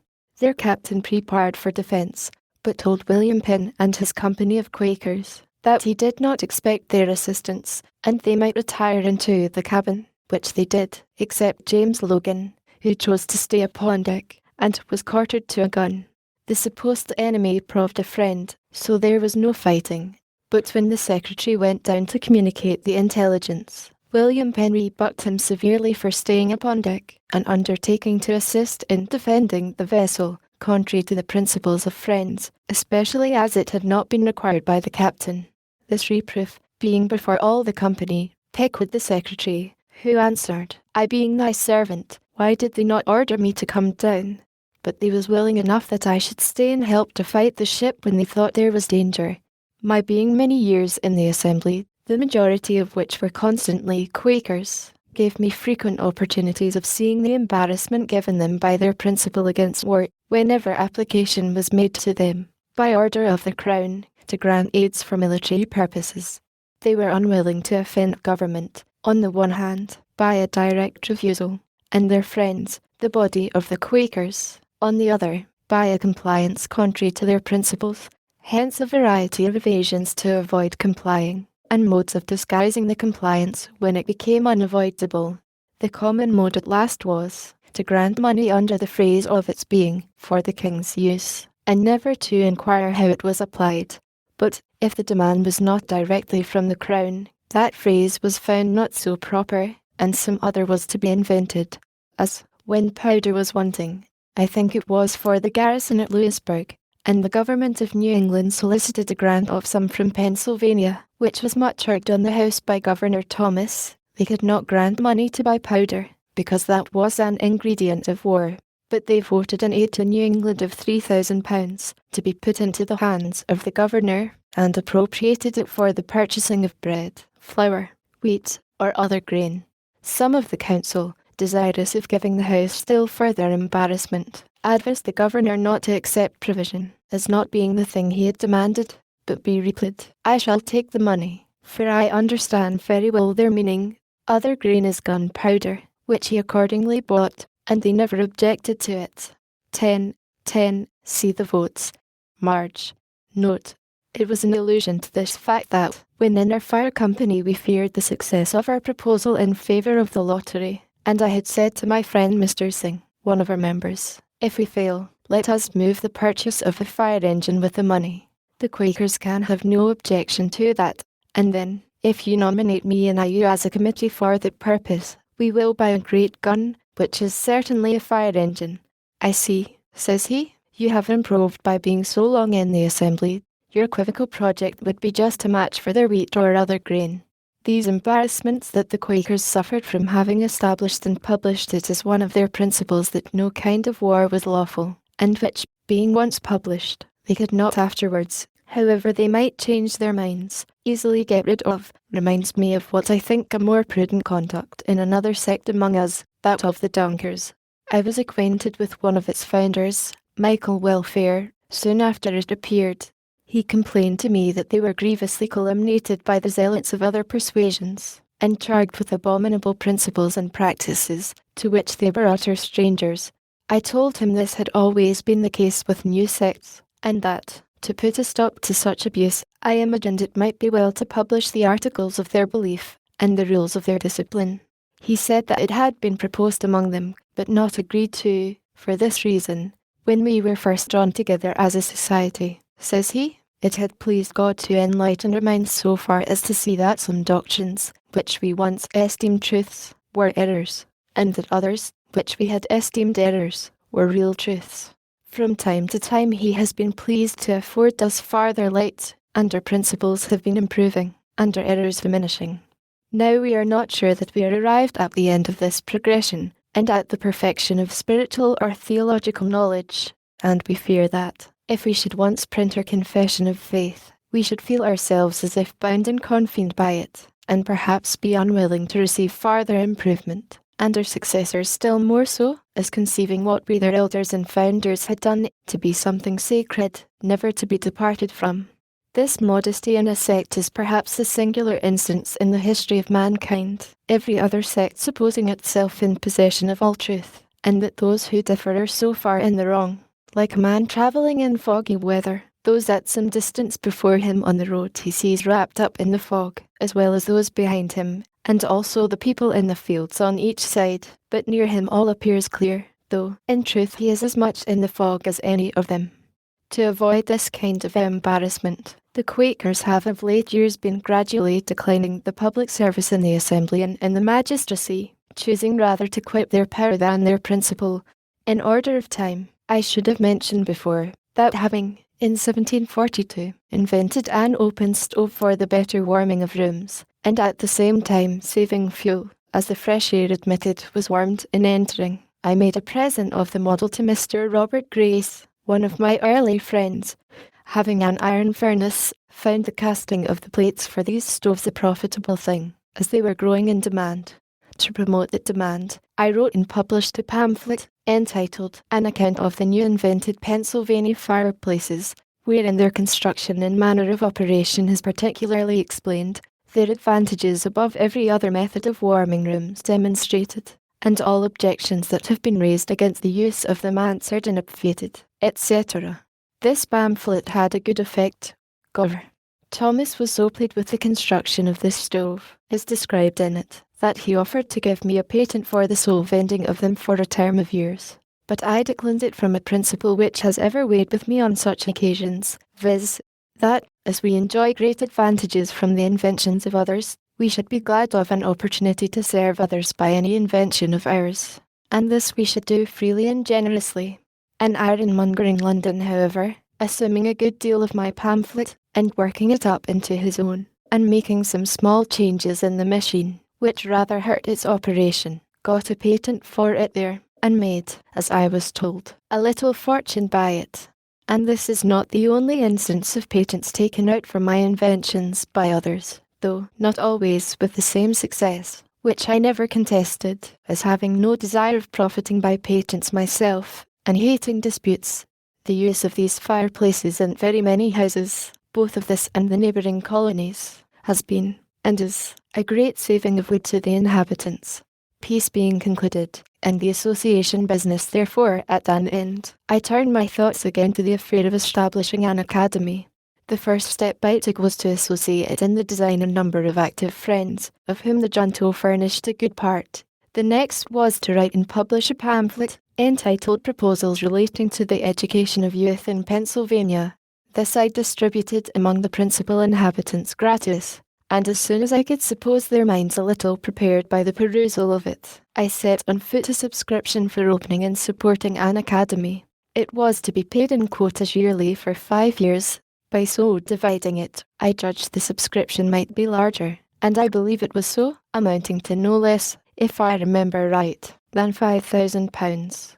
In the introduction to these proposals, I stated their publication, not as an act of mine, but of some public-spirited gentleman, avoiding as much as I could, according to my usual rule, the presenting myself to the public as the author of any scheme for their benefit. The subscribers, to carry the project into immediate execution, chose out of their number 24 trustees, and appointed Mr. Francis, then Attorney General, and myself to draw up constitutions for the government of the Academy, which being done and signed, a house was hired, masters engagged, and the schools opened, I think, in the same year, 1749. The scholars increasing fast, the house was soon found too small, and we were looking out for a piece of ground, properly situated, with intention to build, when Providence threw into our way a large house ready built, which, with a few alterations, might well serve our purpose. This was the building before mentioned, erected by the heirs of Mr. Whitefield, and was obtained for us in the following manner.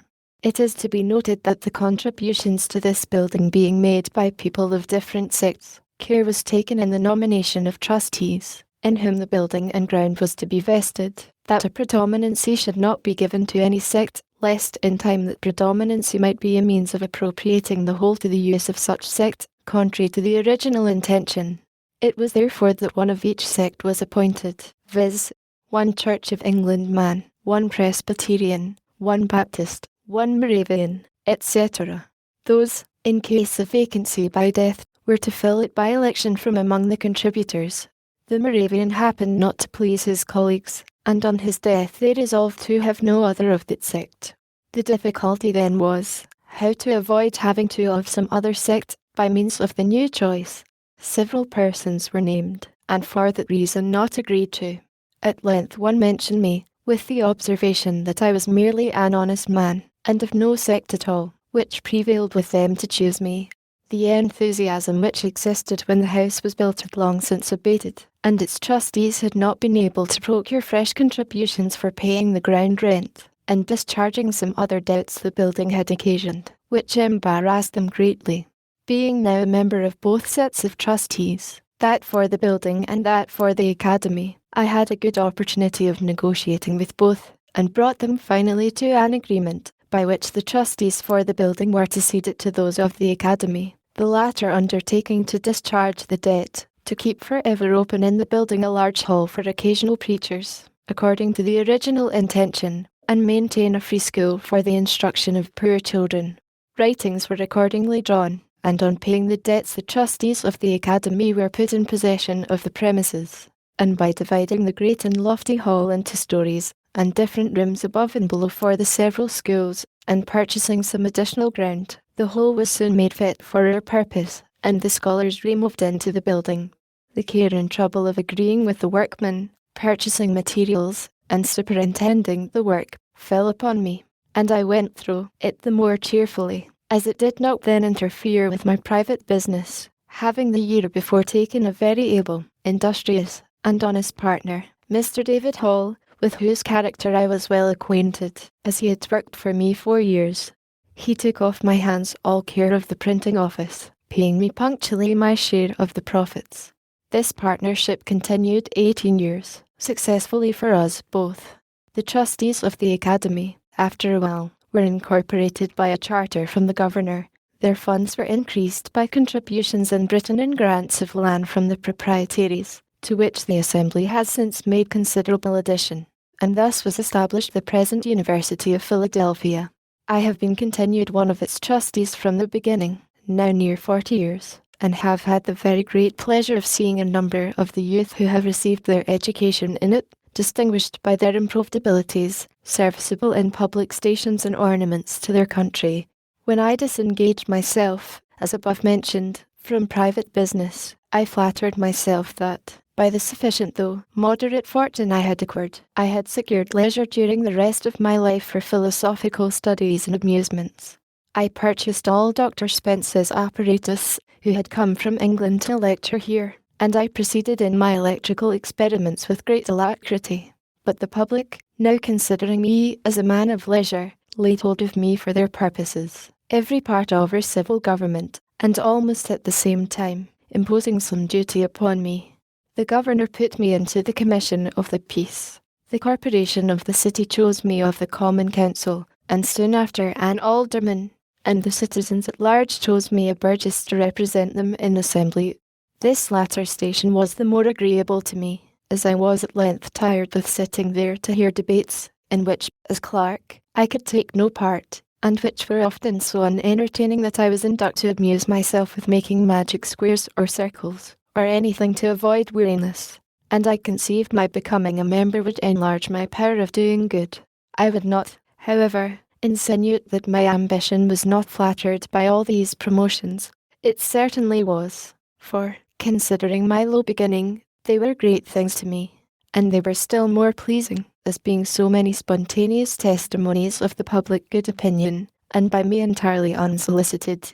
The office of Justice of the Peace I tried a little, by attending a few courts, and sitting on the bench to hear causes, but finding that more knowledge of the common law than I possessed was necessary to act in that station with credit, I gradually withdrew from it, excusing myself by my being obliged to attend the higher duties of a legislator in the Assembly. My election to this trust was repeated every year for 10 years, without my ever asking any elector for his vote, or signifying, either directly or indirectly, any desire of being chosen. On taking my seat in the House, my son was appointed their clerk. The year following, a treaty being to be held with the Indians at Carlisle, the governor sent a message to the House, proposing that they should nominate some of their members, to be joined with some members of council, as commissioners for that purpose. The House named the Speaker, Mr. Norris, and myself, and, being commissioned, we went to Carlisle, and met the Indians accordingly. See the votes who have this more correctly. Marge. Note, as those people are extremely apt to get drunk, and, when so, are very quarrelsome and disorderly, we strictly forbade the selling any liquor to them, and when they complained of this restriction, we told them that if they would continue sober during the treaty, we would give them plenty of rum when business was over. They promised this, and they kept their promise, because they could get no liquor, and the treaty was conducted very orderly, and concluded to mutual satisfaction. They then cleared and received the rum. This was in the afternoon. They were near 100 men, women, and children, and were lodged in temporary cabins, built in the form of a square, just without the town. In the evening, hearing a great noise among them, the commissioners walked out to see what was the matter. We found they had made a great bonfire in the middle of the square. They were all drunk, men and women, quarrelling and fighting.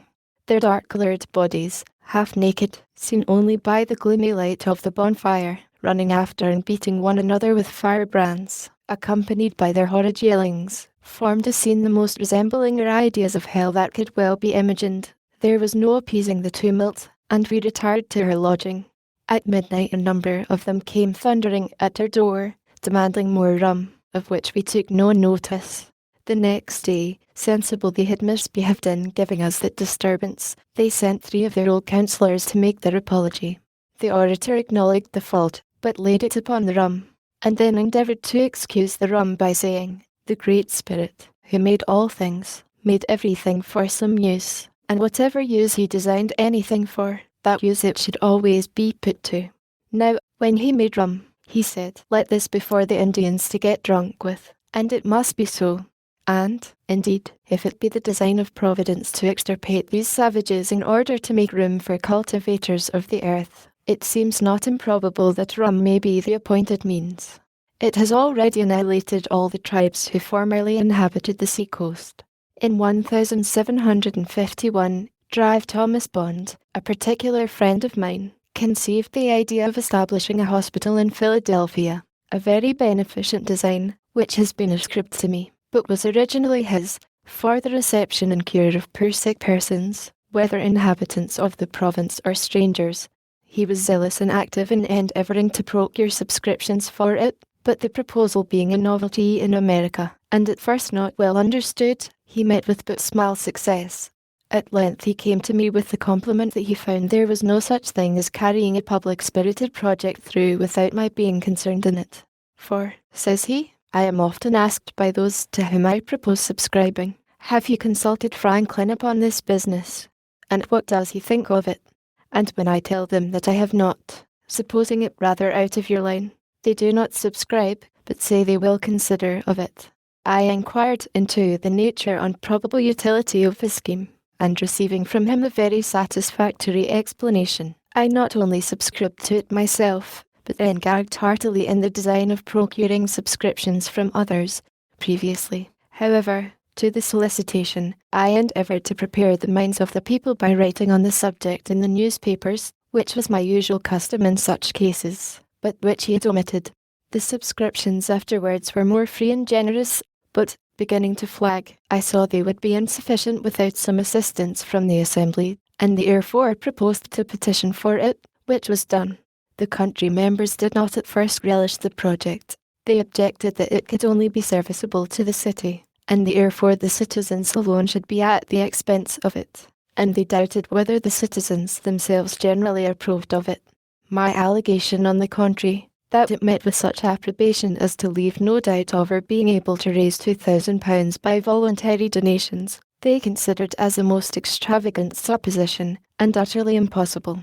On this I formed my plan, and asking leave to bring in a bill for incorporating the contributors according to the prayer of their petition, and granting them a blank sum of money, which leave was obtained chiefly on the consideration that the House could throw the bill out if they did not like it, I drew it so as to make the important clause a conditional one, viz., and be it enacted, by the authority aforesaid, that when the said contributors shall have met and chosen their managers and treasurer, and shall have raised by their contributions a capital stock of value, the yearly interest of which is to be applied to the accommodating of the sick poor in the said hospital, free of charge for diet, attendance, advice, and medicines, and shall make the same appear to the satisfaction of the Speaker of the Assembly for the time being, that then it shall and may be lawful for the said Speaker, and he is hereby required, to sign an order on the Provincial Treasurer for the payment of £2,000, in 2 yearly payments, to the Treasurer of the said hospital,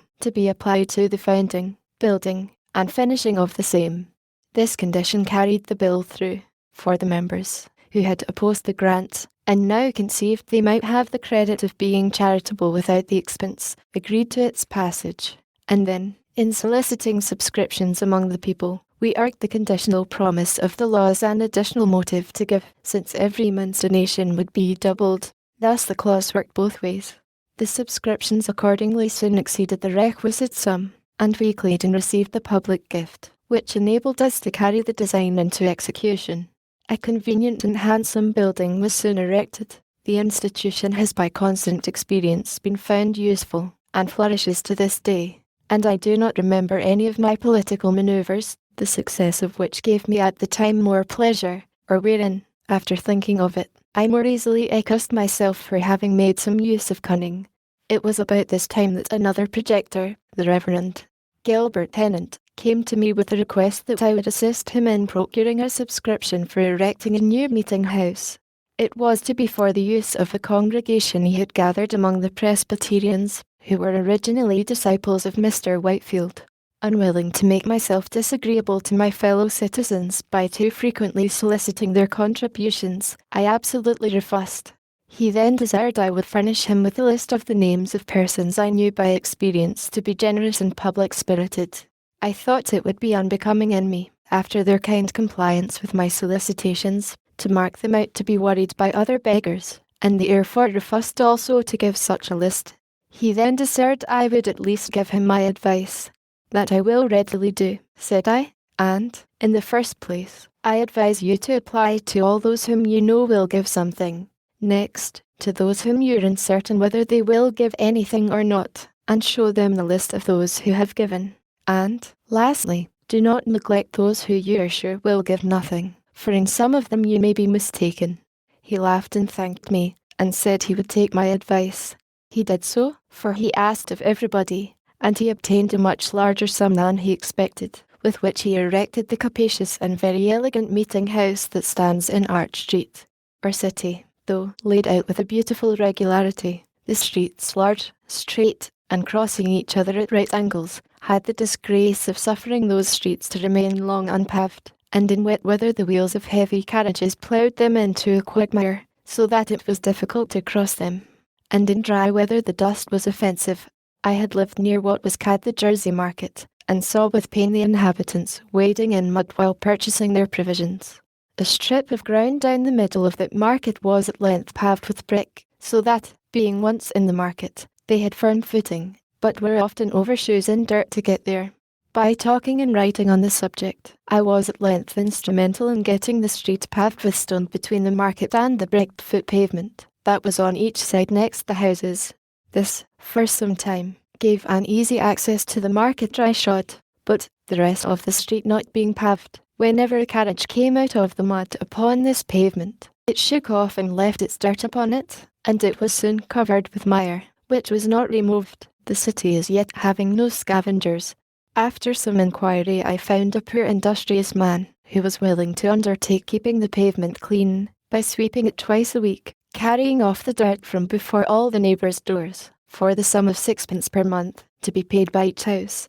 I then wrote and printed a paper setting forth the advantages to the neighbourhood that might be obtained by this small expense, the greater ease in keeping our houses clean, so much dirt not being brought in by people's feet, the benefit to the shops by more custom, etc., etc., as buyers could more easily get at them, and by not having, in windy weather, the dust blown in upon their goods, etc., etc. I sent one of these papers to each house, and in a day or two went round to see who would subscribe an agreement to pay these sixpences. It was unanimously signed, and for a time well executed.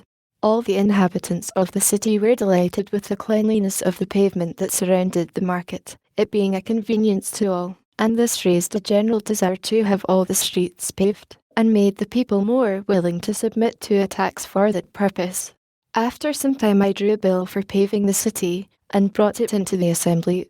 It was just before I went to England, in 1757, and did not pass till I was gone. 12. And then with an alteration in the mode of assessment, which I thought not for the better, but with an additional provision for lighting as well as paving the streets, which was a great improvement. It was by a private person, the late Mr. John Clifton, his giving a sample of the utility of lamps, by placing one at his door, that the people were first impressed with the idea of enlighting all the city. The honour of this public benefit has also been ascribed to me, but it belongs truly to the gentleman. I did but follow his example, and have only some merit to claim respecting the form of our lamps, as differing from the globe lamps we were at first supplied with from London. Those we found inconvenient in these respects. They admitted no air below, the smoke, therefore, did not readily go out above, but circulated in the globe, lodged on its inside, and soon obstructed the light they were intended to afford, giving, besides, the daily trouble of wiping them clean, and an accidental stroke on one of them would demolish it, and render it totally useless.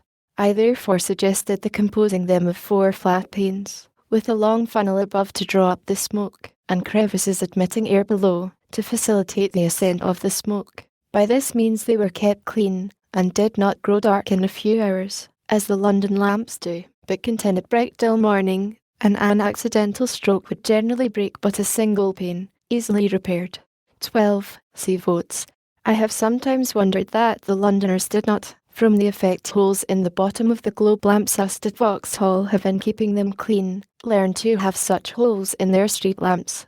But, these holes being made for another purpose, viz., to communicate flame more suddenly to the wick by a little flax hanging down through them, the other use, of letting in air, seems not to have been thought of, and therefore, after the lamps have been lit a few hours, the streets of London are very poorly illuminated. The mention of these improvements puts me in mind of one I proposed, when in London, to Dr. Fothergill, who was among the best men I have known, and a great promoter of useful projects.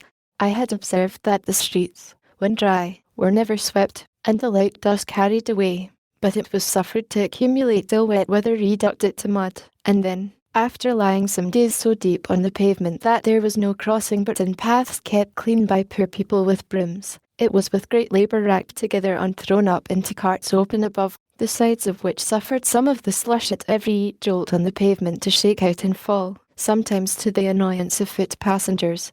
The reason given for not sweeping the dusty streets was, that the dust would fly into the windows of shops and houses. An accidental occurrence had instructed me how much sweeping might be done in a little time.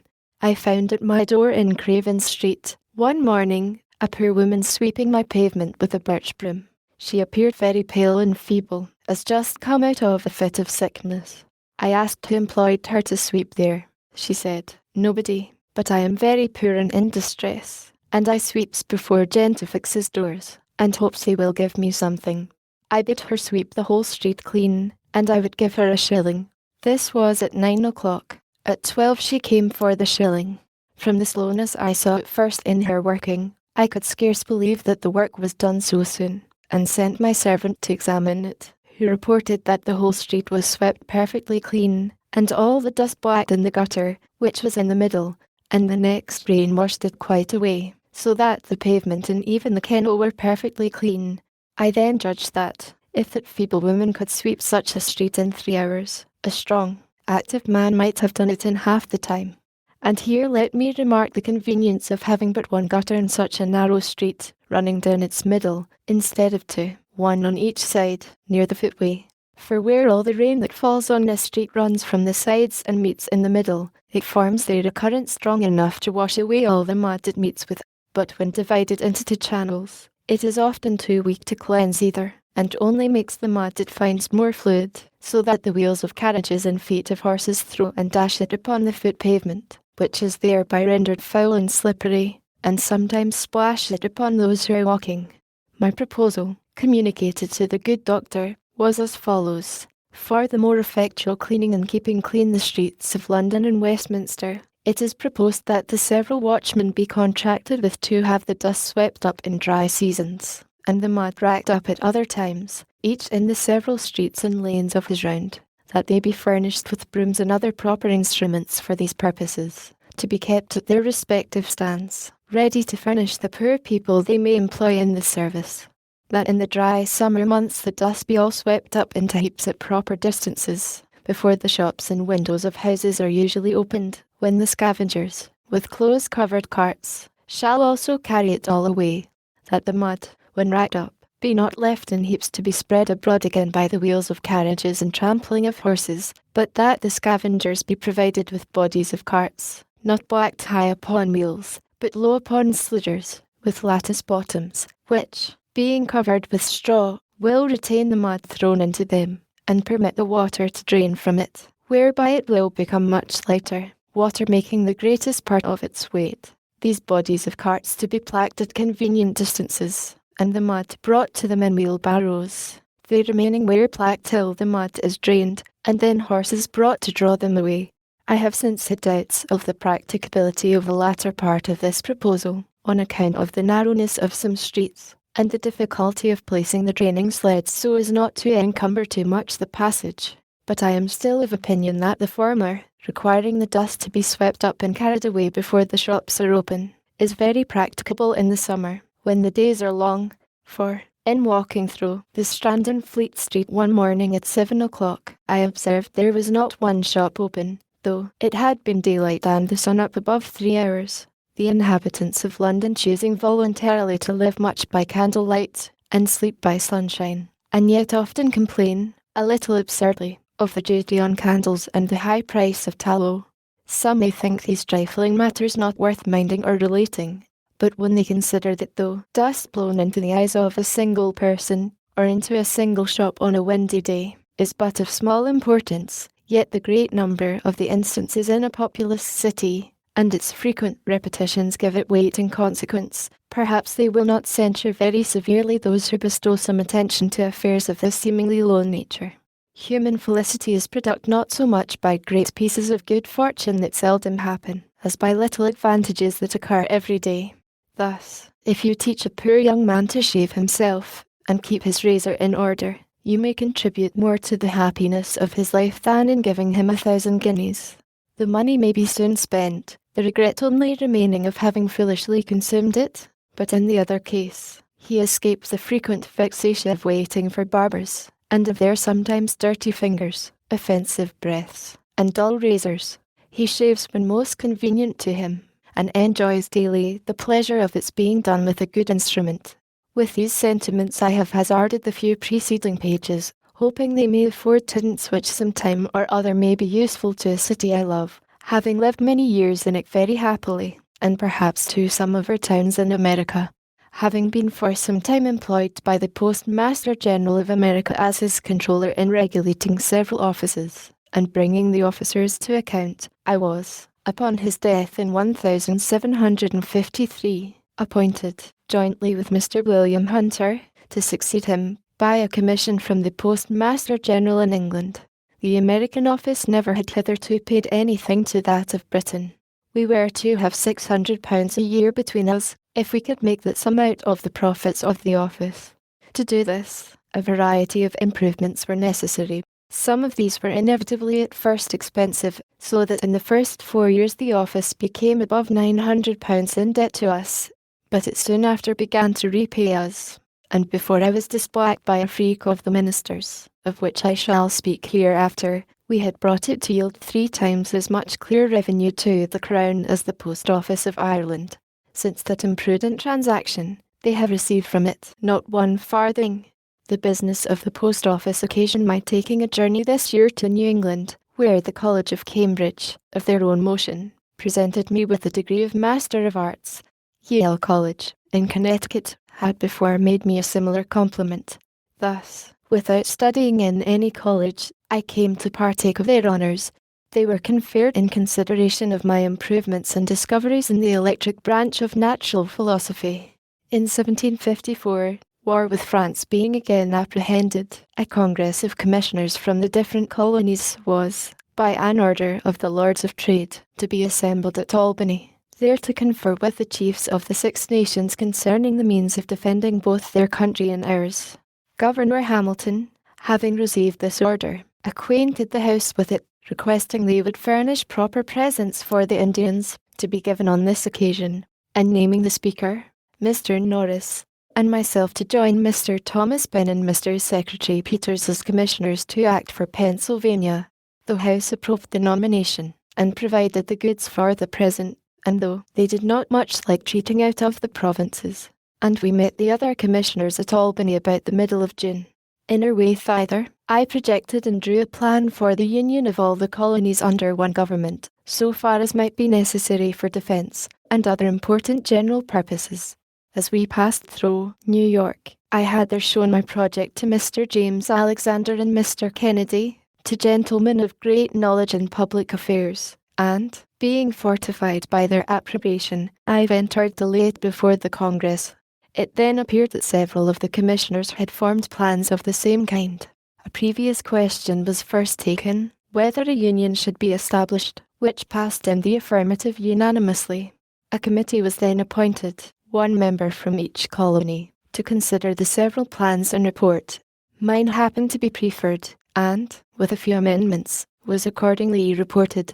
By this plan the general government was to be administered by a President General, appointed and supported by the Crown, and a Grand Council was to be chosen by the representatives of the people of the several colonies, met in their respective assemblies.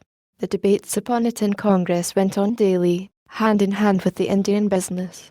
Many objections and difficulties were started, but at length they were all overcome, and the plan was unanimously agreed to, and copies ordered to be transmitted to the Board of Trade and to the assemblies of the several provinces. Its fate was singular. The assemblies did not adopt it, as they all thought there was too much prerogative in it, and in England it was judged to have too much of the democratic. The Board of Trade therefore did not approve of it, nor recommend it for the approbation of His Majesty. But another scheme was formed, supposed to answer the same purpose better, whereby the governors of the provinces, with some members of their respective councils, were to meet and order the raising of troops, building of forts, etc., and to draw in the treasury of Great Britain for the expense, which was afterwards to be refunded by an Act of Parliament laying a tax on America. My plan, with my reasons in support of it, is to be found among my political papers that are printed. Being the winter following in Boston, I had much conversation with Governor Shirley upon both the plans. Part of what passed between us on the occasion may also be seen among those papers. The different and contrary reasons of dislike to my plan makes me suspect that it was really the true medium, and I am still of opinion it would have been happy for both sides the water if it had been adopted. The colonies, so united, would have been sufficiently strong to have defended themselves. There would then have been no need of troops from England. Of course, the subsequent pretense for taxing America, and the bloody contest it occasioned, would have been avoided. But such mistakes are not new. History is full of the errors of states and princes. Look round the habitable world. How few know their own good, or, knowing it, pursue. Those who govern, having much business in their hands, do not generally like to take the trouble of considering and carrying into execution new projects. The best public measures are therefore seldom adopted from previous wisdom, but forked by the occasion. The governor of Pennsylvania, in sending it down to the Assembly, expressed his approbation of the plan, as appearing to him to be drawn up with great clearness and strength of judgment, and therefore recommended it as well worthy of their closest and most serious attention.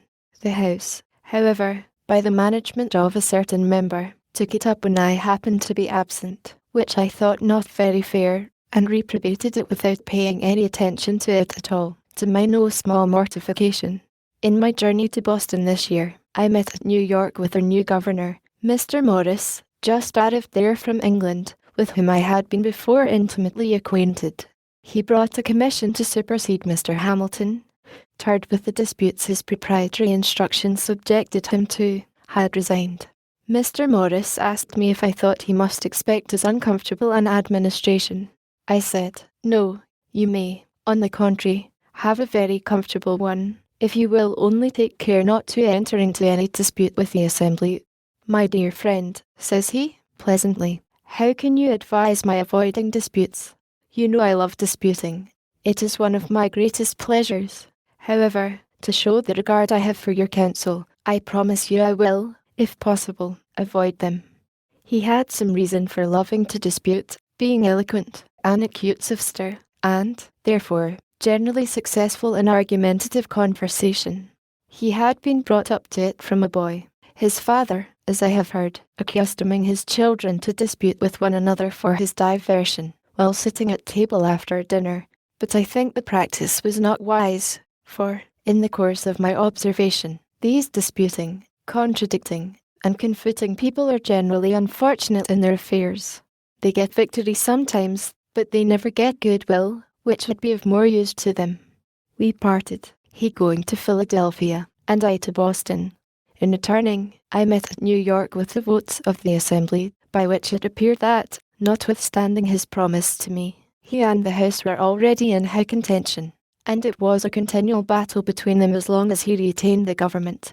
I had my share of it, for, as soon as I got back to my seat in the Assembly, I was put on every committee for answering his speeches and messages, and by the committees always desired to make the drafts. Our answers, as well as his messages, were often tart, and sometimes indecently abusive, and, as he knew I wrote for the Assembly, one might have imagined that, when we met, we could hardly avoid cutting throats. But he was so good-natured a man that no personal difference between him and me was occasioned by the contest, and we often dined together.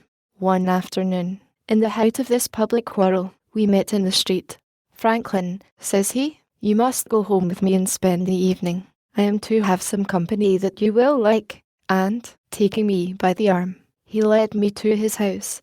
In gay conversation over our wine, after supper, he told us, jokingly, that he much admired the idea of Sancho Panza.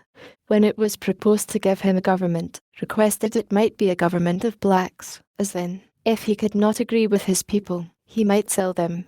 One of his friends, who sat next to me, says, "Franklin, why do you continue to sit with these damned Quakers? Had not you better sell them? The proprietor would give you a good price. The governor," says I, "has not yet blacked them enough." He, indeed, had laboured hard to blacken the Assembly in all his messages, but they whipped off his colouring as fast as he laid it on, and placked it, in return, thick upon his own face, so that, finding he was likely to be negrofied himself, he, as well as Mr. Hamilton, grew tired of the contest, and quitted the government. 13. These public quarrels were all at bottom owing to the proprietaries, or hereditary governors. When any expense was to be incurred for the defence of their province, with incredible meanness instructed their deputies to pass no act for levying the necessary taxes, unless their vast estates were in the same act expressly excused, and they had even taken bonds of these deputies to observe such instructions. The assemblies for 3 years held out against this injustice, though constrained to bend at last. At length Captain Denny, who was Governor Morris's successor, ventured to disobey those instructions. How that was brought about I shall show hereafter. 13. My acts in Morris's time. Military. Ed. March. Note. But I am got forward too fast with my story. There are still some transactions to be mentioned that happened during the administration of Governor Morris. War being in a manner commenced with France, the government of Massachusetts projected an attack upon Crown Point, and sent Mr. Quincy to Pennsylvania, and Mr. Pownall, afterward Governor Pownall, to New York, to solicit assistance. As I was in the Assembly, knew its temper, and was Mr. Quincy's countryman, he applied to me for my influence and assistance. I dictated his address to them, which was well received. They voted an aid of £10,000 to be laid out in provisions, but the governor refusing his assent to their bill, which included this with other sums granted for the use of the Crown, unless a clause were inserted exempting the proprietary estate from bearing any part of the tax that would be necessary. The Assembly, though very desirous of making their grant to New England effectual, were at a loss how to accomplish it. Mr. Quincy laboured hard with the governor to obtain his assent, but he was obstinate. I then suggested a method of doing the business without the governor, by orders on the trustees of the loan office, which, by law, the Assembly had the right of drawing. There was, indeed, little or no money at that time in the office, and therefore I proposed that the orders should be payable in a year, and to bear an interest of 5%. With these orders I supposed the provisions might easily be purchased. The Assembly, with very little hesitation, adopted the proposal. The orders were immediately printed, and I was one of the committee directed to sign and dispose of them. The fund for paying them was the interest of all the paper currency then extant in the province upon loan, together with the revenue arising from the excise, which being known to be more than sufficient, they obtained instant credit, and were not only received in payment for the provisions, but many moneyed people, who had cash lying by them, vested it in those orders, which they found advantageous, as they bore interest while upon hand, and might on any occasion be used as money, so that they were eagerly all bought up, and in a few weeks none of them were to be seen. Thus this important affair was by my means completed. My Quincy returned thanks to the Assembly in a handsome memorial, went home highly pleased with the success of his embassy, and ever after bore for me the most cordial and affectionate friendship. The British government, not choosing to permit the union of the colonies as proposed at Albany, and to trust the union with their defence, lest they should thereby grow too military, and feel their own strength, suspicions and jealousies at this time being entertained of them, sent over General Braddock with 2 regiments of regular English troops for that purpose. He landed at Alexandria, in Virginia, and thence marched to Fredericktown, in Maryland, where he halted for carriages, or assembly, apprehending, from some information, that he had conceived violent prejudices against them, as averse to the service, wished me to wait upon him, not as from them, but as Postmaster General, under the guise of proposing to settle with him the mode of conducting with most celerity and certainty the despatches between him and the governors of the several provinces, with whom he must necessarily have continual correspondence, and of which they proposed to pay the expense. My son accompanied me on this journey. We found the General at Fredericktown, waiting impatiently for the return of those he had sent through the back parts of Maryland and Virginia to collect wagons. I stayed with him several days, dined with him daily, and had full opportunity of removing all his prejudices, by the information of what the Assembly had before his arrival actually done, and were still willing to do, to facilitate his operations. When I was about to depart, the returns of wagons to be obtained were brought in, by which it appeared that they amounted only to 25, and not all of those were in serviceable condition. The General and all the officers were surprised, declared the expedition was then at an end, being impossible, and declared against the ministers for ignorantly landing them in a country destitute of the means of conveying their stores, baggage, etc., not less than 150 wagons being necessary. I happened to say I thought it was a pity they had not been landed rather in Pennsylvania, as in the country almost every farmer had his wagon. The General eagerly laid hold of my words, and said, "Then you, sir, who are a man of interest there, can probably procure them for us, and I beg you will undertake it." I asked what terms were to be offered the owners of the wagons, and I was desired to put on paper the terms that appeared to me necessary. This I did, and they were agreed to, and a commission and instructions accordingly prepared immediately. What those terms were will appear in the advertisement I published as soon as I arrived at Lancaster, which being, from the great and sudden effect it produced, a piece of some curiosity, I shall insert it at length, as follows. Advertisement. Lancaster, April the 26th, 1755. Whereas 150 wagons, with 4 horses to each wagon, and 1,500 saddle or pack horses, are wanted for the service of His Majesty's forces now about to rendezvous at Wells Creek, and His Excellency General Braddock having been pleased to empower me to contract for the hire of the same, I hereby give notice that I shall attend for that purpose at Lancaster from this day to next Wednesday evening, and at York from next Thursday morning till Friday evening, where I shall be ready to agree for wagons and teams, or single horses, on the following terms, viz. I. That there shall be paid for each wagon, with 4 good horses and a driver, 15 shillings per team, and for each able horse with a pack saddle, or other saddle and furniture, 2 shillings per team, and for each able horse without a saddle, 18 pence per team. 2. That the pay commence from the time of their joining the forces at Wells Creek, which must be on or before the 20th of May ensuing, and that a reasonable allowance be paid over and above for the time necessary for their travelling to Wells Creek and home again after their discharge. 3. Each wagon and team, and every saddle or pack horse, is to be valued by indifferent persons chosen between me and the owner, and in case of the loss of any wagon, team, or other horse in the service, the price according to such valuation is to be allowed and paid. 4. 7 days' pay is to be advanced and paid in hand by me to the owner of each wagon and team, or horse, at the time of contracting, if required, and the remainder to be paid by General Braddock, or by the paymaster of the army, at the time of their discharge, or from time to time, as it shall be demanded. 5. No drivers of wagons, or persons taking care of the hired horses, are on any account to be called upon to do the duty of soldiers, or be otherwise employed than in conducting or taking care of their carriages or horses. 6. All oats, Indian corn, or other forage that wagons or horses bring to the camp, more than is necessary for the subsistence of the horses, is to be taken for the use of the army, and a reasonable price paid for the same.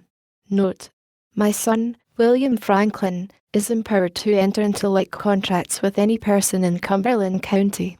B. Franklin. To the inhabitants of the counties of Lancaster, York and Cumberland, friends and countrymen, being occasionally at the camp at Frederick a few days since, I found the general and officers extremely exasperated on account of their not being supplied with horses and carriages, which had been expected from this province, as most able to furnish them. But, through the dissensions between our governor and assembly, money had not been provided, nor any steps taken for that purpose. It was proposed to send an armed force immediately into these counties, to seize as many of the best carriages and horses as should be wanted, and compel as many persons into the service as would be necessary to drive and take care of them. I apprehended that the progress of British soldiers through these counties on such an occasion, especially considering the temper they are in, and their resentment against us, would be attended with many and great inconveniences to the inhabitants, and they therefore more willingly took the trouble of trying first what might be done by fair and equitable means. The people of these back counties have lately complained to the Assembly that a sufficient currency was wanting. You have an opportunity of receiving and dividing among you a very considerable sum, for, if the service of this expedition should continue, as it is more than probable it will, for 120 days, the hire of these wagons and horses will amount to upward of £30,000, which will be paid you in silver and gold of the king's money.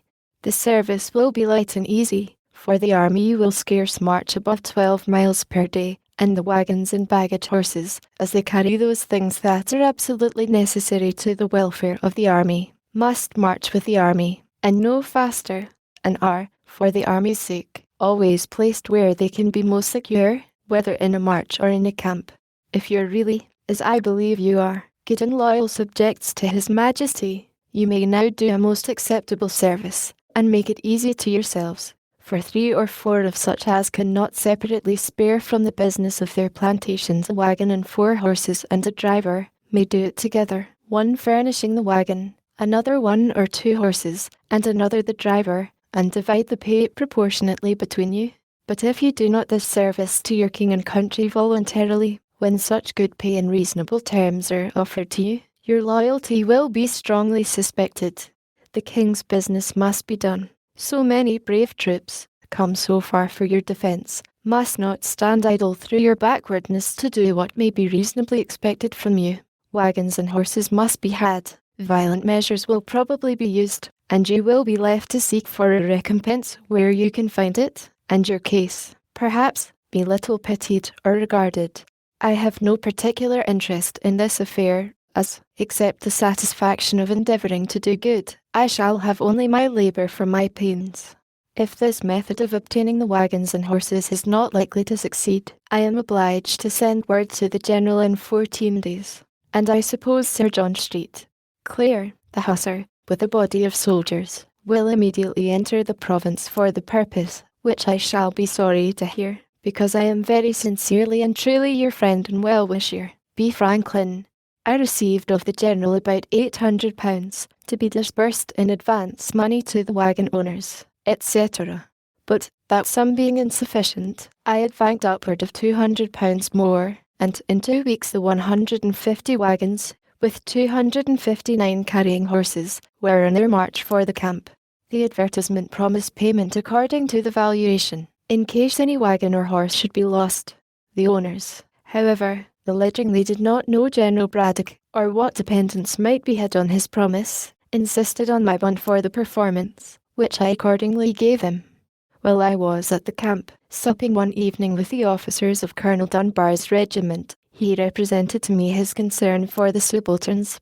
He said, "We're generally not in affluence, and could ill afford, in this dear country, to lay in the stores that might be necessary in so long a march through a wilderness where nothing was to be purchased.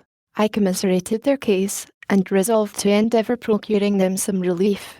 I said nothing, however, to him of my intention, but wrote the next morning to the committee of the Assembly, who had the disposition of some public money, warmly recommending the case of these officers to their consideration, and proposing that a present should be sent them of necessaries and refreshments. My son, who had some experience of a camp life, and of its wants, drew up a list for me, which I enclosed in my letter. The committee approved, and used such diligence that, conducted by my son, the stores arrived at the camp as soon as the wagons. They consisted of 20 parcels, each containing 6 pounds. Loaf sugar, 1 Gloucester cheese, 6 pounds. Good muscovado do, 1 keg containing 20 pounds. Good 1 pound. Good green tea. Butter, 1 pound. Good bohido. 2 daws. Old Madeira wine, 6 pounds. Good ground coffee, 2 gallons Jamaica spirits, 6 pounds. Chocolate, 1 bottle flour of mustard, 1 to 2 cwt. Best white biscuit, 2 well-cured hams, 1 to 2 pounds. Pepper, 1 to 2 dozen dry tongues, 1 quart best white wine vinegar 6 pounds. Rice, 6 pounds. Raisins. These 20 parcels, well packed, were placed on as many horses, each parcel, with the horse, being intended as a present for one officer. They were very thankfully received, and the kindness acknowledged by letters to me from the colonels of both regiments, in the most grateful terms. The general, too, was highly satisfied with my conduct in procuring him the wagons, etc., and readily paid my account of disbursements, thanking me repeatedly, and requesting my farther assistance in sending provisions after him. I undertook this also, and was busily employed in it till we heard of his defeat, advancing for the service of my own money, upwards of £1,000 sterling, of which I sent him an account. It came to his hands, luckily for me, a few days before the battle, and he returned me immediately an order on the paymaster for the round sum of £1,000, leaving the remainder to the next account. I consider this payment as good luck, having never been able to obtain the remainder, of which more hereafter. This general was, I think, a brave man, and might probably have made a figure as a good officer in some European war. But he had too much self-confidence, too high an opinion of the validity of regular troops, and too mean a one of both Americans and Indians. George Croghan, our Indian interpreter, joined him on his march with 100 of those people, who might have been of great use to his army as guides, scouts, etc., if he had treated them kindly, but he slighted and neglected them, and they gradually left him. In conversation with him one day, he was giving me some account of his intended progress. After taking Fort Duquesne, says he, I am to proceed to Niagara, and, having taken that, to Frontenac, if the season will allow time. And I suppose it will, for Duquesne can hardly detain me above 3 or 4 days, and then I see nothing that can obstruct my march to Niagara. Having before revolved in my mind the long line his army must make in their march by a very narrow road, to be cut for them through the woods and bushes, and also what I had read of a former defeat of 1,500 French, who invaded the Iroquois country, I had conceived some doubts and some fears for the event of the campaign. But I ventured only to say, to be sure, sir, if you arrive well before Duquesne, with these fine troops, so well provided with artillery, that place not yet completely fortified, and as we hear with no very strong garrison, can probably make but a short resistance. The only danger I apprehend of obstruction to your march is from ambuscades of Indians. By constant practice, are dexterous in laying and executing them, and the slender line, near 4 miles long, which your army must make, may expose it to be attacked by surprise in its flanks, and to be cut like a thread into several pieces, which, from their distance, cannot come up in time to support each other. He smiled at my ignorance, and replied, these savages may, indeed, be a formidable enemy to your raw American militia, but upon the King's regular and disciplined troops, sir, it is impossible they should make any impression. I was conscious of an impropriety in my disputing with a military man in matters of his profession, and said no more.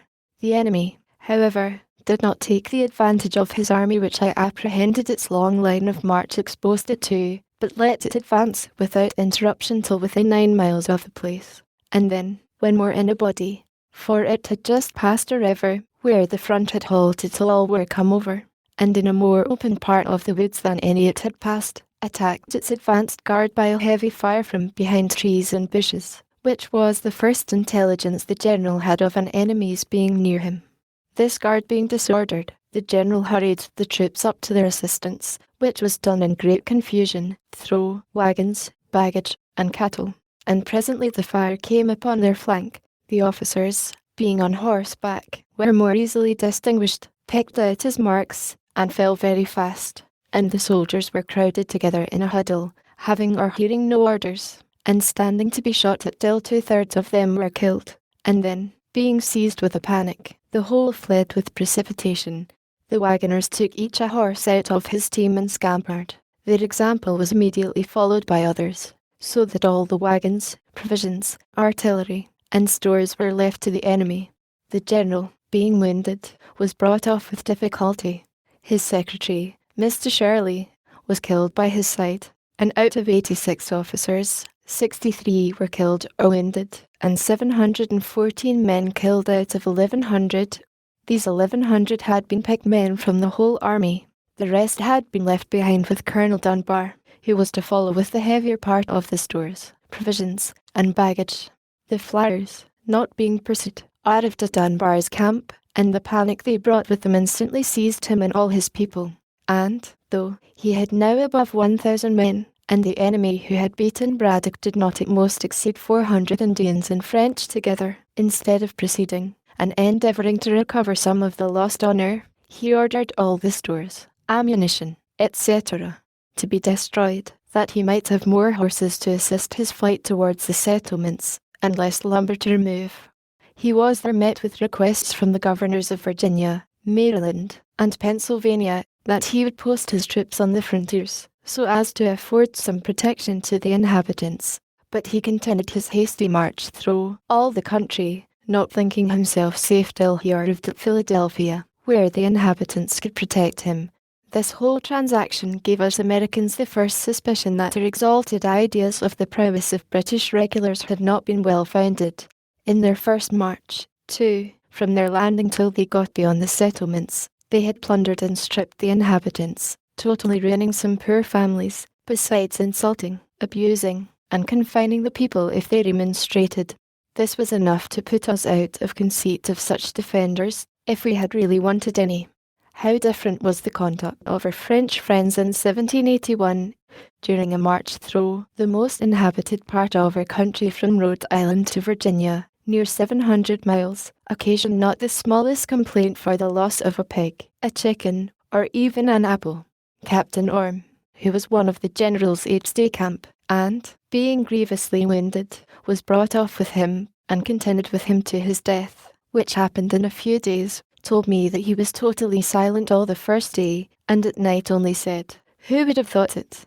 That he was silent again the following day, saying only at last, "We shall better know how to deal with them another time," and did in a few minutes after.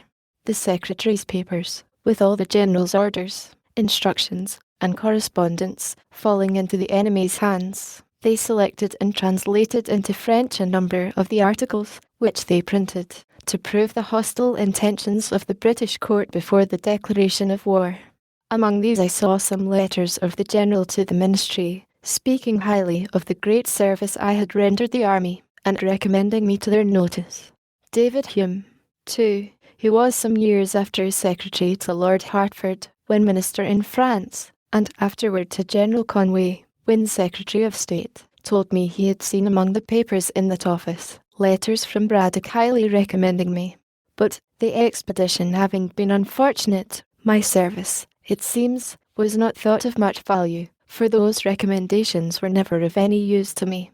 As to rewards from himself, I asked only one, which was, that he would give orders to his officers not to enlist any more of our bought servants, and that he would discharge such as had been already enlisted.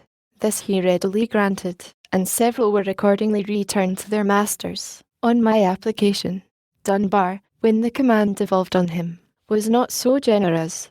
He being at Philadelphia, on his retreat, or rather flight, I applied to him for the discharge of the servants of 3 poor farmers of Lancaster County that he had enlisted, reminding him of the late General's orders on that head. He promised me that, if the masters would come to him at Trenton, where he should be in a few days on his march to New York, he would there deliver their men to them. They accordingly were at the expense and trouble of going to Trenton, and there he refused to perform his promise, to their great loss and disappointment. As soon as the loss of the wagons and horses was generally known, all the owners came upon me for the valuation which I had given bond to pay. Their demands gave me a great deal of trouble, my acquainting them that the money was ready in the paymaster's hands, but that orders for paying it must first be obtained from General Shirley, and my assuring them that I had applied to the General by letter, but, he being at a distance, an answer could not soon be received, and they must have patience. All this was not sufficient to satisfy, and some began to sue me. General Shirley at length relieved me from this terrible situation by appointing commissioners to examine the claims, and ordering payment. They amounted to near £20,000, which to pay would have ruined me.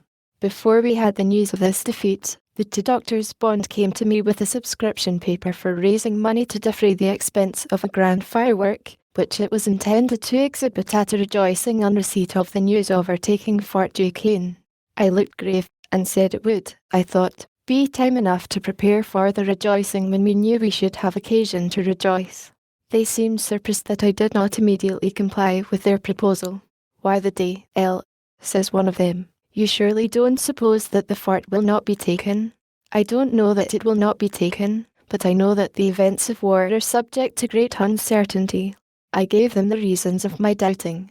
The subscription was dropped, and the projectors thereby missed the mortification they would have undergone if the firework had been prepared.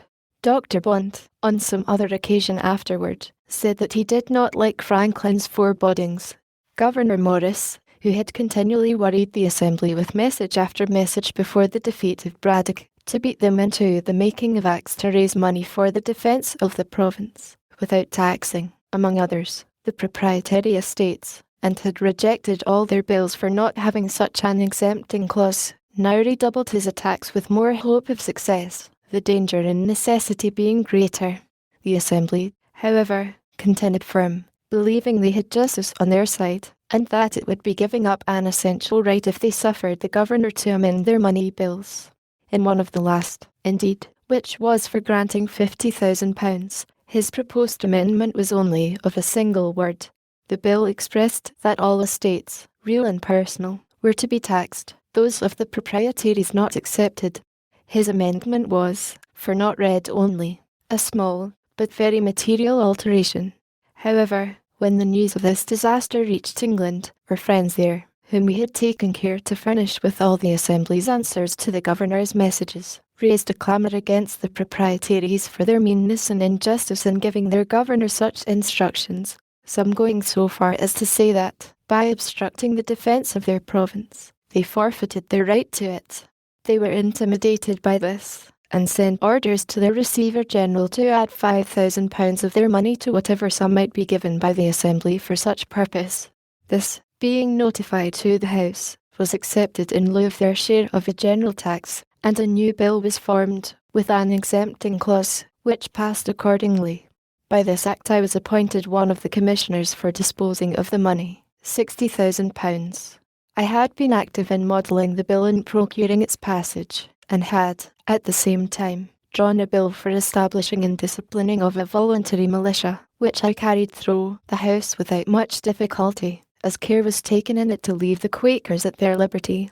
To promote the association necessary to form the militia, I wrote a dialogue, 14, stating and answering all the objections I could think of to such a militia, which was printed, and had, as I thought, great effect. 14. This dialogue and the militia act are in the Gentleman's Magazine for February and March, 1756. March. Note. While the several companies in the city and country were forming and learning their exercise, the governor prevailed with me to take charge of our northwestern frontier, which was infested by the enemy, and provide for the defence of the inhabitants by raising troops and building a line of forts. I undertook this military business, though I did not conceive myself well qualified for it. He gave me a commission with full powers, and a parcel of blank commissions for officers, to be given to whom I thought fit. I had but little difficulty in raising men, having soon 560 under my command. My son, who had in the preceding war been an officer in the army raised against Canada, was my aide-de-camp, and of great use to me. The Indians had burned Maidenhead, a village settled by the Moravians, and massacred the inhabitants, but the place was thought a good situation for one of the forts. In order to march thither, I assembled the companies at Bethlehem, the chief establishment of those people. I was surprised to find it in so good a posture of defence. The destruction of Maidenhead had made them apprehend danger. The principal buildings were defended by a stockade. They had purchased a quantity of arms and ammunition from New York, and had even placked quantities of small paving stones between the windows of their high stone houses, for their women to throw down upon the heads of any Indians that should attempt to force into them. The armed brethren, too, kept watch, and relieved as methodically as in any garrison town. In conversation with the Bishop, Spangenberg, I mentioned this my surprise, for, knowing they had obtained an Act of Parliament exempting them from military duties in the colonies, I had supposed they were conscientiously scrupulous of bearing arms.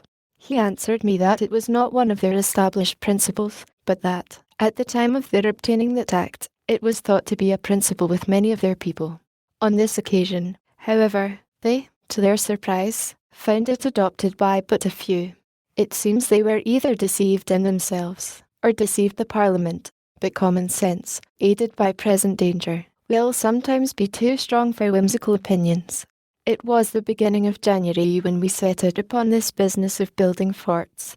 I sent one detachment toward the Minnezink, with instructions to erect one for the security of the upper part of the country, and another to the lower part, with similar instructions, and I concluded to go myself with the rest of my force to Maidenhead, where a fort was more immediately necessary.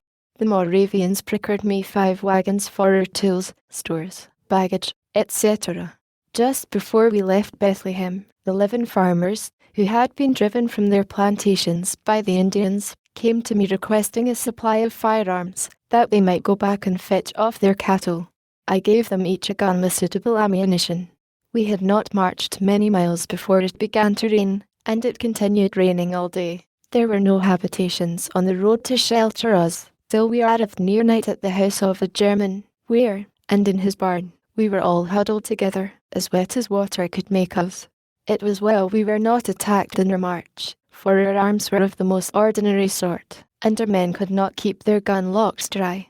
The Indians are dexterous in contrivances for that purpose, which we had not. They met that day the 11 poor farmers above mentioned, and killed 10 of them. The one who escaped informed that his and his companions' guns would not go off, the priming being wet with the rain. The next day being fair, we continued our march, and arrived at the desolated Maidenhead. There was a sawmill near, round which were left several piles of boards, with which we soon hatted ourselves, an operation the more necessary at that inclement season, as we had no tents. Our first work was to bury more effectually the dead we found there, who had been half interred by the country people. The next morning our fort was planned and marked out, the circumference measuring 455 feet, which would require as many palisades to be made of trees, one with another, of a foot diameter each. Our axes, of which we had 70, were immediately set to work to cut down trees, and, our men being dexterous in the use of them, great dispatch was made. Seeing the trees fall so fast, I had the curiosity to look at my watch when 2 men began to cut at a pine. In 6 minutes they had it upon the ground, and I found it of 14 inches diameter. Each pine made 3 palisades of 18 feet long, pointed at one end. While these were preparing, our other men dug a trench all round, of 3 feet deep, in which the palisades were to be planted, and, our wagons, the bodies being taken off, and the fore and hind wheels separated by taking out the pin which united the 2 parts of the perch, we had 10 carriages, with 2 horses each, to bring the palisades from the woods to the spot.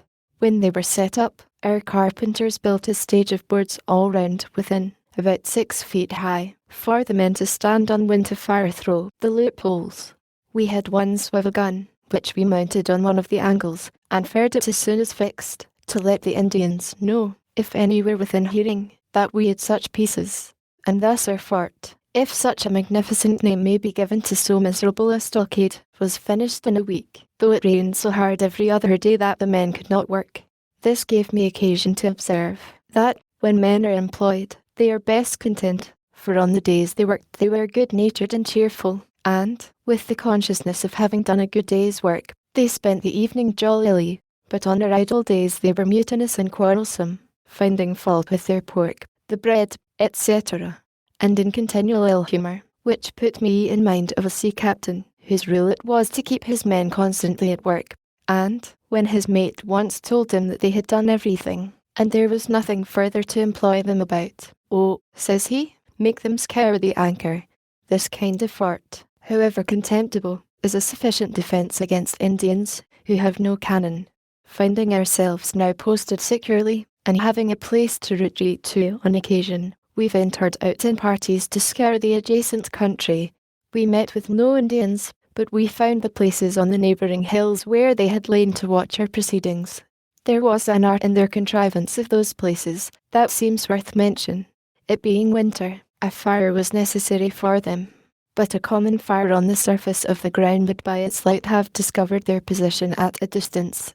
They had therefore dug holes in the ground about 3 feet diameter, and somewhat deeper. We saw where they had with their hatchets cut off the charcoal from the sides of burnt logs lying in the woods. With these coals they had made small fires in the bottom of the holes, and we observed among the weeds and grass the prints of their bodies, made by their laying all round, with their legs hanging down in the holes to keep their feet warm, which, with them, is an essential point. This kind of fire, so man-act, could not discover them, either by its light, flame, sparks, or even smoke. It appeared that their number was not great, and it seems they saw we were too many to be attacked by them with prospect of advantage.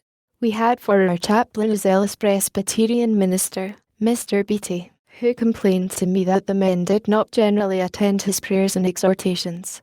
When they enlisted, they were promised, besides pay and provisions, a gill of rum a day, which was punctually served out to them, half in the morning, and the other half in the evening. And I observed they were as punctual in attending to receive it, upon which I said to Mr. Beatty, "It is, perhaps, below the dignity of your profession to act as steward of the rum, but if you were to deal it out and only just after prayers, you would have them all about you." He likewise undertook the office, and, with the help of a few hands to measure out the liquor, executed it to satisfaction, and never were prayers more generally and more punctually attended, so that I thought this method preferable to the punishment inflicted by some military laws for non-attendance on divine service. I had hardly finished this business, and got my fort well stored with provisions, when I received a letter from the governor, acquainting me that he had called the assembly, and wished my attendance there, if the posture of affairs on the frontiers was such that my remaining there was no longer necessary.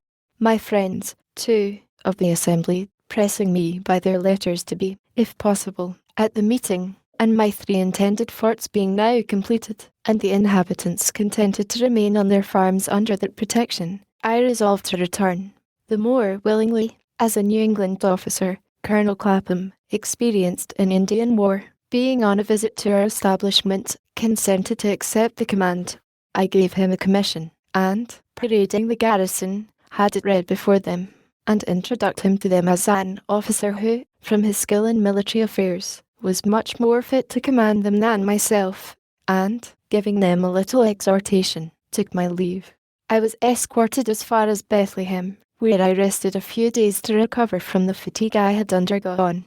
The first night, being in a good bed, I could hardly sleep. It was so different from my hard lodging on the floor of our hut at Naden, wrapped only in a blanket or two.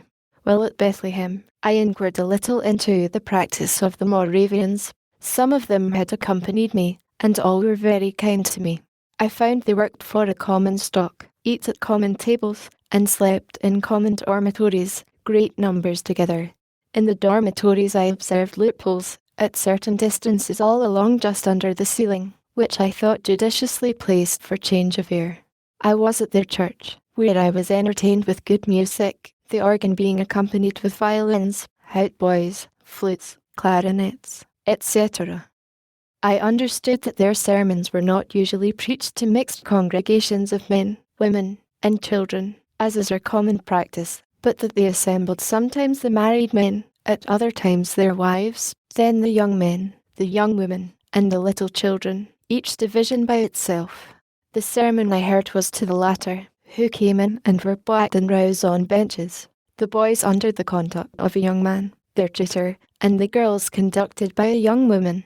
The discourse seemed well adapted to their capacities, and was delivered in a pleasing, familiar manner, coaxing them, as it were, to be good. They behaved very orderly, but looked pale and unhealthy, which made me suspect they were kept too much within doors, or not allowed sufficient exercise. I inquired concerning the Moravian marriages, whether the report was true that they were by lot. I was told that lots were used only in particular cases, that generally, when a young man found himself disposed to marry, he informed the elders of his class, who consulted the elder ladies that governed the young women. As these elders of the different sexes were well acquainted with the tempers and dispositions of their respective pupils, they could best judge what matches were suitable, and their judgments were generally acquiesced in. But if, for example, it should happen that 2 or 3 young women were found to be equally proper for the young man, the lot was then recurred to. I objected, if the matches are not made by the mutual choice of the parties, some of them may chance to be very unhappy, and so they may, answered my informer, if you let the parties choose for themselves, which, indeed, I could not deny. Being returned to Philadelphia, I found the association went on swimmingly. The inhabitants that were not Quakers, having pretty generally come into it, formed themselves into companies, and chose their captains, lieutenants, and ensigns, according to the new law. Dr. B visited me, and gave me an account of the pains he had taken to spread a general good liking to the law, and ascribed much to those endeavours. I had the vanity to ascribe all to my dialogue. However, not knowing but that he might be in the right, I let him enjoy his opinion, which I take to be generally the best way in such cases. The officers, meeting, chose me to be colonel of the regiment, which I this time accepted. I forget how many companies we had, but we paraded about 1,200 well-looking men, with a company of artillery, who had been furnished with 6 brass field pieces, which they had become so expert in the use of as to fire 12 times in a minute. The first time I reviewed my regiment they accompanied me to my house, and would salute me with some rounds fired before my door, which shook down and broke several glasses of my electrical apparatus. And my new honour proved not much less brittle, for all our commissions were soon after broken by repeal of the law in England. During this short time of my colonialship, being about to set out on a journey to Virginia, the officers of my regiment took it into their heads that it would be proper for them to escort me out of town, as far as the lower ferry. Just as I was getting on horseback they came to my door, between 30 and 40, mounted, and all in their uniforms. I had not been previously acquainted with the project, or I should have prevented it, being naturally averse to the assuming of state on any occasion, and I was a good deal chagrined at their appearance, as I could not avoid their accompanying me. What made it worse was, that, as soon as we began to move, they drew their swords and rode with them naked all the way. Somebody wrote an account of this to the proprietor, and it gave him great offence. No such honour had been paid him in the province, nor to any of his governors, and he said it was only proper to princes of the blood royal, which may be true for aught I know. He was, and still am, ignorant of the etiquette in such cases. This silly affair, however, greatly increased his rancour against me, which was before not a little, on account of my conduct in the assembly respecting the exemption of his estate from taxation, which I had always opposed very warmly, and not without severe reflections on his meanness and injustice of contending for it. He accused me to the ministry as being the great obstacle to the king's service, preventing, by my influence in the house, the proper form of the bills for raising money, and he instanced this parade with my officers as a proof of my having an intention to take the government of the province out of his hands by force. He also applied to Sir Everard Falconer, the Postmaster General, to deprive me of my office, but it had no other effect than to procure from Sir Everard a gentle admonition. notwithstanding the continual wrangle between the governor and the House, in which I, as a member, had so large a share, there still subsisted a civil intercourse between that gentleman and myself, and we never had any personal difference. I have sometimes since thought that his little or no resentment against me, for the answers it was known I drew up to his messages, might be the effect of professional habit, and that, being bred a lawyer, he might consider us both as merely advocates for contending clients in a suit, he for the proprietaries and I for the assembly. He would, therefore, sometimes call in a friendly way to advise with me on difficult points, and sometimes, though not often, take my advice. We acted in concert to supply Braddock's army with provisions, and, when the shocking news arrived of his defeat, the governor sent in haste for me, to consult with him on measures for preventing the desertion of the back counties. I forget now the advice I gave, but I think it was, that Dunbar should be written to, and prevailed with, if possible, to post his troops on the frontiers for their protection, till, by reinforcements from the colonies, he might be able to proceed on the expedition. And, after my return from the frontier, he would have had me undertake the conduct of such an expedition with provincial troops, for the reduction of Fort Duquesne, Dunbar and his men being otherwise employed, and he proposed to commission me as general. I had not so good an opinion of my military abilities as he professed to have, and I believe his professions must have exceeded his real sentiments, but probably he might think that my popularity would facilitate the raising of the men, and my influence in assembly, the grant of money to pay them, and that, perhaps, without taxing the proprietary estate. Finding me not so forward to engage as he expected, the project was dropped, and he soon after left the government, being superseded by Captain Denny.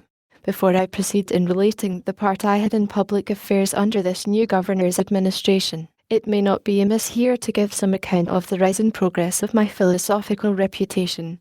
In 1746, being at Boston, I met there with a Dr. Spence, who was lately arrived from Scotland, and showed me some electric experiments.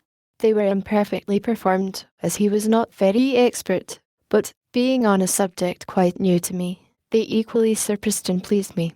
Soon after my return to Philadelphia, our library company received from Mr. P. Collinson, Fellow of the Royal Society of London, a present of a glass tube, with some account of the use of it in making such experiments.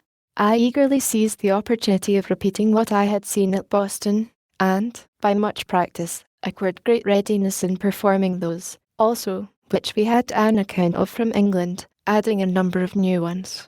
I say much practice, for my house was continually full, for some time, with people who came to see these new wonders.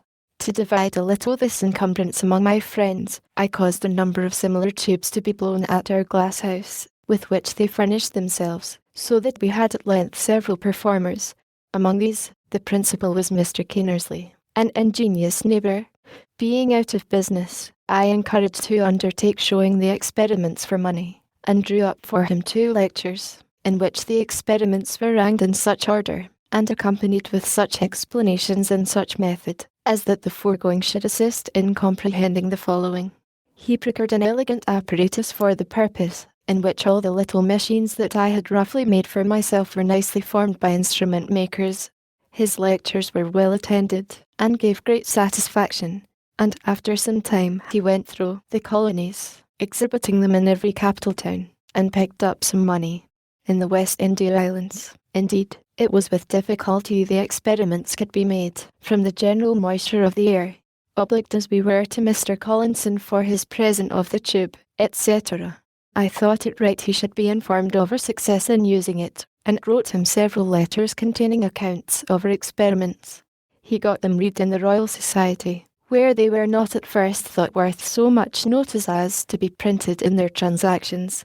One paper, which I wrote for Mr. Kinnersley, on the sameness of lightning with electricity, I sent to Dr. Mitchell, an acquaintance of mine, and one of the members also of that society, who wrote me word that it had been read, but was laughed at by the connoisseurs. The papers, however, being shown to Dr. Fothergill, he thought them of too much value to be stifled, and advised the printing of them. Mr. Collinson then gave them to Kay for publication in his Gentleman's magazine, but he chose to print them separately in a pamphlet, and Dr. Fothergill wrote the preface. Cave, it seems, judged rightly for his profits, for by the editions that arrived afterward they swelled to a quarto volume, which has had 5 editions, and cost him nothing for copy money.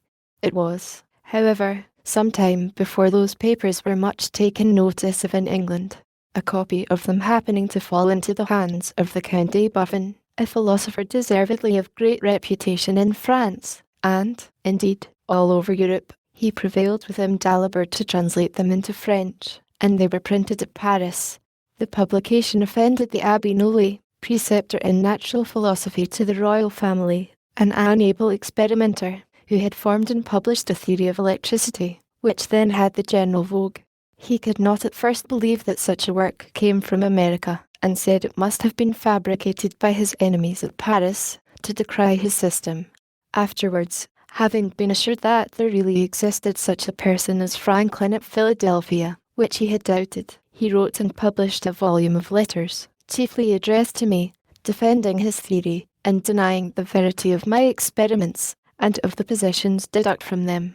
I once purposed answering the Abbé, and actually began the answer, but, on consideration that my writings contained a description of experiments which anyone might repeat and verify, and if not to be verified, could not be defended, or of observations offered as conjectures, and not delivered dogmatically, therefore not laying me under any obligation to defend them, and reflecting that a dispute between 2 persons, writing in different languages, might be lengthened greatly by mistranslations, and thence misconceptions of one another's meaning, much of one of the Abbé's letters being founded on an error in the translation, I concluded to let my papers shift for themselves, believing it was better to spend what time I could spare from public business in making new experiments, than in disputing about those already made. I therefore never answered them nolly, and the event gave me no cause to repent my silence, for my friend M. Leroy, of the Royal Academy of Sciences, took up my cause and refuted him. My book was translated into the Italian, German, and Latin languages, and the doctrine it contained was by degrees universally adopted by the philosophers of Europe, in preference to that of the Abbé, so that he lived to see himself the last of his sect, except Monsieur B. of Paris, his early and immediate disciple. What gave my book the more sudden and general celebrity was the success of one of its proposed experiments, made by Messrs. Dalibard and de Laure at Marly, for drawing lightning from the clouds. This engagged the public attention everywhere. M. de Laure, who had an apparatus for experimental philosophy, and lectured in that branch of science, undertook to repeat what he called the Philadelphia experiments, and, after they were performed before the king and court, all the curious of Paris flocked to see them. I will not swell this narrative with an account of that capital experiment, nor of the infinite pleasure I received in the success of a similar one I made soon after with a kite at Philadelphia, as both are to be found in the histories of electricity. Dr. Wright, an English physician, when at Paris, wrote to a friend, who was of the Royal Society, an account of the high esteem my experiments were in among the learned abroad, and of their wonder that my writings had been so little noticed in England. The Society, on this, resumed the consideration of the letters that had been read to them, and the celebrated Dr. Watson drew up a summary account of them, and of all I had afterwards sent to England on the subject, which he accompanied with some praise of the writer. This summary was then printed in their Transactions, and some members of the Society in London, particularly the very ingenious Mr. Canton, having verified the experiment of procuring lightning from the clouds by a pointed rod, and acquainting them with the success, they soon made me more than amends for the slight with which they had before treated me. Without my having made any application for that honour, they chose me a member, and voted that I should be accused the customary payments, which would have amounted to 25 guineas, and ever since have given me their Transactions gratis. They also presented me with the gold medal of Sir Godfrey Copley for the year 1753, the delivery of which was accompanied by a very handsome speech of the President, Lord Macclesfield, wherein I was highly honoured. Our new governor, Captain Denny, brought over for me the before-mentioned medal from the Royal Society, which he presented to me at an entertainment given him by the city. He accompanied it with very polite expressions of his esteem for me, having, as he said, been long acquainted with my character. After dinner, When the company, as was customary at that time, were engaged in drinking, he took me aside into another room, and acquainted me that he had been advised by his friends in England to cultivate a friendship with me, as one who was capable of giving him the best advice, and of contributing most effectually to the making his administration easy, that he therefore desired of all things to have a good understanding with me, and he begged me to be assured of his readiness on all occasions to render me every service that might be in his power. He said much to me, also, of the proprietor's good disposition towards the province, and of the advantage it might be to us all, and to me in particular, if the opposition that had been so long continued to his measures was dropped, and harmony restored between him and the people, in effecting which, it was thought no one could be more serviceable than myself, and I might depend on adequate acknowledgments and recompenses, etc., etc. The drinkers, finding we did not return immediately to the table, sent us a decanter of Madeira, which the governor made liberal use of, and in proportion became more profuse of his solicitations and promises. My answers were to this purpose, that my circumstances, thanks to God, were such as to make proprietary favours unnecessary to me, and that, being a member of the Assembly, I could not possibly accept of any, that, however, I had no personal enmity to the proprietary, and that, whenever the public measures he proposed should appear to be for the good of the people, no one should espouse and forward them more zealously than myself, my past opposition having been founded on this, that the measures which had been urged were evidently intended to serve the proprietary interest, with great prejudice to that of the people, that I was much obliged to him, the governor, for his professions of regard to me, and that he might rely on everything in my power to make his administration as easy as possible, hoping at the same time that he had not brought with him the same unfortunate instruction his predecessor had been hampered with. On this he did not then explain himself, but when he afterwards came to do business with the Assembly, they appeared again, the disputes were renewed, and I was as active as ever in the opposition, being the penman, first, of the request to have a communication of the instructions, and then of the remarks upon them, which may be found in the votes of the time, and in the historical review I afterward published. But between us personally no enmity arose. We were often together. He was a man of letters, had seen much of the world, and was very entertaining and pleasing in conversation.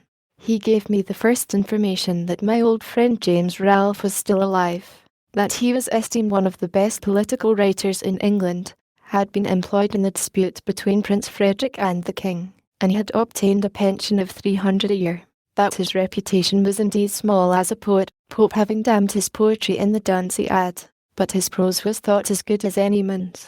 15. The Assembly finally finding the proprietary obstinately persisted in manacling their deputies with instructions inconsistent not only with the privileges of the people, but with the service of the Crown, resolved to petition the King against them, and appointed me their agent to go over to England, to present and support the petition.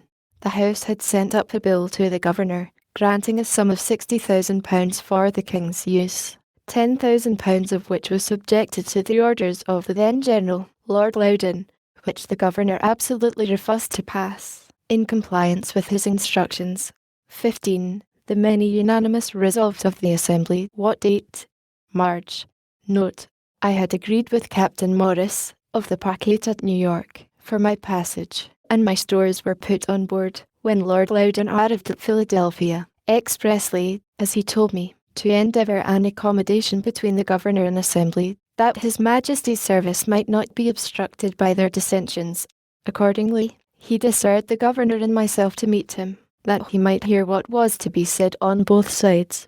We met and discussed the business.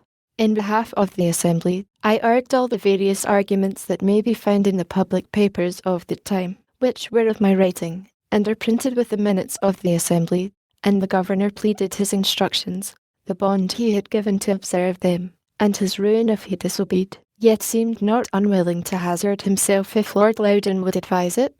This his lordship did not choose to do, though I once thought I had nearly prevailed with him to do it, but finally he rather chose to urge the compliance of the Assembly, and he entreated me to use my endeavours with them for that purpose, declaring that he would spare none of the King's troops for the defence of our frontiers, and that, If we did not continue to provide for the defense ourselves, they must remain exposed to the enemy. I acquainted the House with what had passed, and, presenting them with a set of resolutions I had drawn up, declaring our rights, and that we did not relinquish our claim to those rights, but only suspended the exercise of them on this occasion through force, against which we protested, they at length agreed to drop the bill, and frame another conformable to the proprietary instructions. This of course the governor passed, and I was then at liberty to proceed on my voyage. But, in the meantime, the packet had sailed with my sea stores, which was some loss to me, and my only recompense was his lordship's thanks for my service, all the credit of obtaining the accommodation falling to his share. He set out for New York before me, and, as the time for dispatching the packet boats was at his disposition, and there were two then remaining there, one of which, he said, was to sail very soon, I requested to know the precise time, that I might not miss her by any delay of mine.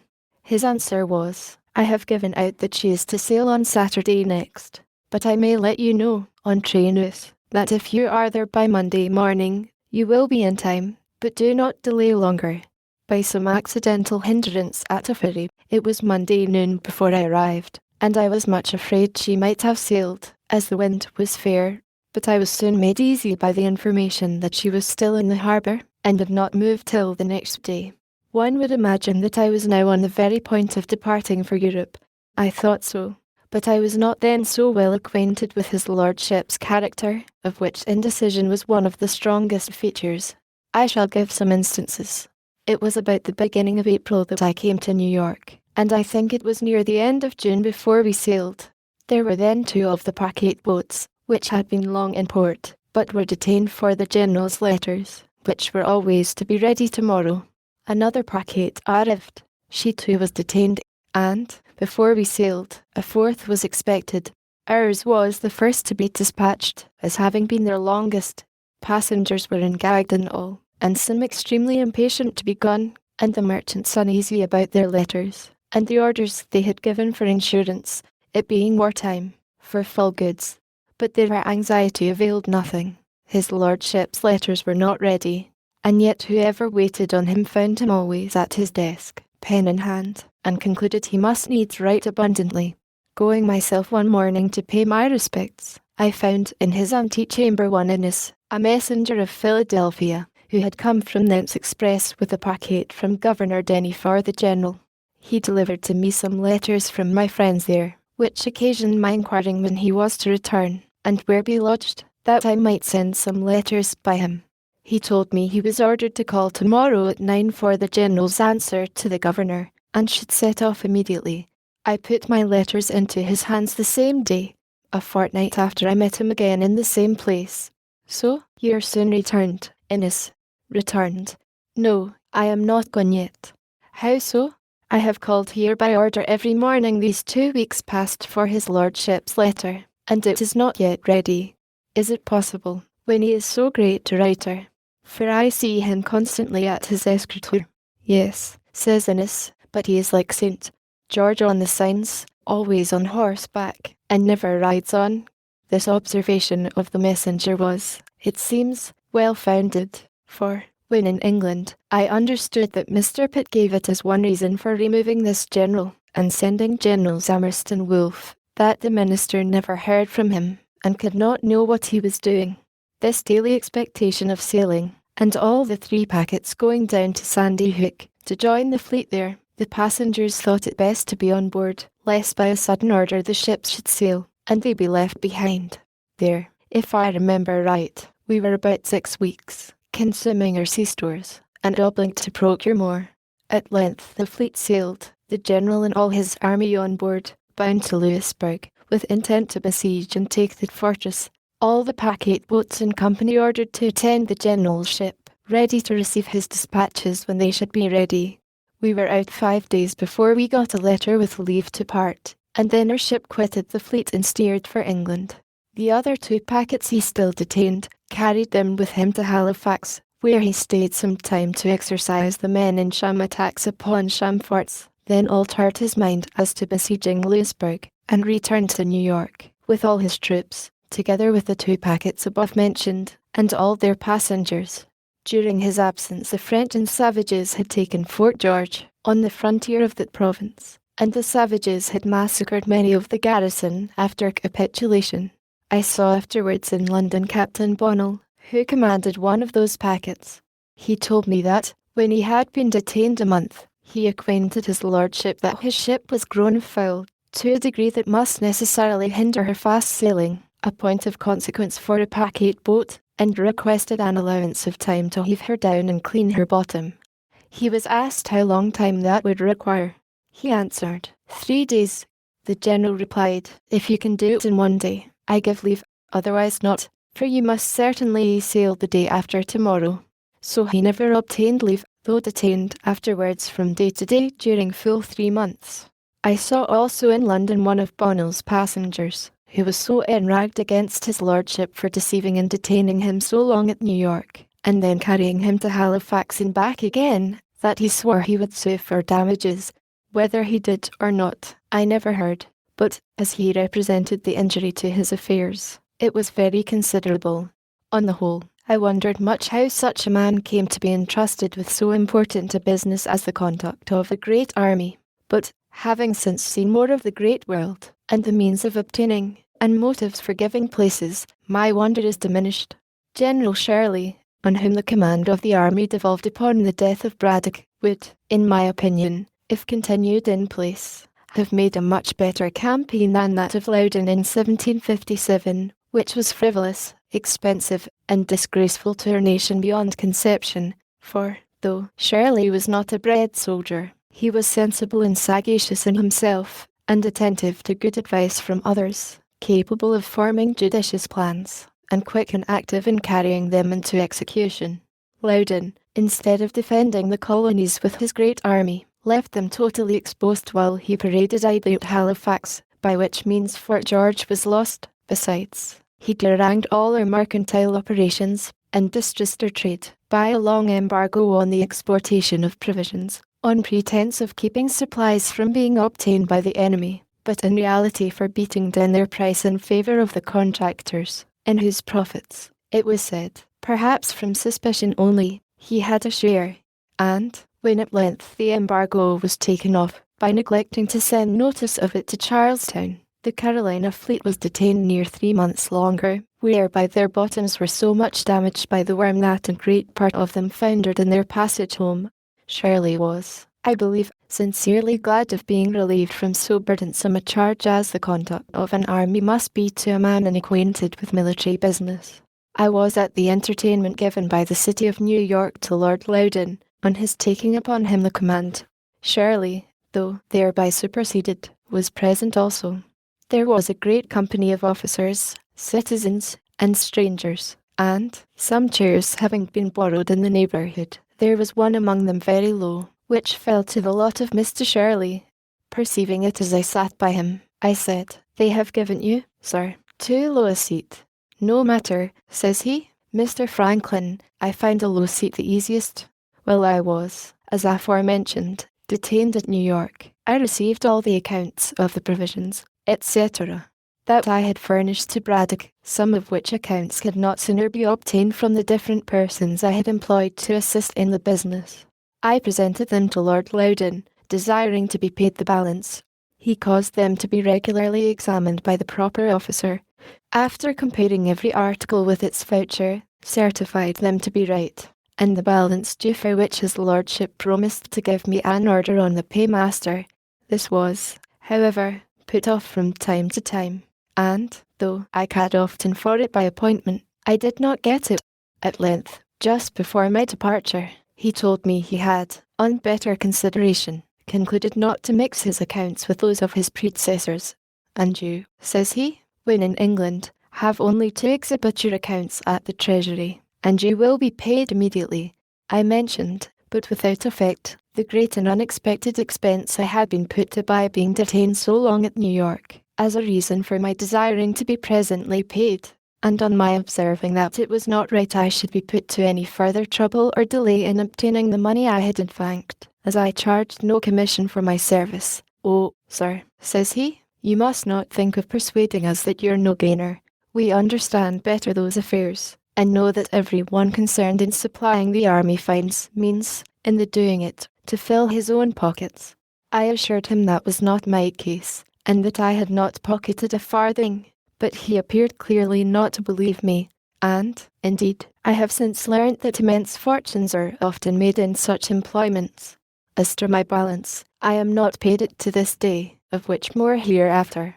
Our captain of the packet had boasted much, before we sailed, of the swiftness of his ship. Unfortunately, when we came to sea, she proved the dullest of 96 sail, to his no small mortification.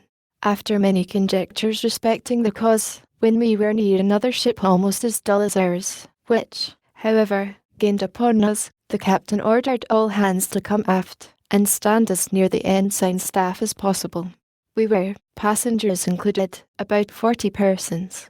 While we stood there, the ship mended her pace, and soon left her neighbour far behind, which proved clearly what our captain suspected, that she was loaded too much by the head. The casks of water, it seems, had been all placked forward. These he therefore ordered to be moved further aft, on which the ship recovered her character, and proved the sailor in the fleet. The captain said she had once gone at the rate of 13 knots, which is accounted 13 miles per hour.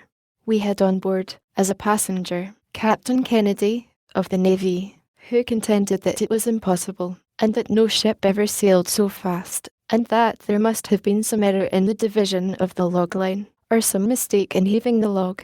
A wager ensued between the two captains, to be decided when there should be sufficient wind. Kennedy thereupon examined rigorously the log line, and, being satisfied with that, he determined to throw the log himself. Accordingly, some days after, when the wind blew very fair and fresh, and the captain of the packet, Lutwidge, said he believed she then went at the rate of 13 knots, Kennedy made the experiment, and owned his wager lost. The above fact I give for the sake of the following observation. It has been remarked, as an imperfection in the art of shipbuilding, that it can never be known, till she is tried, whether a new ship will or will not be a good sailor, for that the model of a good sailing ship has been exactly followed in a new one, which has proved, on the contrary, remarkably dull. I apprehend that this may partly be occasioned by the different opinions of seamen respecting the modes of lading, rigging, and sailing of a ship. Each has his system, and the same vessel, laden by the judgment and orders of one captain, shall sail better or worse than when by the orders of another. Besides, it scarce ever happens that a ship is formed, fitted for the sea, and sailed by the same person. One man builds the hull, another rigs her, a third leads and sails her. No one of these has the advantage of knowing all the ideas and experience of the others, and, therefore, cannot draw just conclusions from a combination of the whole.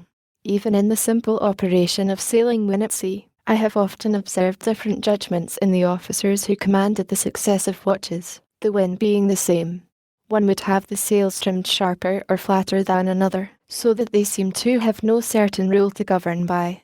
Yet I think a set of experiments might be instituted. First, to determine the most proper form of the hull for swift sailing. Next, the best dimensions and properest place for the masts. Then the form and quantity of sails, and their position, as the wind may be. And, lastly, the disposition of the lading. This is an age of experiments, and I think a set accurately made and combined would be of great use. I am persuaded, therefore, that dear longsome ingenious philosopher will undertake it, to whom I wish success. We were several times chased in our passage, but outsailed everything, and in 30 days had soundings. We had a good observation, and the captain judged himself so near our port, Falmouth, that, if we made a good run in the night, we might be off the mouth of that harbour in the morning, and by running in the night might escape the notice of the enemy's privateers, who often crossed near the entrance of the channel. Accordingly, all the sail was set that we could possibly make, and the wind being very fresh and fair, we went right before it, and made great way. The captain, after his observation, shaped his course, as he thought, so as to pass wide of the Scilly Isles, but it seems there is sometimes a strong in draught setting up St. George's Channel, which deceives seamen and caused the loss of Sir Cloudesley Chauvel's squadron. This in draught was probably the cause of what happened to us. We had a watchman placked in the bow, to whom they often called, "Look well out before there," and he has often answered, "Aye, aye." but perhaps had his eyes shut, and was half asleep at the time, they sometimes answering, as is said, mechanically, for he did not see a light just before us, which had been hid by the studding sails from the man at the helm, and from the rest of the watch, but by an accidental yaw of the ship was discovered, and occasioned a great alarm, we being very near it, the light appearing to me as big as a cart wheel. It was midnight, and our captain fast asleep, but Captain Kennedy, jumping upon deck, and seeing the danger, ordered the ship to wear round, all sails standing, an operation dangerous to the masts, but it carried us clear, and we escaped shipwreck, for we were running right upon the rocks in which the lighthouse was erected. This deliverance impressed me strongly with the utility of lighthouses, and made me resolve to encourage the building more of them in America, if I should live to return there. In the morning it was found by the soundings, etc., that we were near a port, but a thick fog hid the land from our sight. About 9 o'clock the fog began to arise, and seemed to be lifted up from the water like the curtain at a playhouse, discovering underneath the town of Falmouth, the vessels in its harbour, and the fields that surrounded it.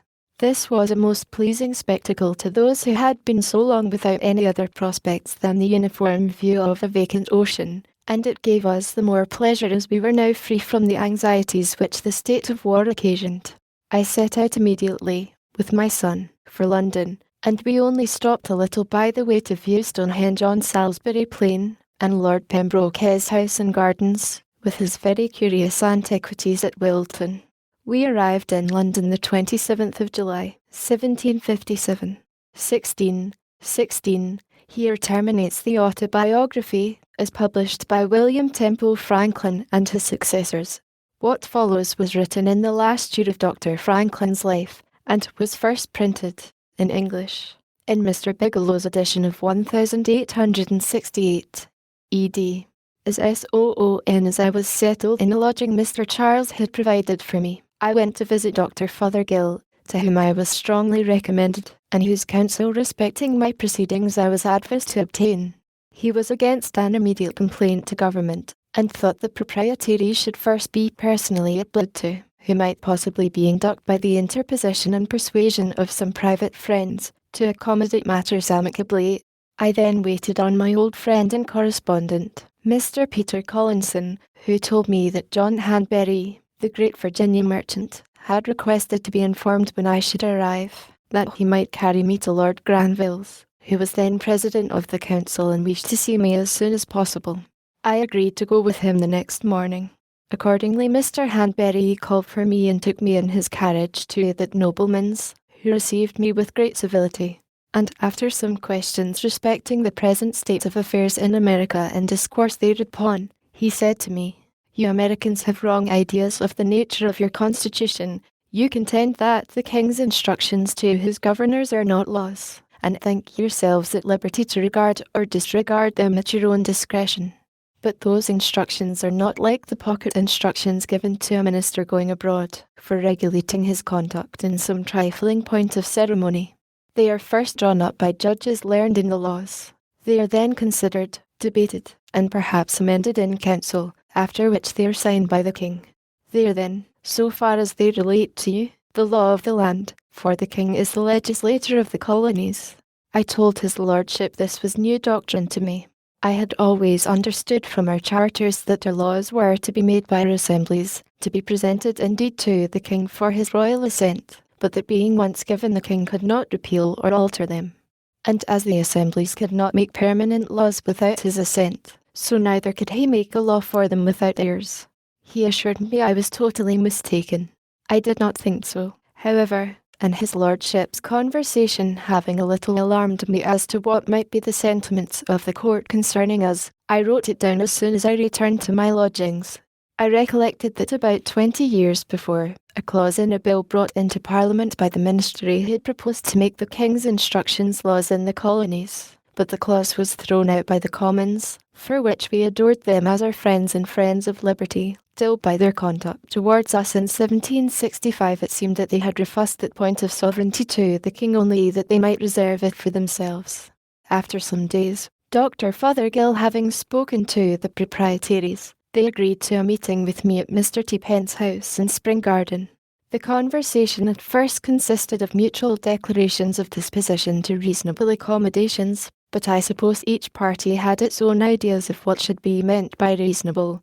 We then went into consideration over several points of complaint, which I enumerated. The proprietaries justified their conduct as well as they could, and I the Assembly's.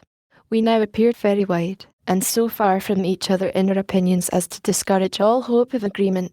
However, it was concluded that I should give them the heads of our complaints in writing, and they promised then to consider them. I did so soon after, but they put the paper into the hands of their solicitor, Ferdinand John Paris, who managed for them all their law business in their great suit with the neighbouring proprietary of Maryland, Lord Baltimore, which had subsisted 70 years, and wrote for them all their papers and messages in their dispute with the Assembly. He was a proud, angry man, and as I had occasionally in the answers of the Assembly treated his papers with some severity, they being really weak in point of argument and haughty in expression, he had conceived a mortal enmity to me, which discovering itself whenever we met, I declined the proprietary's proposal that he and I should discuss the heads of complaint between our two selves, and refused treating with any one but them. They then by his advice put the paper into the hands of the Attorney and Solicitor General for their opinion and counsel upon it, where it lay unanswered a year wanting 8 days, during which time I made frequent demands of an answer from the proprietaries, but without obtaining any other than that they had not yet received the opinion of the Attorney and Solicitor General. What it was when they did receive it I never learnt, for they did not communicate it to me, but sent a long message to the Assembly drawn and signed by Paris, reciting my paper, complaining of its want of formality, as a rudeness on my part, and giving a flimsy justification of their conduct, adding that they should be willing to accommodate matters if the Assembly would send out some person of candour to treat with them for that purpose, intimating thereby that I was not such. The want of formality or rudeness was, probably, my not having addressed the paper to them with their assumed titles of true and absolute proprietaries of the province of Pennsylvania, which I omitted as not thinking it necessary in a paper, the intention of which was only to reduce to a certainty by writing what in conversation I had delivered viva voce. But during this delay, the Assembly having prevailed with Govardhani to pass an act taxing the proprietary estate in common with the estates of the people, which was the grand point in dispute, they omitted answering the message. When this act however came over, the proprietaries, counselled by Paris, determined to oppose its receiving the royal assent. Accordingly they petitioned the King in Council, and a hearing was appointed in which 2 lawyers were employed by them against the act, and 2 by me in support of it. They alleged that the act was intended to load the proprietary estate in order to spare those of the people, and that if it were suffered to continue in force, and the proprietaries who were in odium with the people, left to their mercy in proportioning the taxes, they would inevitably be ruined. We replied that the act had no such intention, and would have no such effect, that the assessors were honest and discreet men under an oath to assess fairly and equitably, and that any advantage each of them might expect in lessening his own tax by augmenting that of the proprietaries was too trifling to induce them to perjure themselves. This is the purport of what I remember is urged by both sides, except that we insisted strongly on the mischievous consequences that must attend a repeal, for that the money, L100,000, being printed and given to the King's use, expended in his service, and now spread among the people, the repeal would strike it dead in their hands to the ruin of many, and the total discouragement of future grants, and the selfishness of the proprietors in soliciting such a general catastrophe, merely from a groundless fear of their estate being taxed too highly, was insisted on in the strongest terms. On this, Lord Mansfield, one of the council, rose, and beckoning me took me into the clerk's chamber, while the lawyers were pleading, and asked me if I was really of opinion that no injury would be done the proprietary estate in the execution of the act. I said certainly. Then, says he, you can have little objection to enter into an engagement to assure that point. I answered, none at all. He then cad in Paris, and after some discourse, his lordship's proposition was accepted on both sides. A paper to the purpose was drawn up by the clerk of the council, which I signed with Mr. Charles, who was also an agent of the province for their ordinary affairs, when Lord Mansfield returned to the council chamber, where finally the law was allowed to pass. Some changes were however recommended, and we also engaged they should be made by a subsequent law, but the Assembly did not think them necessary, for 1 year's tax having been levied by the Act before the Order of Council arrived. They appointed a committee to examine the proceedings of the assessors, and on this committee they put several particular friends of the proprietaries. After a full inquiry, they unanimously signed a report that they found the tax had been assessed with perfect equity. The Assembly looked into my entering into the first part of the engagement as an essential service to the province, since it secured the credit of the paper money then spread over all the country. They gave me their thanks in form when I returned. But the proprietaries were enraged at Governor Denny for having passed the act, and turned him out with threats of suing him for breach of instructions which he had given Bond to observe. He, however, having done it at the instance of the General, and for His Majesty's service, and having some powerful interest at court, dismissed the threats, and they were never put in execution. Unfinished. Chief events in Franklin's life ending, as it does, with the year 1757, the autobiography leaves important facts unrecorded. It has seemed advisable, therefore, to detail the chief events in Franklin's life, from the beginning, in the following list. 1706 he is born, in Boston, and baptized in the Old South Church.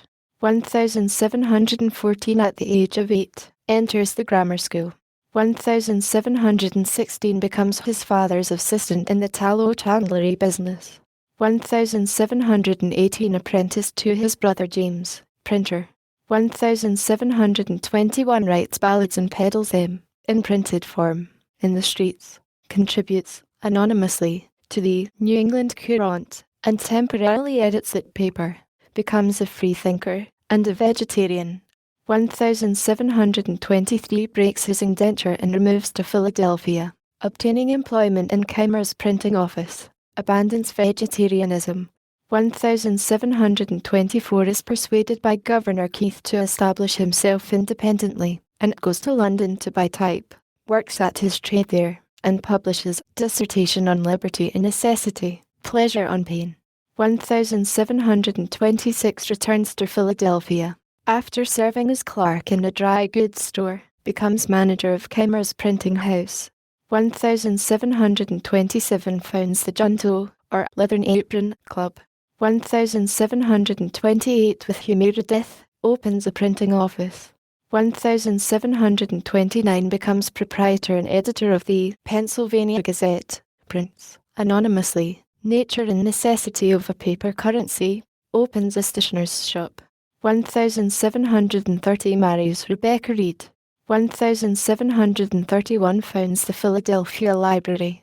1732 publishes the first number of Poor Richard's Almanac under the pseudonym of Richard Saunders.